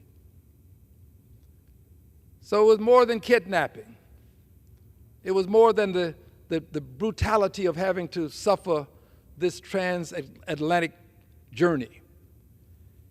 It was lynching, because if you got out of line, you were lynched, or could be. Not all were, but you could be lynched, meaning literally taken out and rope thrown over some branch of a tree, some limb, branch, some part of it, other means of doing it as well, noose tied around your neck, and there you were to hang until you died, and thereafter you would stay so that others could see the consequences of not being subservient and obsequious. But it was more than kidnapping and the brutal transatlantic slave trip and the lynching that took place. It was also castration. Many men, enslaved human beings who were not subservient and obsequious, were literally castrated. Remember, these persons were the property of another human being. The property at that time under the laws that existed, not ever in the eyes of God. Property of another human being.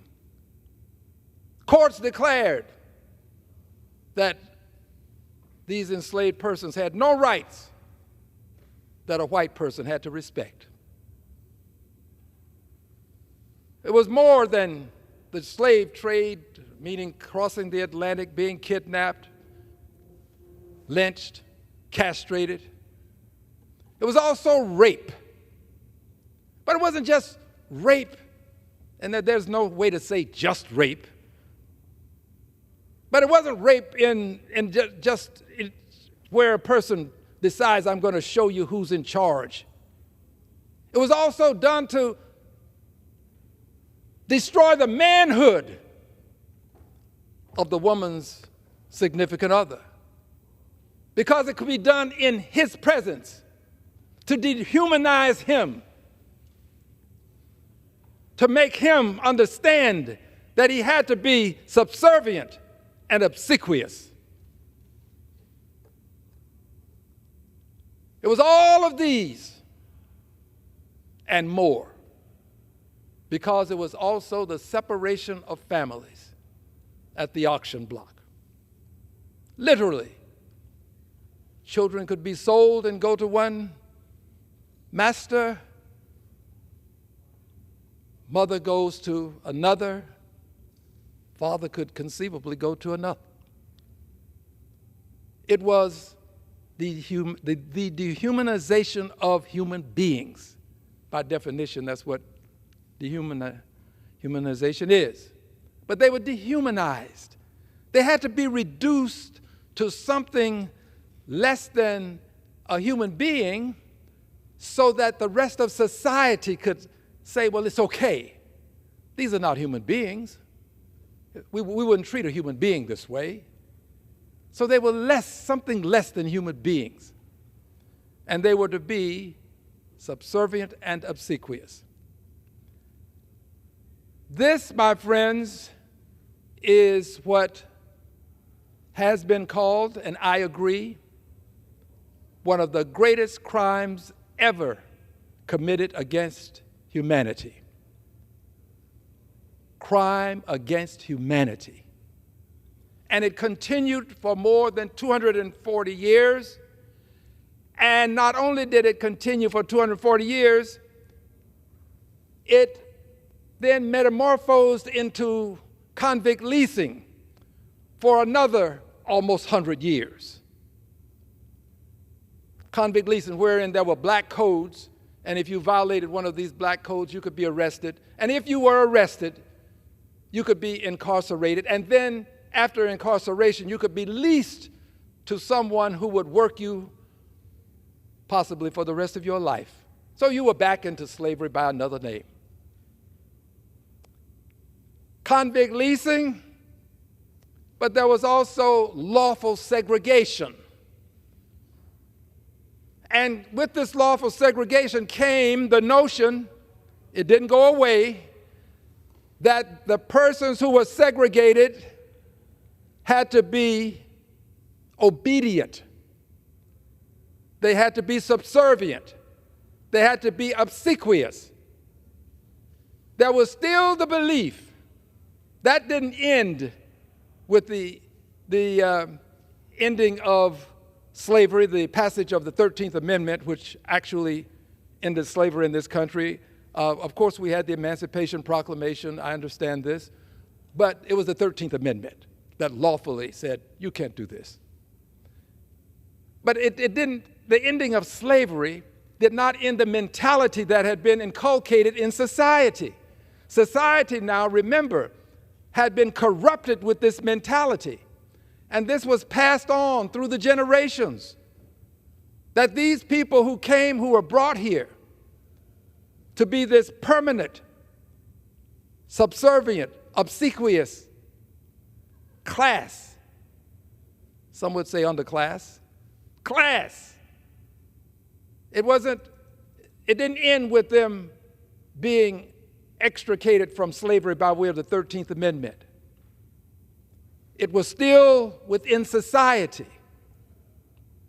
It had been baked into society. And even to this day, it still resides in society to a certain extent. Not to the same extent, but to a certain extent. But it was in my lifetime, racism and invidious discrimination, which is what the slavery and then the police, the leasing of persons, metamorphosed into, then evolved and metamorphosed into something that we called invidious discrimination. Racism didn't go away with the passage of the 13th Amendment. White supremacy didn't go away. To have this subservient class, you had to have a superior class if you're going to have an inferior class. It didn't go away. In fact, in my lifetime, I lived to see racism so inculcated in society that preachers literally preached it. Teachers taught it. Police officers policed it. Judges adjudicated it. In my lifetime. It was pervasive then, and then it was pervasive in such a way as to be visible. It is less visible now, but it still exists. This notion that black people should be subservient and obsequious. It still exists. It exists to the extent that black men cannot talk to police officers the same way white men can. I know. They cannot. And this is why parents have this, what they call, talk with their children if they have black sons. Black women can't treat them the same as white women, but I'm focusing on black men for this moment. Black men are taught early. I was taught. And you talk to any professional, and they will tell you that they teach their boys, more so than their girls, but the girls are taught as well, that when the officer stops you, you give him all of the deference that you can, because they understand that the consequences of being what the officer might perceive as disrespectful. These officers, many of them, not all of them, this is not to indict the entire police department, which is what my critics will say, which is not true. My uncle was a deputy sheriff. I have great respect and reverence for the police. But I don't have it for those who are the dastards who brutalize people without justification, just decide that you're going to teach people a lesson. This class of people, the obsequious, subservient class, from time to time we assume that we have arrived. And on a dark night, we will make comments to a police officer. Well, those comments can cost us our lives. I know that people will say to the officer, give me your badge. Give me your badge number. I'm going to report you. Black men can't do that. There is still a belief that we have to be respectful at all times and show some degree of subserviency. There's still this desire that we be obsequious. And this explains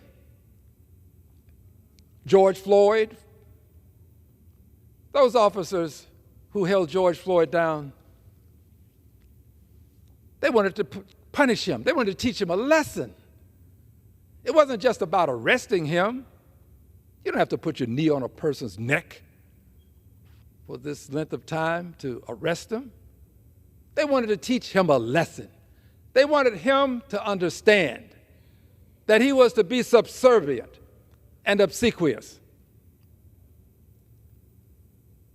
As bad as that was, and it was bad because it cost him his life, they not only wanted him to understand, they wanted all of those onlookers to understand as well.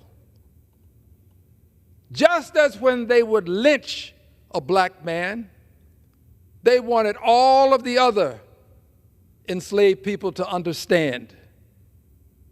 Just as when they would castrate, they wanted all of the other men to understand. To understand that you had to be obedient, that you had to be subservient, that you had to be obsequious. And if you fail to abide by this unwritten protocol of life in this country,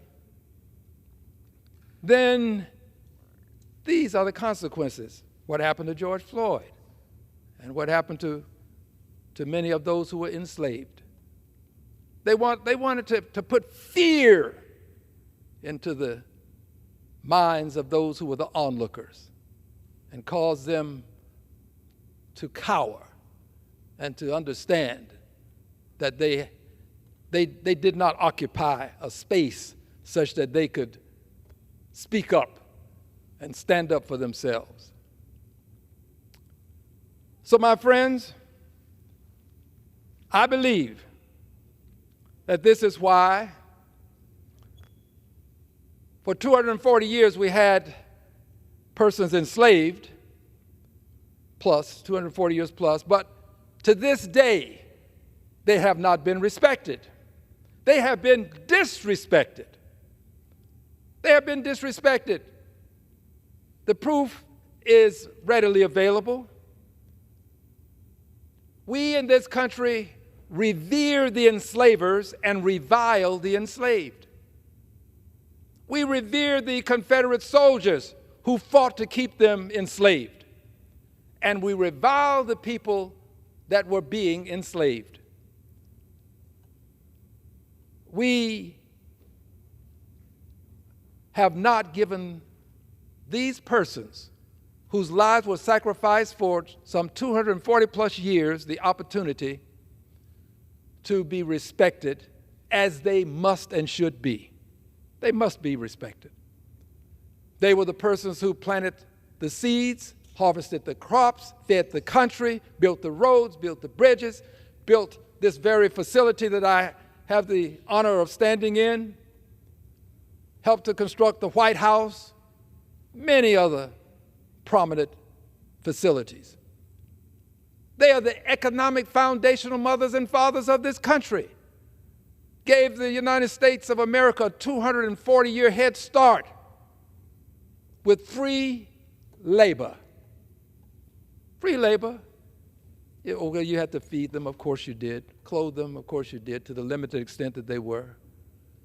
But it gave them, this country, 240 years of free labor that we all stand on. We all stand on the foundation, the economic foundation that was built upon the sacrifice of millions of lives. Some estimate more than 10 million. Lives sacrificed to make America great. To this day, we still have some of the remnants of this behavior that lasted for some 240 years. And this is why we, to this day, are seeing those persons disrespected, enslaved persons with this expectation, they're still being disrespected. They're not being honored. And the ability to honor them resides right here in this house. Because in 1956, the Congress of the United States of America honored the Confederate soldiers with a Congressional Gold Medal. This is the highest honor that the House of Representatives can accord. The Senate also followed suit, and the President signed the legislation honoring Confederate soldiers.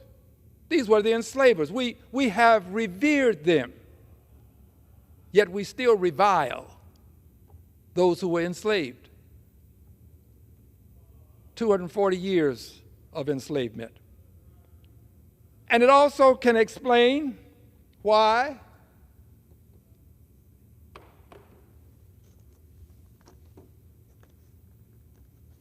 this building is a symbol of national shame. This is the Russell Senate Office Building. For edification purposes, that means that this building is where senators have space. The Russell Senate Office Building, a symbol of national shame. This building is paid for with taxpayer dollars. Why is it a symbol of national shame? Because Richard Russell was a racist and a bigot. Senator Richard Russell was a racist and a bigot. Senator Richard Russell fought anti-lynching legislation, the legislation that would stop people from lynching. Lynching is a crime. Stop people from just deciding that you're going to take the law into your own hands as though there was no law that you had to abide by.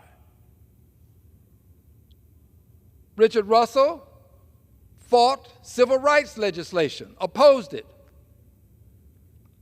Richard Russell was a co-author of the Southern Manifesto.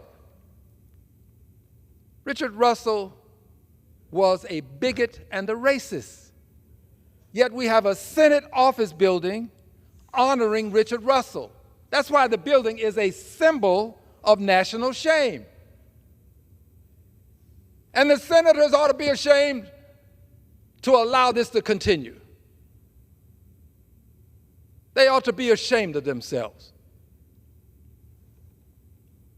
Senate office building paid for with taxpayers' dollars, named after a person who was a racist. Well, why? Here's what some have said. We don't change the name until we can acquire another name. and they can't agree on another name. That, my friend, is a facade. That's just a way of avoiding having to deal with the reality of the facts that make this a symbol of national shame. A poor excuse. Senators ought to be ashamed. They ought to be ashamed to even say this. Because here's what they can do, and I have a resolution asking them to do this. They can let the building revert back to the name that it had before it was the Russell Senate Office Building. And that name was the old Senate Office Building. Let it revert back to this name. And then take all of the time you need, all of the time, ad infinitum, and select another name. I have no name to recommend. I have not suggested that it be named to honor any person. Have not, and I'm not going to. I want Richard Russell's name off because I don't think that we should demean the people of color, the black people who have to go into this building, by having his name on the building. I don't go in the Russell Office Building unless I'm going to protest Richard Russell. I'll go there for protestation, but for no other reason. In fact, I've written letters telling people who've invited me to speak in that building that I will not. I'm not going into the Russell Senate Office Building, and I'll be more than honored to go in when that name changes, and it will change. It will change. But why is it still there? I've explained to you the name, the fact that there are people who say we can't agree on a name, that's why. But I'm going to give you another reason why. It is still there because black people don't have to be respected the same way white people have to be respected. It's true. They don't have to be. There are no consequences for those senators. I assure you, if this building had a name that was insulting to white people, the name would change. I can think of some names that if those names were on this building, they would come off immediately, if not sooner. Because, again, black people don't have to be respected. This is what's inculcated within the minds of many, not all, but many people in this country. They don't have to be respected to the same extent as white people.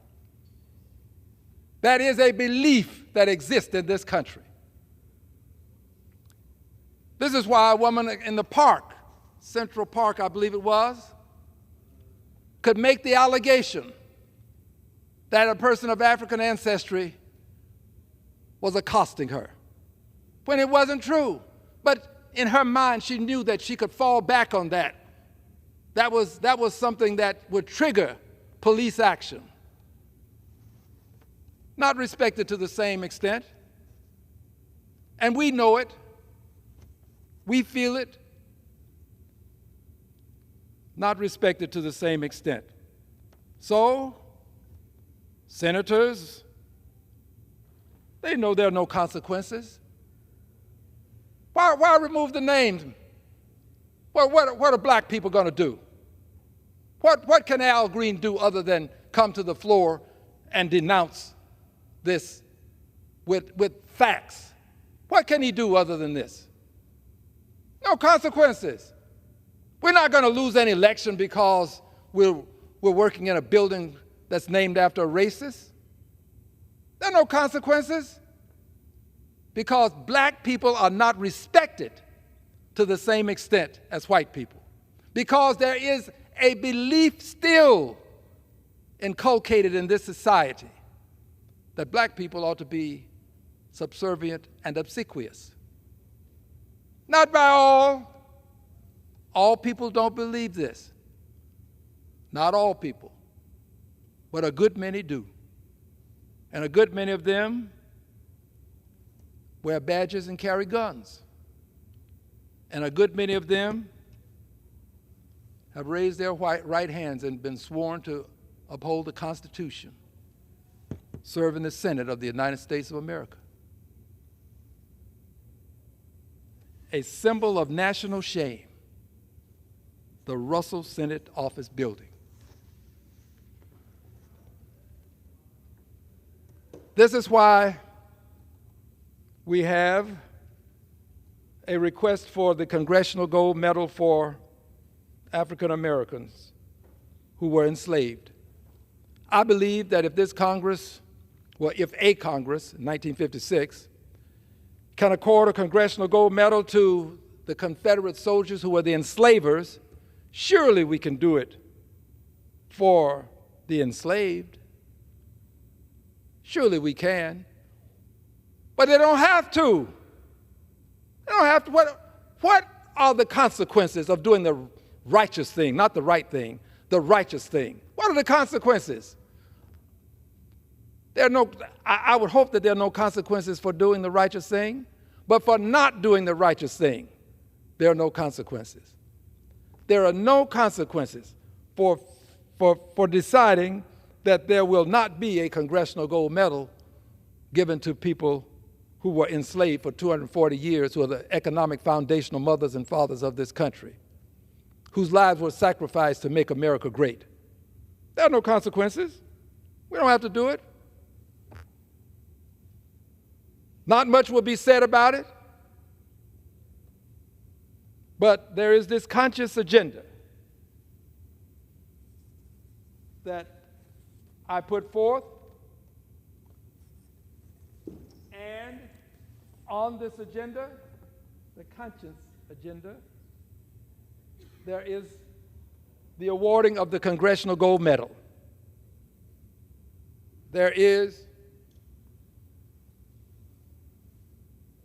the inculcating the date August the 20th annually as Slavery Remembrance Day. There is the removal of the name Richard Russell from the Russell Senate Office Building. But there's also something else. The enacting the Securities and Exchange Atonement Act. This legislation would require the insurance companies that insured people who were enslaved, insured them so that the master, the owner, could receive some compensation when or if the enslaved person died for certain reasons. Those insurance companies have to atone. They've admitted that they've done it through their predecessor institutions. They've done it. And then the banks. I was the chairperson of the Subcommittee on Oversight and Investigations for Financial Services. The big banks came before us. There was an acknowledgement indicating that they knew of their predecessor institutions being engaged in the process of helping persons to buy and sell enslaved people, people who had been dehumanized. They did it. And I asked them the question, do you think you've done enough to atone? The answer was no, they didn't think they had. But they haven't given us reason to believe that they will. So this legislation will help them to move toward atonement. But there's more than this. There is a need for a Department of Reconciliation to deal with the transgressions our nation, the transgression our nation has engaged in over the centuries. A Department of Reconciliation, not just for the enslaved, but for them, of course, but not only for them. But a Department of Reconciliation to deal with the many other transgressions. We hold ourselves out to be the bearers of the torch of liberty. We hold ourselves out to be people who pledge allegiance and want liberty and justice for all, to a flag that symbolizes our desire for liberty and justice for all. We hold ourselves out to be the people who believe that all persons were created equal and endowed by their Creator with certain unalienable rights, among them life, liberty, and the pursuit of happiness. We can't do this with the credibility that should be a natural corollary of holding ourselves out as such without having reconciliation. Reconciliation has to come to America. I love my country. I salute the flag. I say the Pledge of Allegiance. I sing the national anthem. So this is not a person who hates the country. By the way, I should love it. My ancestors are the ones who made it great. They're the ones whose lives were sacrificed so that America could be great. Yes, I love what they've done. I love other people in the country too. My religion requires that I love everybody. Doesn't require me to like everybody. So I love it. But this Department of Reconciliation would help us to achieve what we claim we represent. This Department of Reconciliation would have Secretary of Reconciliation, just as the Labor Department has a Secretary of Labor, and the Commerce Department has a Secretary of Commerce. This person would report to the President just as these other secretaries report to the President. And this person would have a budget. This department would, just as other departments have a budget. I've suggested that it be linked to the Defense Department's budget, to some portion of it, so that it would always be funded. Not money to come from the Defense Department, but a percentage that would relate to what the Defense Department's budget is. Because the Defense Department is always going to be funded, notwithstanding current circumstances where we have difficulties arriving at agreements. We're going to fund the Defense Department. Make no mistake about it. So this department would be funded. And it would deal with all forms of invidious discrimination. Can deal with the Trail of Tears. Can deal with what happened to the indigenous Americans, the Aboriginal Americans, the persons who were here before Columbus, persons who were here at the genesis of human beings being here. They were treated brutally. The only reason they exist in this country now is because they were strong enough to survive the attempts to impose genocide. They survived it. But there has been no atonement for this. No proper atonement. No proper atonement. And the list goes on and on. All of these, the persons who were interned, American citizens, interned. There has to be atonement. America owes it to itself to atone for these transgressions. That's what this conscience agenda is about. Our moral imperative. Our moral imperative. The conscience is that thing within you that says this is the right thing to do. The moral imperative is the thing that says this is the thing I must do. So we have the conscious agenda, our moral imperative, to do the righteous thing, to inculcate August the 20th as Slavery Remembrance Day. In Houston, Texas, we had a Slavery Remembrance Day event. I had the opportunity to present legislation and talk about it, and we had over 1,000 people to attend. This month, I was at Georgetown University where a Slavery Remembrance event took place. The students there were the sponsors, did an outstanding job. We've had a Slavery Remembrance event in other places, and there are now calls from additional institutions to have slavery remembrance events. So I look forward to inculcating August 20th as the annual day for remembrance of those who were enslaved. This conscious agenda, calling for the awarding of the Congressional Gold Medal, calling for the removal of Richard Russell's name from the Russell Senate Office Building, call for the enacting of the Securities and Exchange Atonement Act, and, of course, the establishment of the Department of Reconciliation. All things that are doable, all things that I hope to see done in my lifetime, but if not, I believe they can be done. I believe that one lifetime may not be enough, but I do believe that in somebody's lifetime we have to have the genesis of all of this. And to be the progenitor of it is in no way insulting to me. And I close now with what I have on my letterhead. After I signed my name, right under my name on my letterhead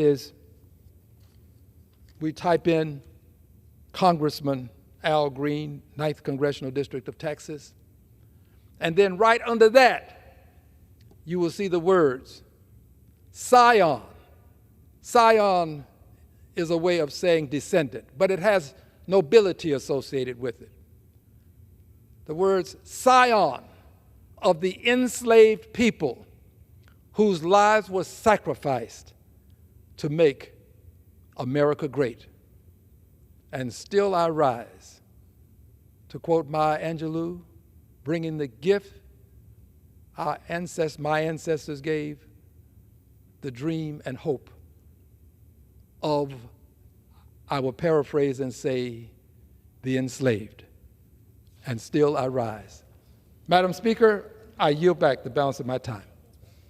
The gentleman yields back. Under the Speaker's announced policy of January 9th, 2023, the gentleman from Texas, Mr. Elzy, is recognized for 60 minutes as the designee of the Majority Leader. Thank you, Madam Speaker. I ask unanimous consent that members have 5 legislative days in which to revise and extend their remarks and include extraneous material. Without objection.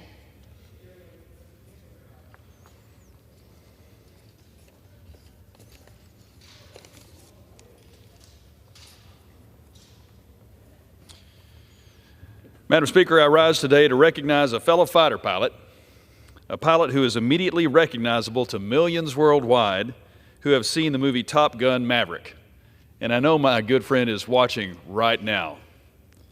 Those fanboys and fangirls know him only from the credits as the pilot in Bar, who thanks his fellow captain for inadvertently buying a round of drinks. That fighter pilot is my good friend, Brian Ferguson. Ferg, who is retiring from the Navy Reserve after 30 years of dedicated service next Friday. Ferg's accomplishments in the Navy are too numerous to completely list here, so I'll just provide a few highlights. After graduating from Embry-Riddle Aeronautical University in 1993, he joined the Navy, went to flight school, and earned his Naval Aviator Wings of Gold. He spent the next 10 years flying F-18s from the decks of aircraft carriers in peace and wartime, including multiple night strikes into Iraq during Operation Iraqi Freedom. After 10 years on active duty, he transitioned to the Navy Reserve as an adversary pilot, being the bad guy, flying F-5s with Fighter Composite Squadron 13. And as I can personally attest, the high point of any fighter pilot's career is the opportunity to command a squadron. Ferg took command of VFC-13 in 2012, and with the help of his enlisted sailors and tactically brilliant junior officer pilots, the squadron won awards for combat readiness, safety, aircraft maintenance, and personnel retention. Following command, Ferg continued to serve in important roles with Space and Naval Warfare Systems Command, the Naval Aviation Warfighting Development Center, Carrier Strike Group 15, the 6th Fleet Navy Reserve Headquarters Unit, and then as the Deputy Commander of the Naval Air Force Reserve. In 2018, an irresistible opportunity presented itself when Ferg was asked to be the Navy's technical advisor and aerial coordinator for the filming of Top Gun: Maverick, an opportunity he declined at least twice because he would, despite being a Top Gun graduate himself, because of the time it would require him to be away from his family. And of course, finally, it was his wife, Susan, who is a lot smarter than Ferg. Yes, we wrote that out, Ferg, and we mean it. Who said, if you don't help make the flight scenes in the movie look realistic, and they don't, you'll spend the rest of your life telling people you could have done it better, which he would. So just go do it yourself, so you can't blame anybody else if the scenes don't live up to the hype. So Ferg spent nearly 2 years working as the Navy's point man on the film. His hand is in every scene with an airplane, and as we all know, those flying scenes lived up to the hype. In spite of all that he has accomplished in the air, Ferg will be the first to tell you that the most important things in his life are on the ground. His lovely wife, Susan, and their 4 children.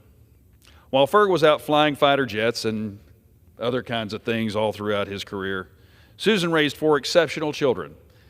And as I will tell you as a fellow naval aviator, that it's the spouses who endure most of the sacrifice and do the raising of the children. And in Ferg's case, I'm very grateful that Susan was the one who did that. And of course, she was working full-time herself. Their 3 sons, Cole, Evan, and Connor, each earned the rank of Eagle Scout. Cole and Evan graduated college, and Connor is currently in college. His daughter, Cassie, earned her Girl Scout Silver Award and is a college student and skilled equestrian. I also know that when Ferg was in leadership positions, particularly as the deputy to a 2-star admiral, everybody's favorite thing, he often stayed late so that his sailors and junior officers could get home to be with their families. It was the love and support of his own family that enabled Ferg to serve and succeed in the Navy for the past 30 years, and I rise today to recognize them for their service as well. In conclusion, Madam Speaker, I want to thank the Fergusons, Brian, Susan, Cole, Evan, Connor, and Cassie, for the sacrifices they have made for the Navy and our country over the past 30 years. Fair winds and following seas, shipmate. You're an American hero. You will be missed in the Navy. Now, Madam Speaker, I'd like to yield 5 minutes to my good friend from Florida, Sheriff Rutherford.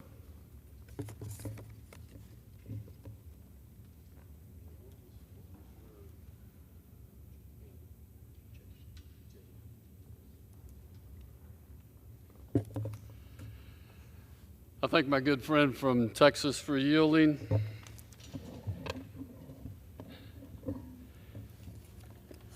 Madam Speaker, today I stand before you with immense pride as an American and the son of a Navy veteran. Throughout my life, I had the opportunity to witness our service members' unwavering commitment to this nation. I rise today to recognize the 50th anniversary of our all-volunteer force in the United States military.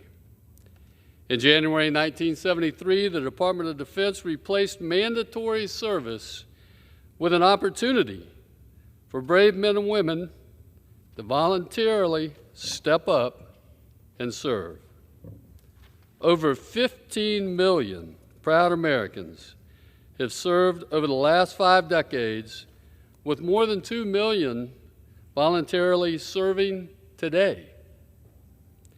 These American heroes epitomize patriotism through their courage, honor, and selflessness, and represent the cornerstone of our military's unparalleled strength.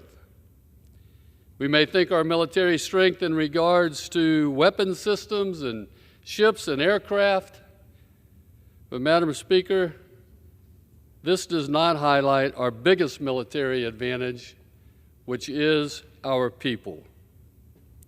We have the most professional military in the world with a clear command and control structure. As we face recruiting challenges among the services, we must remind our younger generations of the honor to serve, protect, and defend the Constitution against all enemies, foreign and domestic. I have to tell you, I'm very hopeful for our future. When I think of the brave men and women who will join our all-volunteer force over the next 50 years. And I have to tell you, and every Congress person knows, as my good friend from Texas knows, one of the greatest privileges that we have is to nominate young men and women to attend our military academies. And I can tell you, those men and women give me great hope for the future of the United States military. So I want to thank all of those who volunteer, like Commanders Jake Elsey right here. Thank you, Commander, for your service. I want to thank your friend Brian Ferguson, who I don't know, but I thank him for his service, and I thank him for working on that film. It's one of my favorites. So, but may God bless the United States and those who willingly defend it. And with that, Madam Speaker, I yield back. Thank you, Sheriff. Thank you, Madam Speaker. Yes, sir. You too. As many of you know, from time to time, I address the House floor with my version of a speech that my childhood pastor would give every Sunday called Joys and Concerns. And during this time, he would highlight some of the remarkable things that members of the church were doing and some of their many accomplishments. He would also take this time to bring up prayer requests. That would unite us as a congregation to pray for our community and those in need. And recently I had the opportunity to go to Hillsboro, Texas, which is a city in my district in Hill County. It's a remarkable place of wonderful people, and they all love their country. So much so that the local community college, Hill College, has a Veterans Museum on campus. And if you take a moment before you walk into the museum, out front to the right is a small memorial, and it's a Medal of Honor memorial to native-born Texans. And it's engraved on a headstone, and during my visit, I'm always drawn to those to see what I can find there. And my district is home to 9 Medal of Honor recipients, and I'd like to take a moment to introduce them to you. And if you'll indulge me, it'll take a little time, but I think it's worth talking about as we worry about the future of this country and what we're made of and the greatness of our people. And when I tell you their stories, you should have no doubt that there should be no doubt about our past and our future. So from Dallas, Commander Samuel Dealey served our nation in World War II. He was born September 13, 1906, and served our nation during World War II. He received the Medal of Honor for conspicuous gallantry and intrepidity at the risk of his life above and beyond the call of duty as commanding officer of the USS Harder during her 5th war patrol in Japanese-controlled waters. Floodlighted by a bright moon and disclosed to an enemy destroyer escort, which bore down with the intent to attack, Commander Dealey dived his submarine to periscope depth and waited for the pursuer to close range, then opened fire, sending the target and all aboard down in flames with his 3rd torpedo. Plunging deep to avoid fierce depth charges, he again surfaced, and within 9 minutes after sighting another destroyer, had sent the enemy down tail first with a direct hit immediately amidship. Evading detection, he penetrated the confined waters off Tawi-Tawi with the Japanese fleet based 6 miles away and scored death blows on 2 patrolling destroyers in quick succession. With his ship heeled over by concussions from the first exploding target and the second vessel nosediving in a blinding detonation, he cleared the area at high speed. Sighted by a large hostile fleet force on the following day, he swung his bow toward the lead destroyer for another down-the-throat shot, fired 3 bow tubes, and promptly crash-dived to be terrifically rocked seconds later by the exploding ship as the Harder passed beneath. This remarkable record of 5 vital Japanese destroyers sunk in 5 short-range torpedo attacks attested the valiant spirit of Commander Dealey and his indomitable command. From Hillsboro, 2nd Lieutenant James Harris. 2nd Lieutenant Harris was born on June 27, 1916, and served our nation during World War II. He received the Medal of Honor for conspicuous gallantry and intrepidity at risk of life above and beyond the call of duty on 7 October 1944 in Vannes, France. At 9 p.m., an enemy raiding party comprising a tank and 2 platoons of infantry infiltrated through the lines under cover of mist and darkness and attacked an infantry battalion command post with hand grenades, retiring a short distance to an ambush position on hearing the approach of the M4 tank, commanded by 2nd Lieutenant Harris.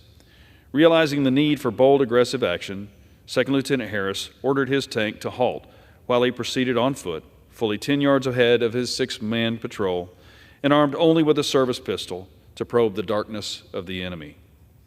Although struck down and mortally wounded by machine gun bullets which penetrated his solar plexus, he crawled back to his tank, leaving a trail of blood behind him, and, too weak to climb inside it, issued fire orders while lying on the road between two contending armored vehicles. Although the tank which he commanded was destroyed in the course of the firefight, he stood the enemy off until friendly tanks, preparing to come to his aid, caused the enemy to withdraw and thereby lose an opportunity to kill or capture the entire battalion command personnel. Suffering a second wound, which severed his leg at the hip, in the course of this tank duel, 2nd Lieutenant Harris refused aid until after a wounded member of his crew had been carried to safety.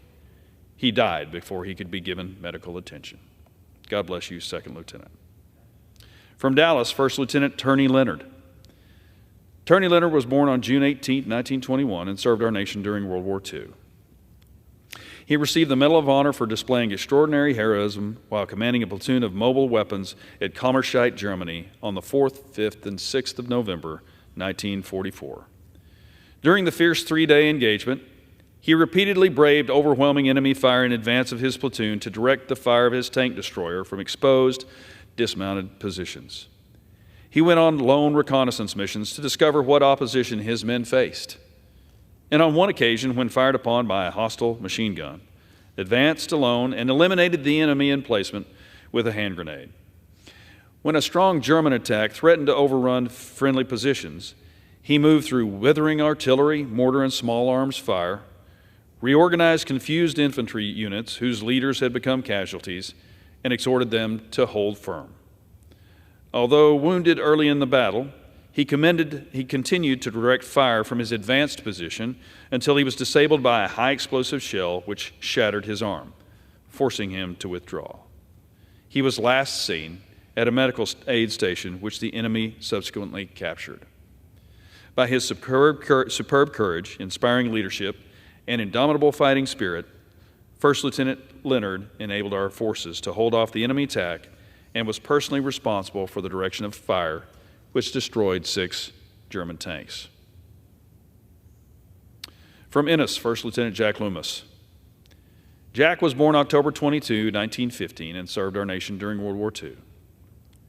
He received the Medal of Honor for conspicuous gallantry and intrepidity at the risk of his life above and beyond the call of duty as leader of a rifle platoon attached to the 2nd Battalion, 27th Marines, 5th Marine Division, in action against enemy Japanese forces on Iwo Jima in the Volcano Islands on March 8, 1945, right before the war ended. Resuming his assault tactics with bold decision after fighting without respite for 2 days and nights, 1st Lieutenant Loomis solely advanced his platoon against an enemy deeply entrenched in a network of mutually supporting positions. Suddenly halted by a terrific concentration of enemy fire, he unhesitatingly moved forward of his front lines in an effort to neutralize the Japanese position.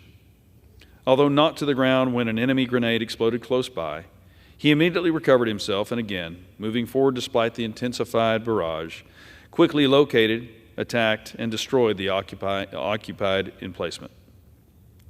Instantly taken under fire by the garrison of a supporting pillbox and further assailed by the slashing fury of hostile rifle fire, he fell under the impact of a second enemy grenade, but courageously disregarding painful shoulder wounds, staunchly continued his heroic one-man assault and charged the second pillbox, annihilating all the occupants.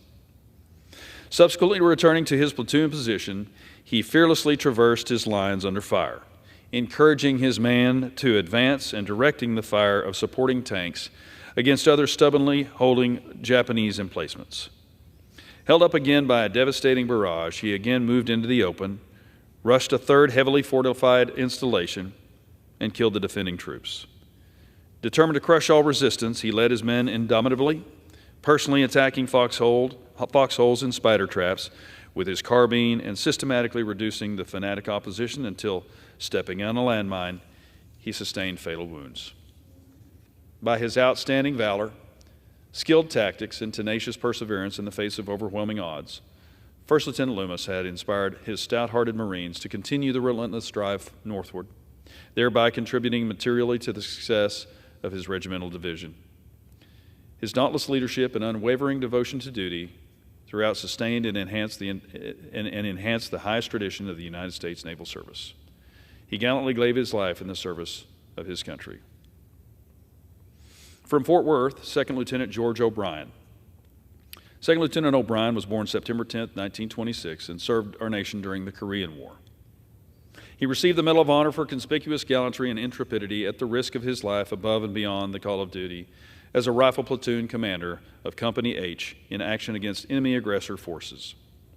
With his platoon subjected to an intense mortar and artillery bombardment while preparing to assault a vitally important hill position on the main line of resistance, which had been overrun by a numerically superior enemy force on the preceding night, Second Lieutenant O'Brien leapt from his trench when the attack signal was given and, shouting for his men to follow, raced across an exposed saddle and up the enemy-held hill through a virtual hail of deadly small arms, artillery, and mortar fire. Although shot through the arm and thrown to the ground by hostile automatic weapons fire as he neared the well-entrenched enemy position, he bravely regained his feet, waved his men onward, and continued to spearhead the assault, pausing only long enough to go to the aid of a wounded Marine.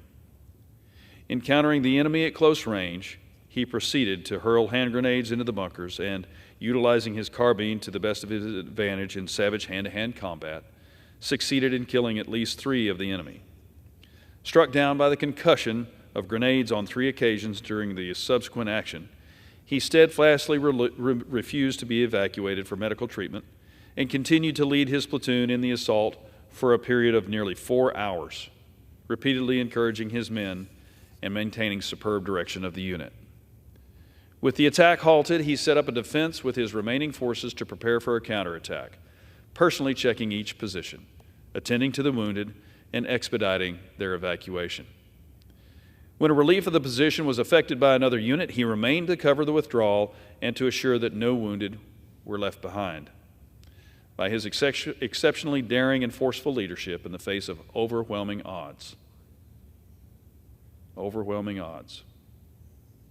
Second Lieutenant O'Brien served as a constant source of inspiration to all who observed him and was greatly instrumental in the recapture of a strategic position on the main line of resistance. His indomitable determination and valiant fighting spirit reflect the highest credit upon himself and enhance the finest traditions of the U.S. Naval Service. Thank you, sir. From Palestine, Captain Stephen Bennett.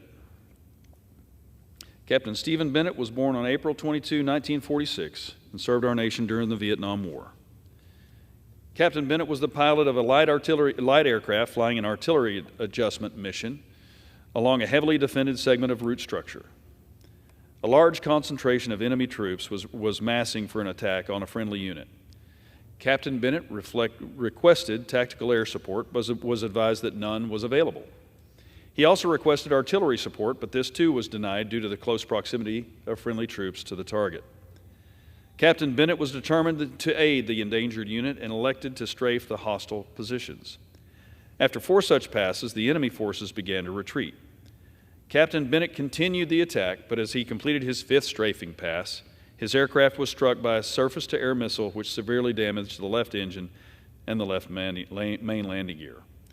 As fire spread in the left engine, Captain Bennett realized that recovery at a friendly airfield was impossible. He instructed his observer to prepare for ejection, but was informed by the observer that his parachute had been shredded by the force of the impacting missile.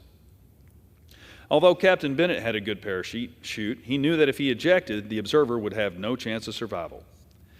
With complete disregard for his own life, Captain Bennett elected to ditch the aircraft in the Gulf of Tonkin, even though he realized that a pilot of this type of aircraft had never survived a ditching. The ensuing impact upon the water caused the aircraft to cartwheel and severely damaged the front cockpit, making escape for Captain Bennett impossible. The observer successfully made his way out of the aircraft and was rescued. Captain Bennett's unparalleled concern for his companion, extraordinary heroism, and intrepidity above and beyond the call of duty at the cost of his life were in keeping with the highest traditions of the U.S. military service and reflect great credit upon himself and the United States Air Force. Thank you, Captain Bennett. From Corsicana, Sergeant Candelario Garcia. Sergeant Garcia was born on February 26, 1944, and served our nation during the Vietnam War. He received the Medal of Honor for distinguishing himself with acts of gallantry and intrepidity above and beyond the call of duty while serving as an acting team leader for Company Bravo, 1st Battalion, 2nd Infantry, 1st Brigade, 1st Infantry Division during combat operations against an armed enemy at Lai Khe, Republic of Vietnam, on December 8, 1968. On that day, while conducting reconnaissance, Sergeant Garcia and his platoon discovered communication wire and other signs of an enemy base camp leading to a densely vegetated area. As the men advanced, they came under intense fire. Several men were hit and trapped in the open. Ignoring a hail of hostile bullets, Sergeant Garcia crawled to within 10 minutes of a machine gun bunker, leapt to his feet, and ran directly at the fortification, firing his rifle as he charged. Sergeant Garcia jammed 2 hand grenades into the gun port and then placed the muzzle of the weapon inside, killing all 4 occupants. Continuing to expose himself to intense enemy fire, Sergeant Garcia raced 15 meters to another bunker and killed its 3 defenders with hand grenades and rifle fire. After again braving the enemy's barrage in order to rescue 2 casualties, he joined his company in an assault which overran the remaining enemy positions. Sergeant Garcia's extraordinary heroism and selflessness above and beyond the call of duty are in keeping with the highest traditions of military service and reflect great credit upon himself, his unit, and the United States Army. Thank you, Sergeant. And finally, from Dallas, Specialist Robert Law. Specialist Law was born on September 15, 1944, and served our nation during the Vietnam War.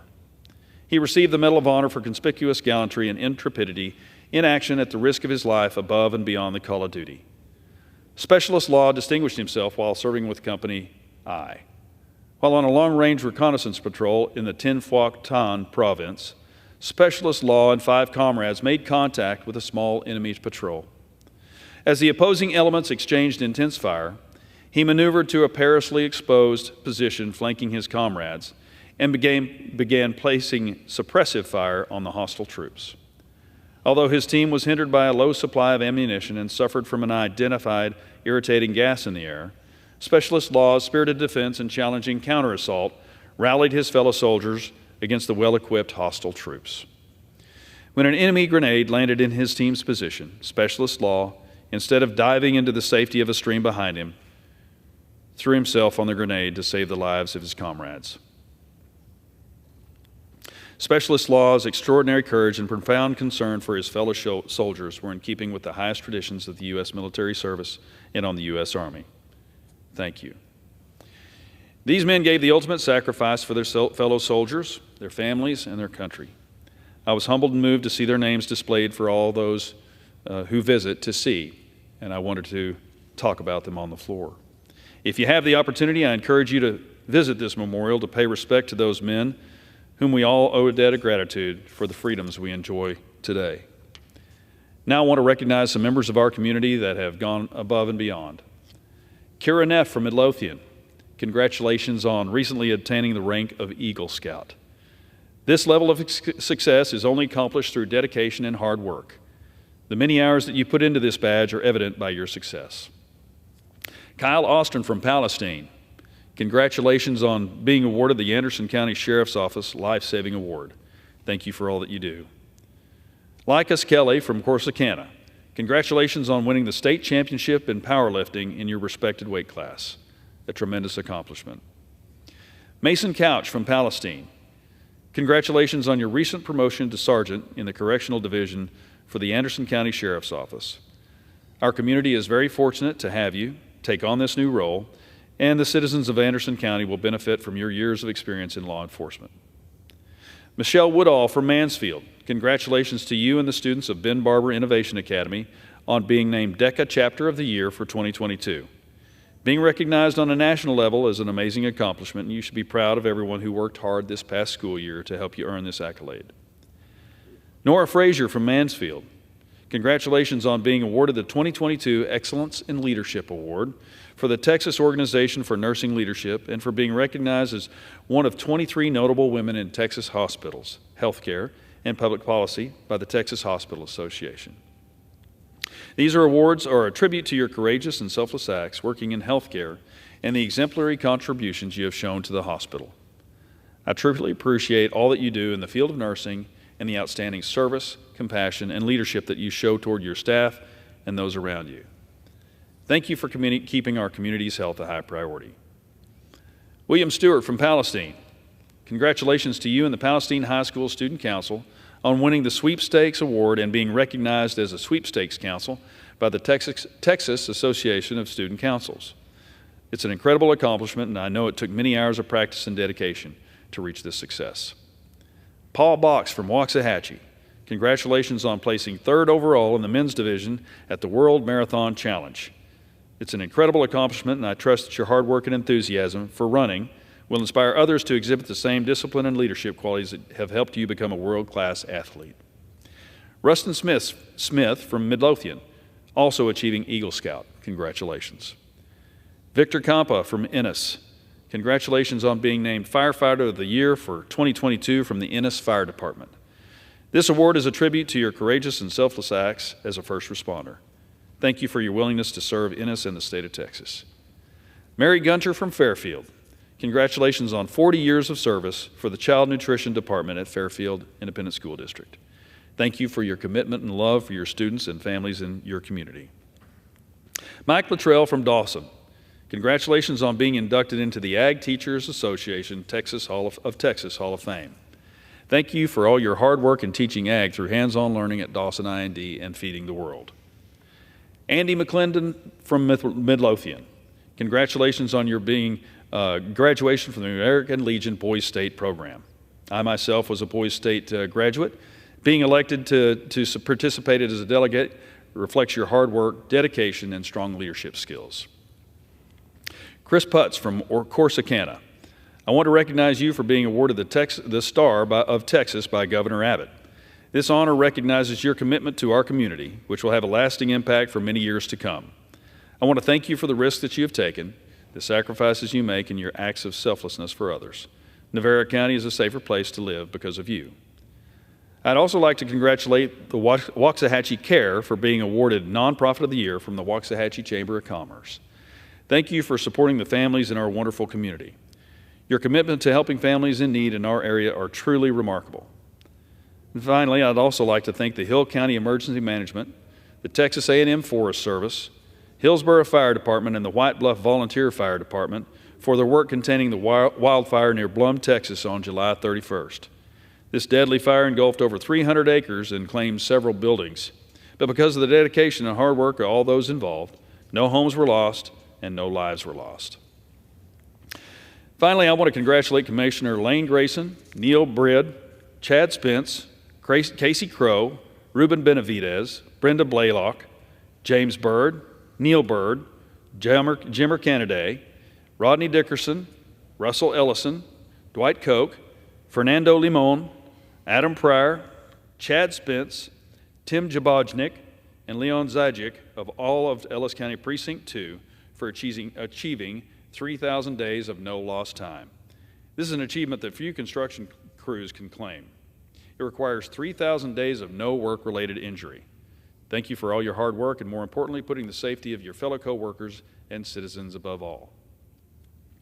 These are just a few examples of some outstanding people living in Texas 6th District. So when you think that there's no hope in our country, know that there is. That there are people in our communities and here in Washington working hard to leave this world a better place than when they got here, and it's my privilege to honor them on the House floor. Every Sunday after the joys would come the concerns, and there was never a shortage because everybody knew in Matthew, he says, where 2 or 3 are gathered in my name, I'm in the midst of them. So I want to start with a concern from Catherine from Palestine, whose mother recently got diagnosed with cancer. She asked that we keep her in our prayers as she and her family go through this difficult time. Tamara from Jacksonville asks us to keep all of our homeless veterans in our prayers, many of which are battling with mental illness and unseen wounds from their time defending our country. Neil from Irving is concerned about what he sees in the news with regard to fentanyl. And while he does not understand why anybody would choose to take it, he knows it's a problem. Mark from Whitney recently took his wife to the hospital for a collapsed lung and asked that we keep her in our prayers. John from Whitney is joyful for the life that God has given him, and is concerned about the chemo and radiation treatment he started this week. John, Shelby, and my thoughts and prayers are with you and your family.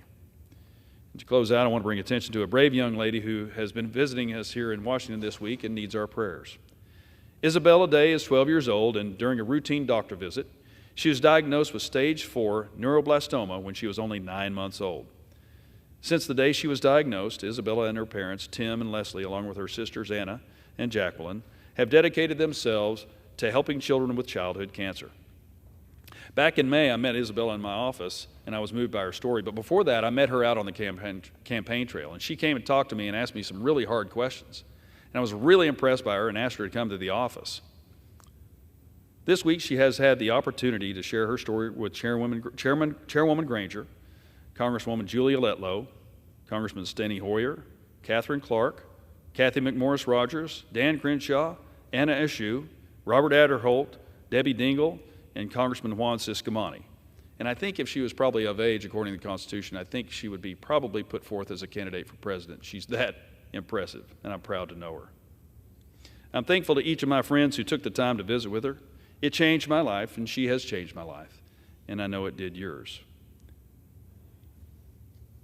When I mentioned the 9 recipients of the Medal of Honor from different ages and eras, and I served with men and women who no doubt, had we been in a conflict today, would be deserving of that too. So I just want to tell people that when you lose hope, there's much to be hopeful for in this country. We have incredible women here in this chamber, incredible men here in this chamber, representatives up here in Washington, D.C. who sacrifice a lot of their time with their families to serve you. So don't read the hype on the media. Understand that they're working very hard. And remember, that when I talk about these Medal of Honor men who were drafted in World War II or Vietnam, they would tell you that they're just like any of the others of us, called to do something great. And they were awarded a medal for conspicuous gallantry and intrepidity at the risk of their lives, and usually in the face of overwhelming odds. And what we face today is not overwhelming. We're the United States of America. We have and can continue to accomplish anything we set our minds to. So I ask that you keep all Americans in our prayers. Keep joy in your hearts, hope in man, and faith in God. With that, Madam Speaker, I yield back. Under the Speaker's announced policy of January 9th, 2023, the Chair recognizes a gentleman from Texas, Mr. Roy, for 30 minutes. Thank the Speaker, and I thank my friend from Texas for his service to this great country, both in uniform and here in this body. And I'm honored to serve with him. I'm honored to serve with all of the great members of Congress that wore the uniform. And I appreciate his remarks just now, honoring many of those who have served and were properly awarded and recognized, and many of his own constituents. It's an honor to serve with you. Just as an honor to serve with the Speaker, also from Texas. I'm reminded as I listen to my friend from Texas of the engagements that I had with veterans that I represent in the 21st Congressional District in Texas between Austin and San Antonio just over August. One of the great things about when you are in your work period is engaging with your constituents, and they have a funny way of reminding you why they sent us here. And I had countless veterans, civilians, asking me what's happening to their country. And many veterans, several men later in life, breaking down in tears, asking questions like, what did they fight for? To watch what's unfolding currently under this administration, what's happening to the country that they believe in. So my question right now for my colleagues in this chamber is, when will it be enough?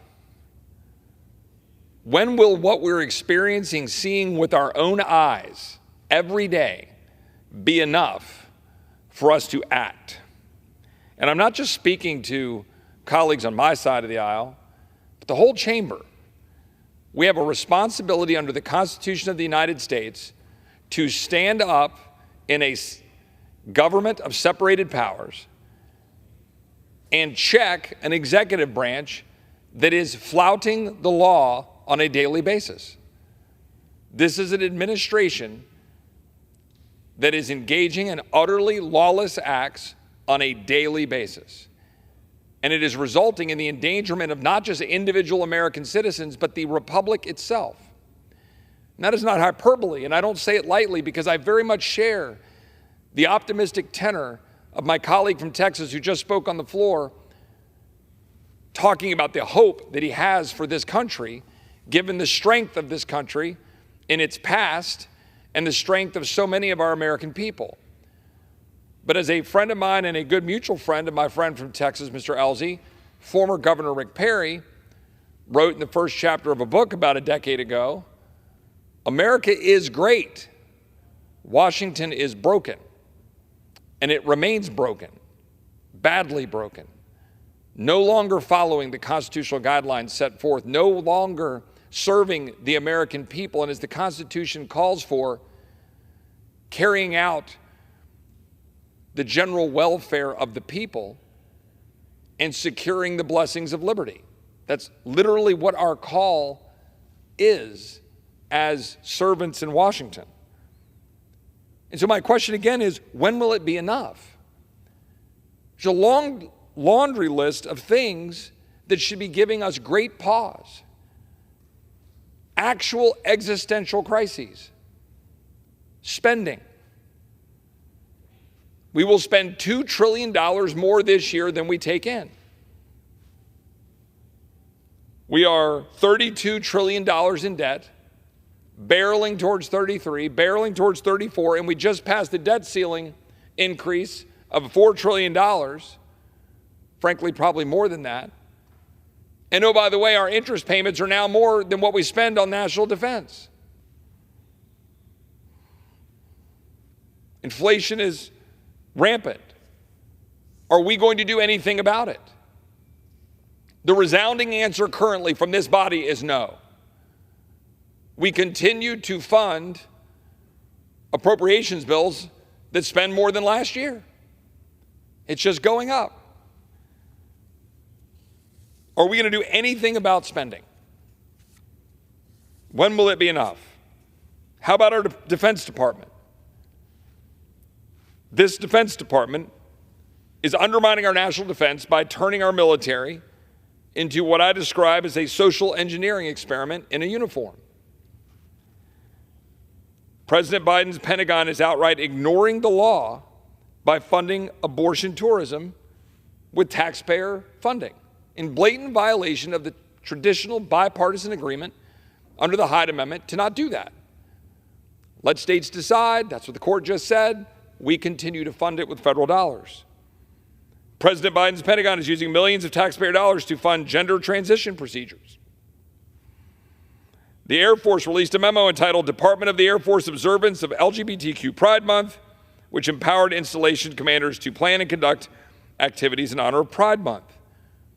Now, color me crazy and reactionary that I think that every single dollar that we fund to the Department of Defense ought to go to planes, boats, bullets, bombs, missiles, and trained soldiers to use them. Our military is paying chief diversity officers and inclusion officials upwards of $183,000 a year. The United States Marine University is a year-long program that is dedicated to exploring gender and security issues. According to the official syllabus, which we found because we saw it on Twitter when they were trying to defend their position, they discuss program themes like, quote, gendering war, with questions like, what is gender and how is it different from biological sex? Or how war narratives are constructed through gender discourse. Again, we're $2 trillion in debt. Our recruiting levels are in the toilet at the Pentagon. China is building their military, and this is what we're funding. It's not like we have a $2 trillion surplus. What are we doing? Do you really think having Marines discuss how, quote, war narratives are constructed through gender discourse helps us win a war? COVID. The hysteria and the tyranny are already on the march again. This week, we learned that CIA whistleblowers told the COVID Select Committee that the CIA bribed its analysts to deny the lab leak theory. The whistleblower claims that 6 of 7 analysts believed that the evidence pointed toward the Wuhan lab leak theory. The 6 were then given a, quote, significant monetary incentive to change their position.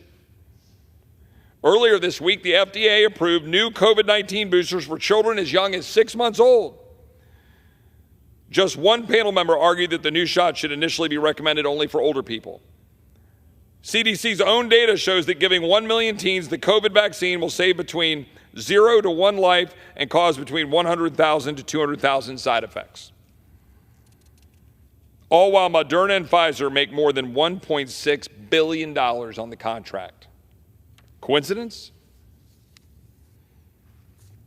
How about health?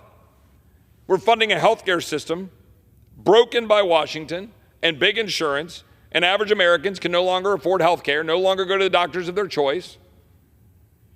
Obamacare is set to cost you 6% more in 2024. Some plans may spike 10%.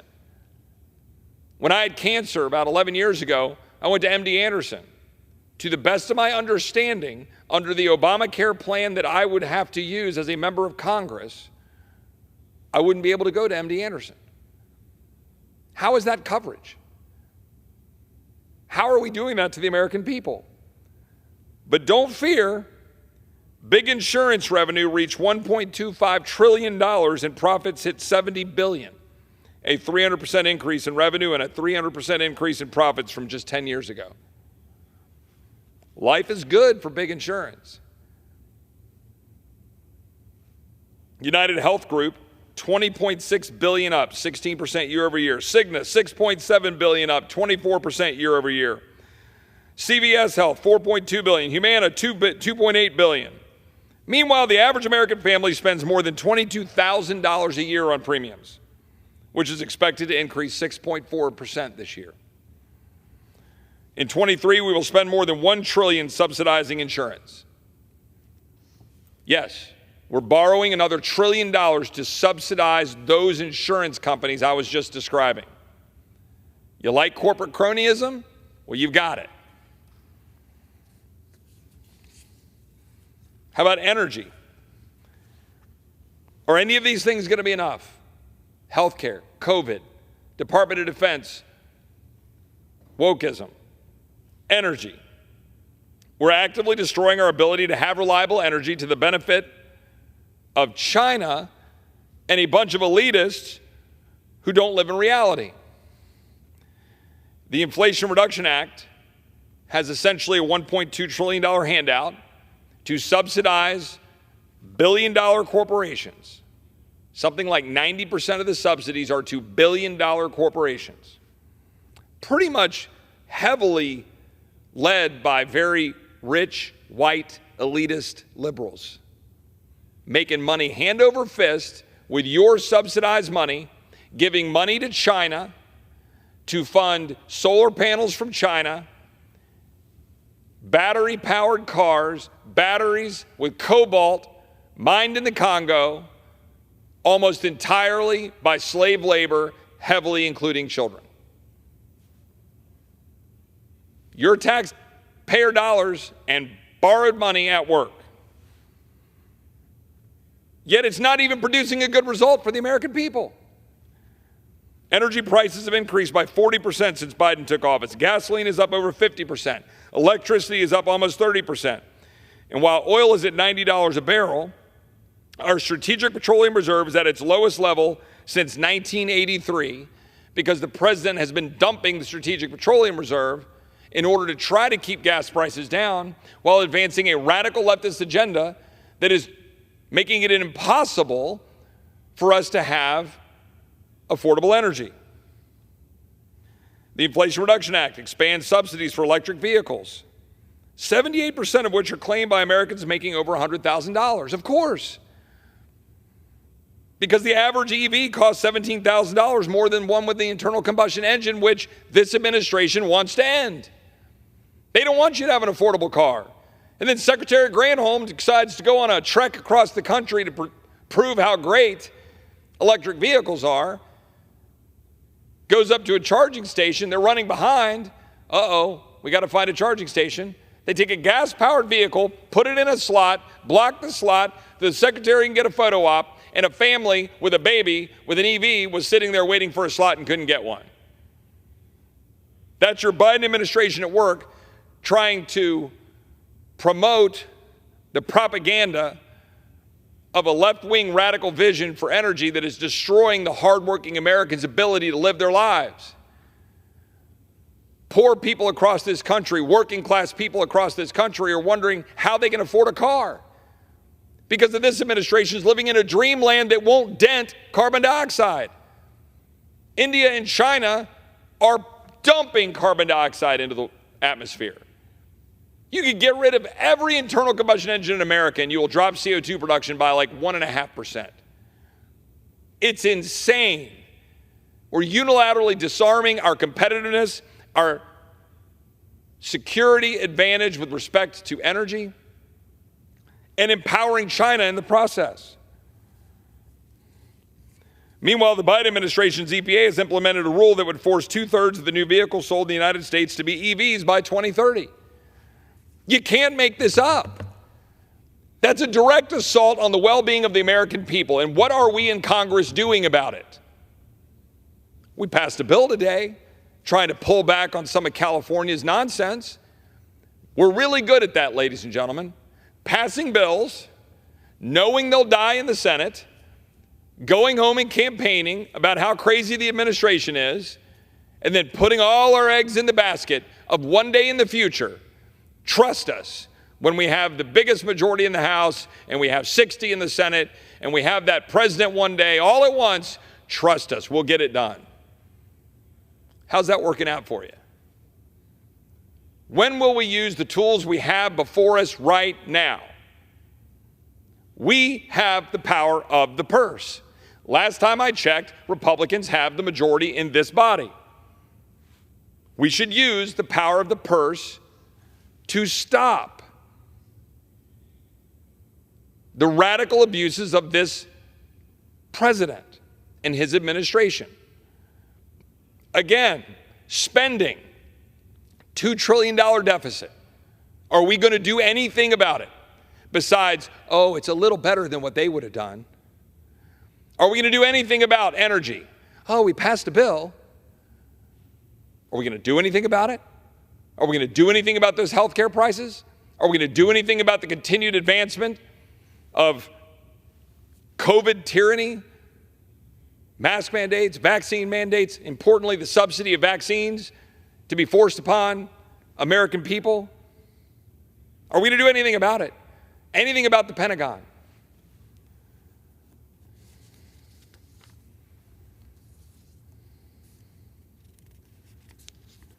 The Department of Justice, instead of focusing on locking up bad guys, and I say this as a former federal prosecutor who locked up a few bad guys,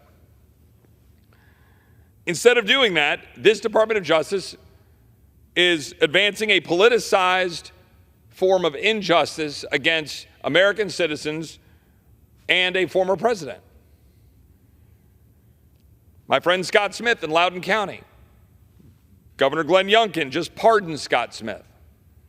Now, remember, he was targeted as a domestic terrorist in conjunction between the National School Board Association and the Department of Justice for going to a school board meeting to defend his daughter. Mark Houck in Philadelphia. He was targeted, had a SWAT team show up at his door in Philadelphia because he dared to defend his son while engaging in his free speech rights in front of an abortion clinic. The FBI is weaponizing the so-called FACE Act to target pro-life Americans. overwhelmingly targeting only pro-life Americans when they go engage in their free speech rights. And of course, they're targeting former President Trump, doing all they can to target the former president, while also doing all they can to ensure that Hunter Biden and President Biden do not face justice. Under the Department of Justice, we have the Bureau of Alcohol, Tobacco, and Firearms. Early this year, the ATF issued a rule banning pistol stabilizing braces that are intended for recruiting shooters with physical disabilities and disabled veterans. That rule potentially makes felons out of up to 40 million Americans. Wasn't made in Congress, wasn't codified here. It was made by bureaucrats. Now they're targeting private sales, trying to promote a universal background check despite the fact Congress has rejected it. How about your food? Will we do anything about food? We're ceding control of our food supplies to foreign nations because our government is making it really difficult, if not impossible, to farm in this country. The USDA projected the U.S. would become a net importer of food for the first time in its entire history in 2023. Foreign ownership of U.S. agricultural land doubled from 2009 to 2019. China's agricultural investment in other nations has grown by more than tenfold since 2009. And Chinese companies are purchasing land near key defense installations. What are we doing about it? What is this Republican majority in this Congress doing about it? The IRS. We're still fully funding an IRS, and it just received a massive expansion. Yet, this IRS targets political opponents. In 2021, the IRS targeted the nonprofit status of my friend Bunny Pound's group, Christian Engaged, for simply being an organization that encourages Christians to vote. It's not the first time. Remember Lois Lerner? The IRS has a history of this. What are we doing about it? We keep writing the checks to fund the bureaucrats that are at war with the American people. We do it every day, and everybody just shrugs. They just walk around and they say, Chip, don't you understand? The Democrats control the Senate. Joe Biden's in the White House. We just got a position to win an election next year, and then we'll fight. Do you know how many times I've heard that? When I was Senator Cruz's chief of staff 10 years ago, when I was a lawyer in the Senate Judiciary Committee 15 years ago, it's all I've ever heard. Trust us. One day, we will use the power that we have in this body to change the trajectory of this country and to stop this weaponization of the federal government against the American people. And you can't ignore that that's what it is. When the Department of Justice is not blind and it is targeting people based on their political beliefs and targeting a former president instead of the current president because of its political beliefs, that destroys the rule of law in this country. When the Department of Defense is more concerned about being woke than actually being weaponized against our enemies, that destroys morale and recruiting. When the IRS is targeting people for their political beliefs, you don't have faith in your system of government. When your energy department is more concerned about advancing a radical leftist agenda than ensuring our own national security and our own ability to power our people, our jobs, our ability to travel,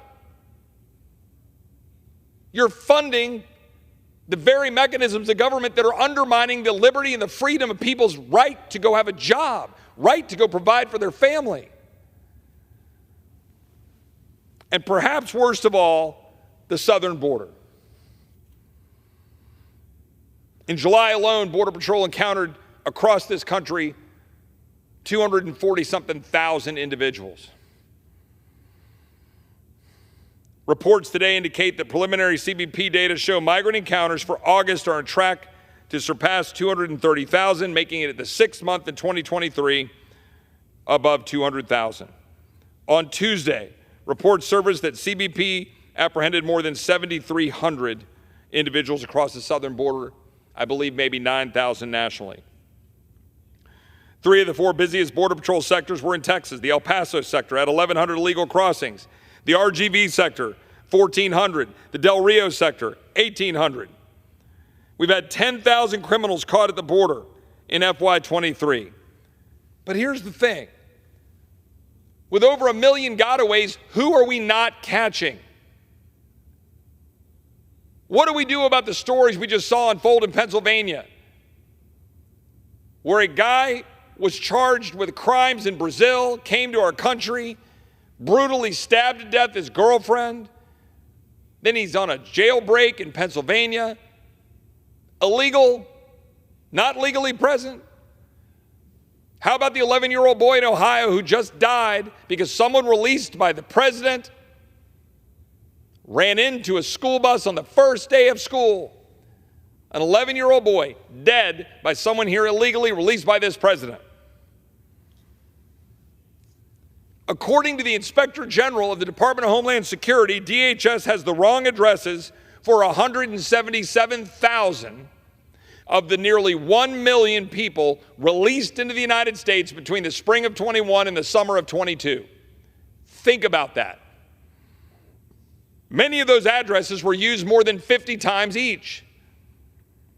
A car dealership, a bus station, a restaurant in Maryland, a church in Illinois were the addresses used.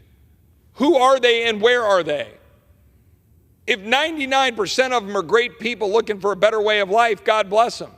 What about the other 1%? You feel good about that? You feel secure in the United States, do you? Because as you drive around your suburban enclaves and you feel safe and secure, this is going to catch up to you. Just like the New Yorkers who are starting to wake up and say, oh, this is kind of a problem. Yeah, it's a problem. The problem is there's a human toll. These are human beings. An illegal immigrant in Baltimore who was being held up for ransom for $23,000 while his wife and little girl were in a stash house in Fort Worth, Texas. And they called him up and said, we're going to rape your little girl if you don't give us $23,000. Is that what we're for in this country? Are we for perpetuating the sex trafficking trade, human trafficking trade, and slave labor? Are we for what's happening to our Border Patrol, where we're losing Border Patrol because they're being lied about by this Department of Homeland Security? Are we for 1 million people being released into the United States in a year? Are we for the criminal activity we just saw in Pennsylvania or the boy in Ohio? Are we for all of the migrants now in New York? Are we for the young man who came in as an unaccompanied alien child? A family took him into his home and he stabbed the father and killed him? Is that what we're for? And if we're not for it, what the hell are we going to do about it? Besides preen, posture, campaign, and say, oh, yeah, we're going to do something about the border one day. Trust us, one day. Well, that day is now. If we don't secure the United States, we shouldn't fund the agencies that refuse to secure it. That's what this is about. When my Democratic colleagues complain in October if we're unable to find a resolution to fund the United States government, I want them to look squarely in the mirror. It is you who is causing it. It is you who is abandoning your responsibility to secure the border of the United States. It is you that is causing little girls to get sold in the sex trafficking trade. It is you that is causing ranches in Texas to get overrun. It is you that is causing criminals to get released into the United States. It is you that is undermining our strength in the Western Hemisphere, empowering China, empowering cartels to undermine our national security. And over my dead body, am I going to say that I'm going to support funding a government that refuses to do its job to secure the border? And that's what the House of Representatives should be saying in unison to a president flouting the law. That's what this is about. Our founders gave us the power of the purse. James Madison wrote about it in the Federalist Papers. It's not just a happenstance that the House of Representatives has that power. In the Declaration of Independence, Thomas Jefferson wrote, when a long train of abuses and usurpations, pursuing invariably the same object, evinces a design to reduce them, the people, under absolute despotism, it is their right, it is their duty to throw off such government and to provide new guards for their future security. When they created our government and gave us the Constitution, they gave us tools to avoid that. But let's be very clear. What happened to us? That declaration outlined 27 grievances. I've listed more than that just here. A complete abandonment of the job and the responsibility of the federal government, leaving the state of Texas $10 billion poorer while it tries to do the job the federal government is supposed to do. The American colonists protested because they weren't represented in Parliament. I would suggest right now that the American people, frankly, aren't being well represented in this body. Because this body is letting the executive branch run over them every bit as much as King George III was doing to the colonists in 1776. You think it's hyperbole. Look at our border. Look at our system of justice. Look at our energy economy. Look at our level of spending. A complete abandonment of our job. Where are we? Why even go home this weekend? Why were we gone in August? Why aren't we right here forcing the conversation, forcing Senator Schumer and the president to come down to the Republican-led House of Representatives and say enough? It's enough. Enough to open borders, enough to a devastating energy policy, enough to lawlessness, enough to targeting the American people. Enough words, enough promises. It's time to fight. And if we're not going to secure the United States of America, we shouldn't fund the government that refuses to do so. We should stand up and fight to defend the people that sent us here to fight for them. I yield back.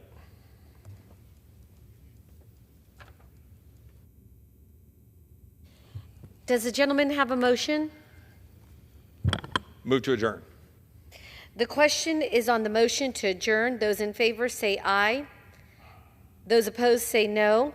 The ayes have it. The motion is adopted. Accordingly, the House stands adjourned until noon on Monday next for morning hour debate.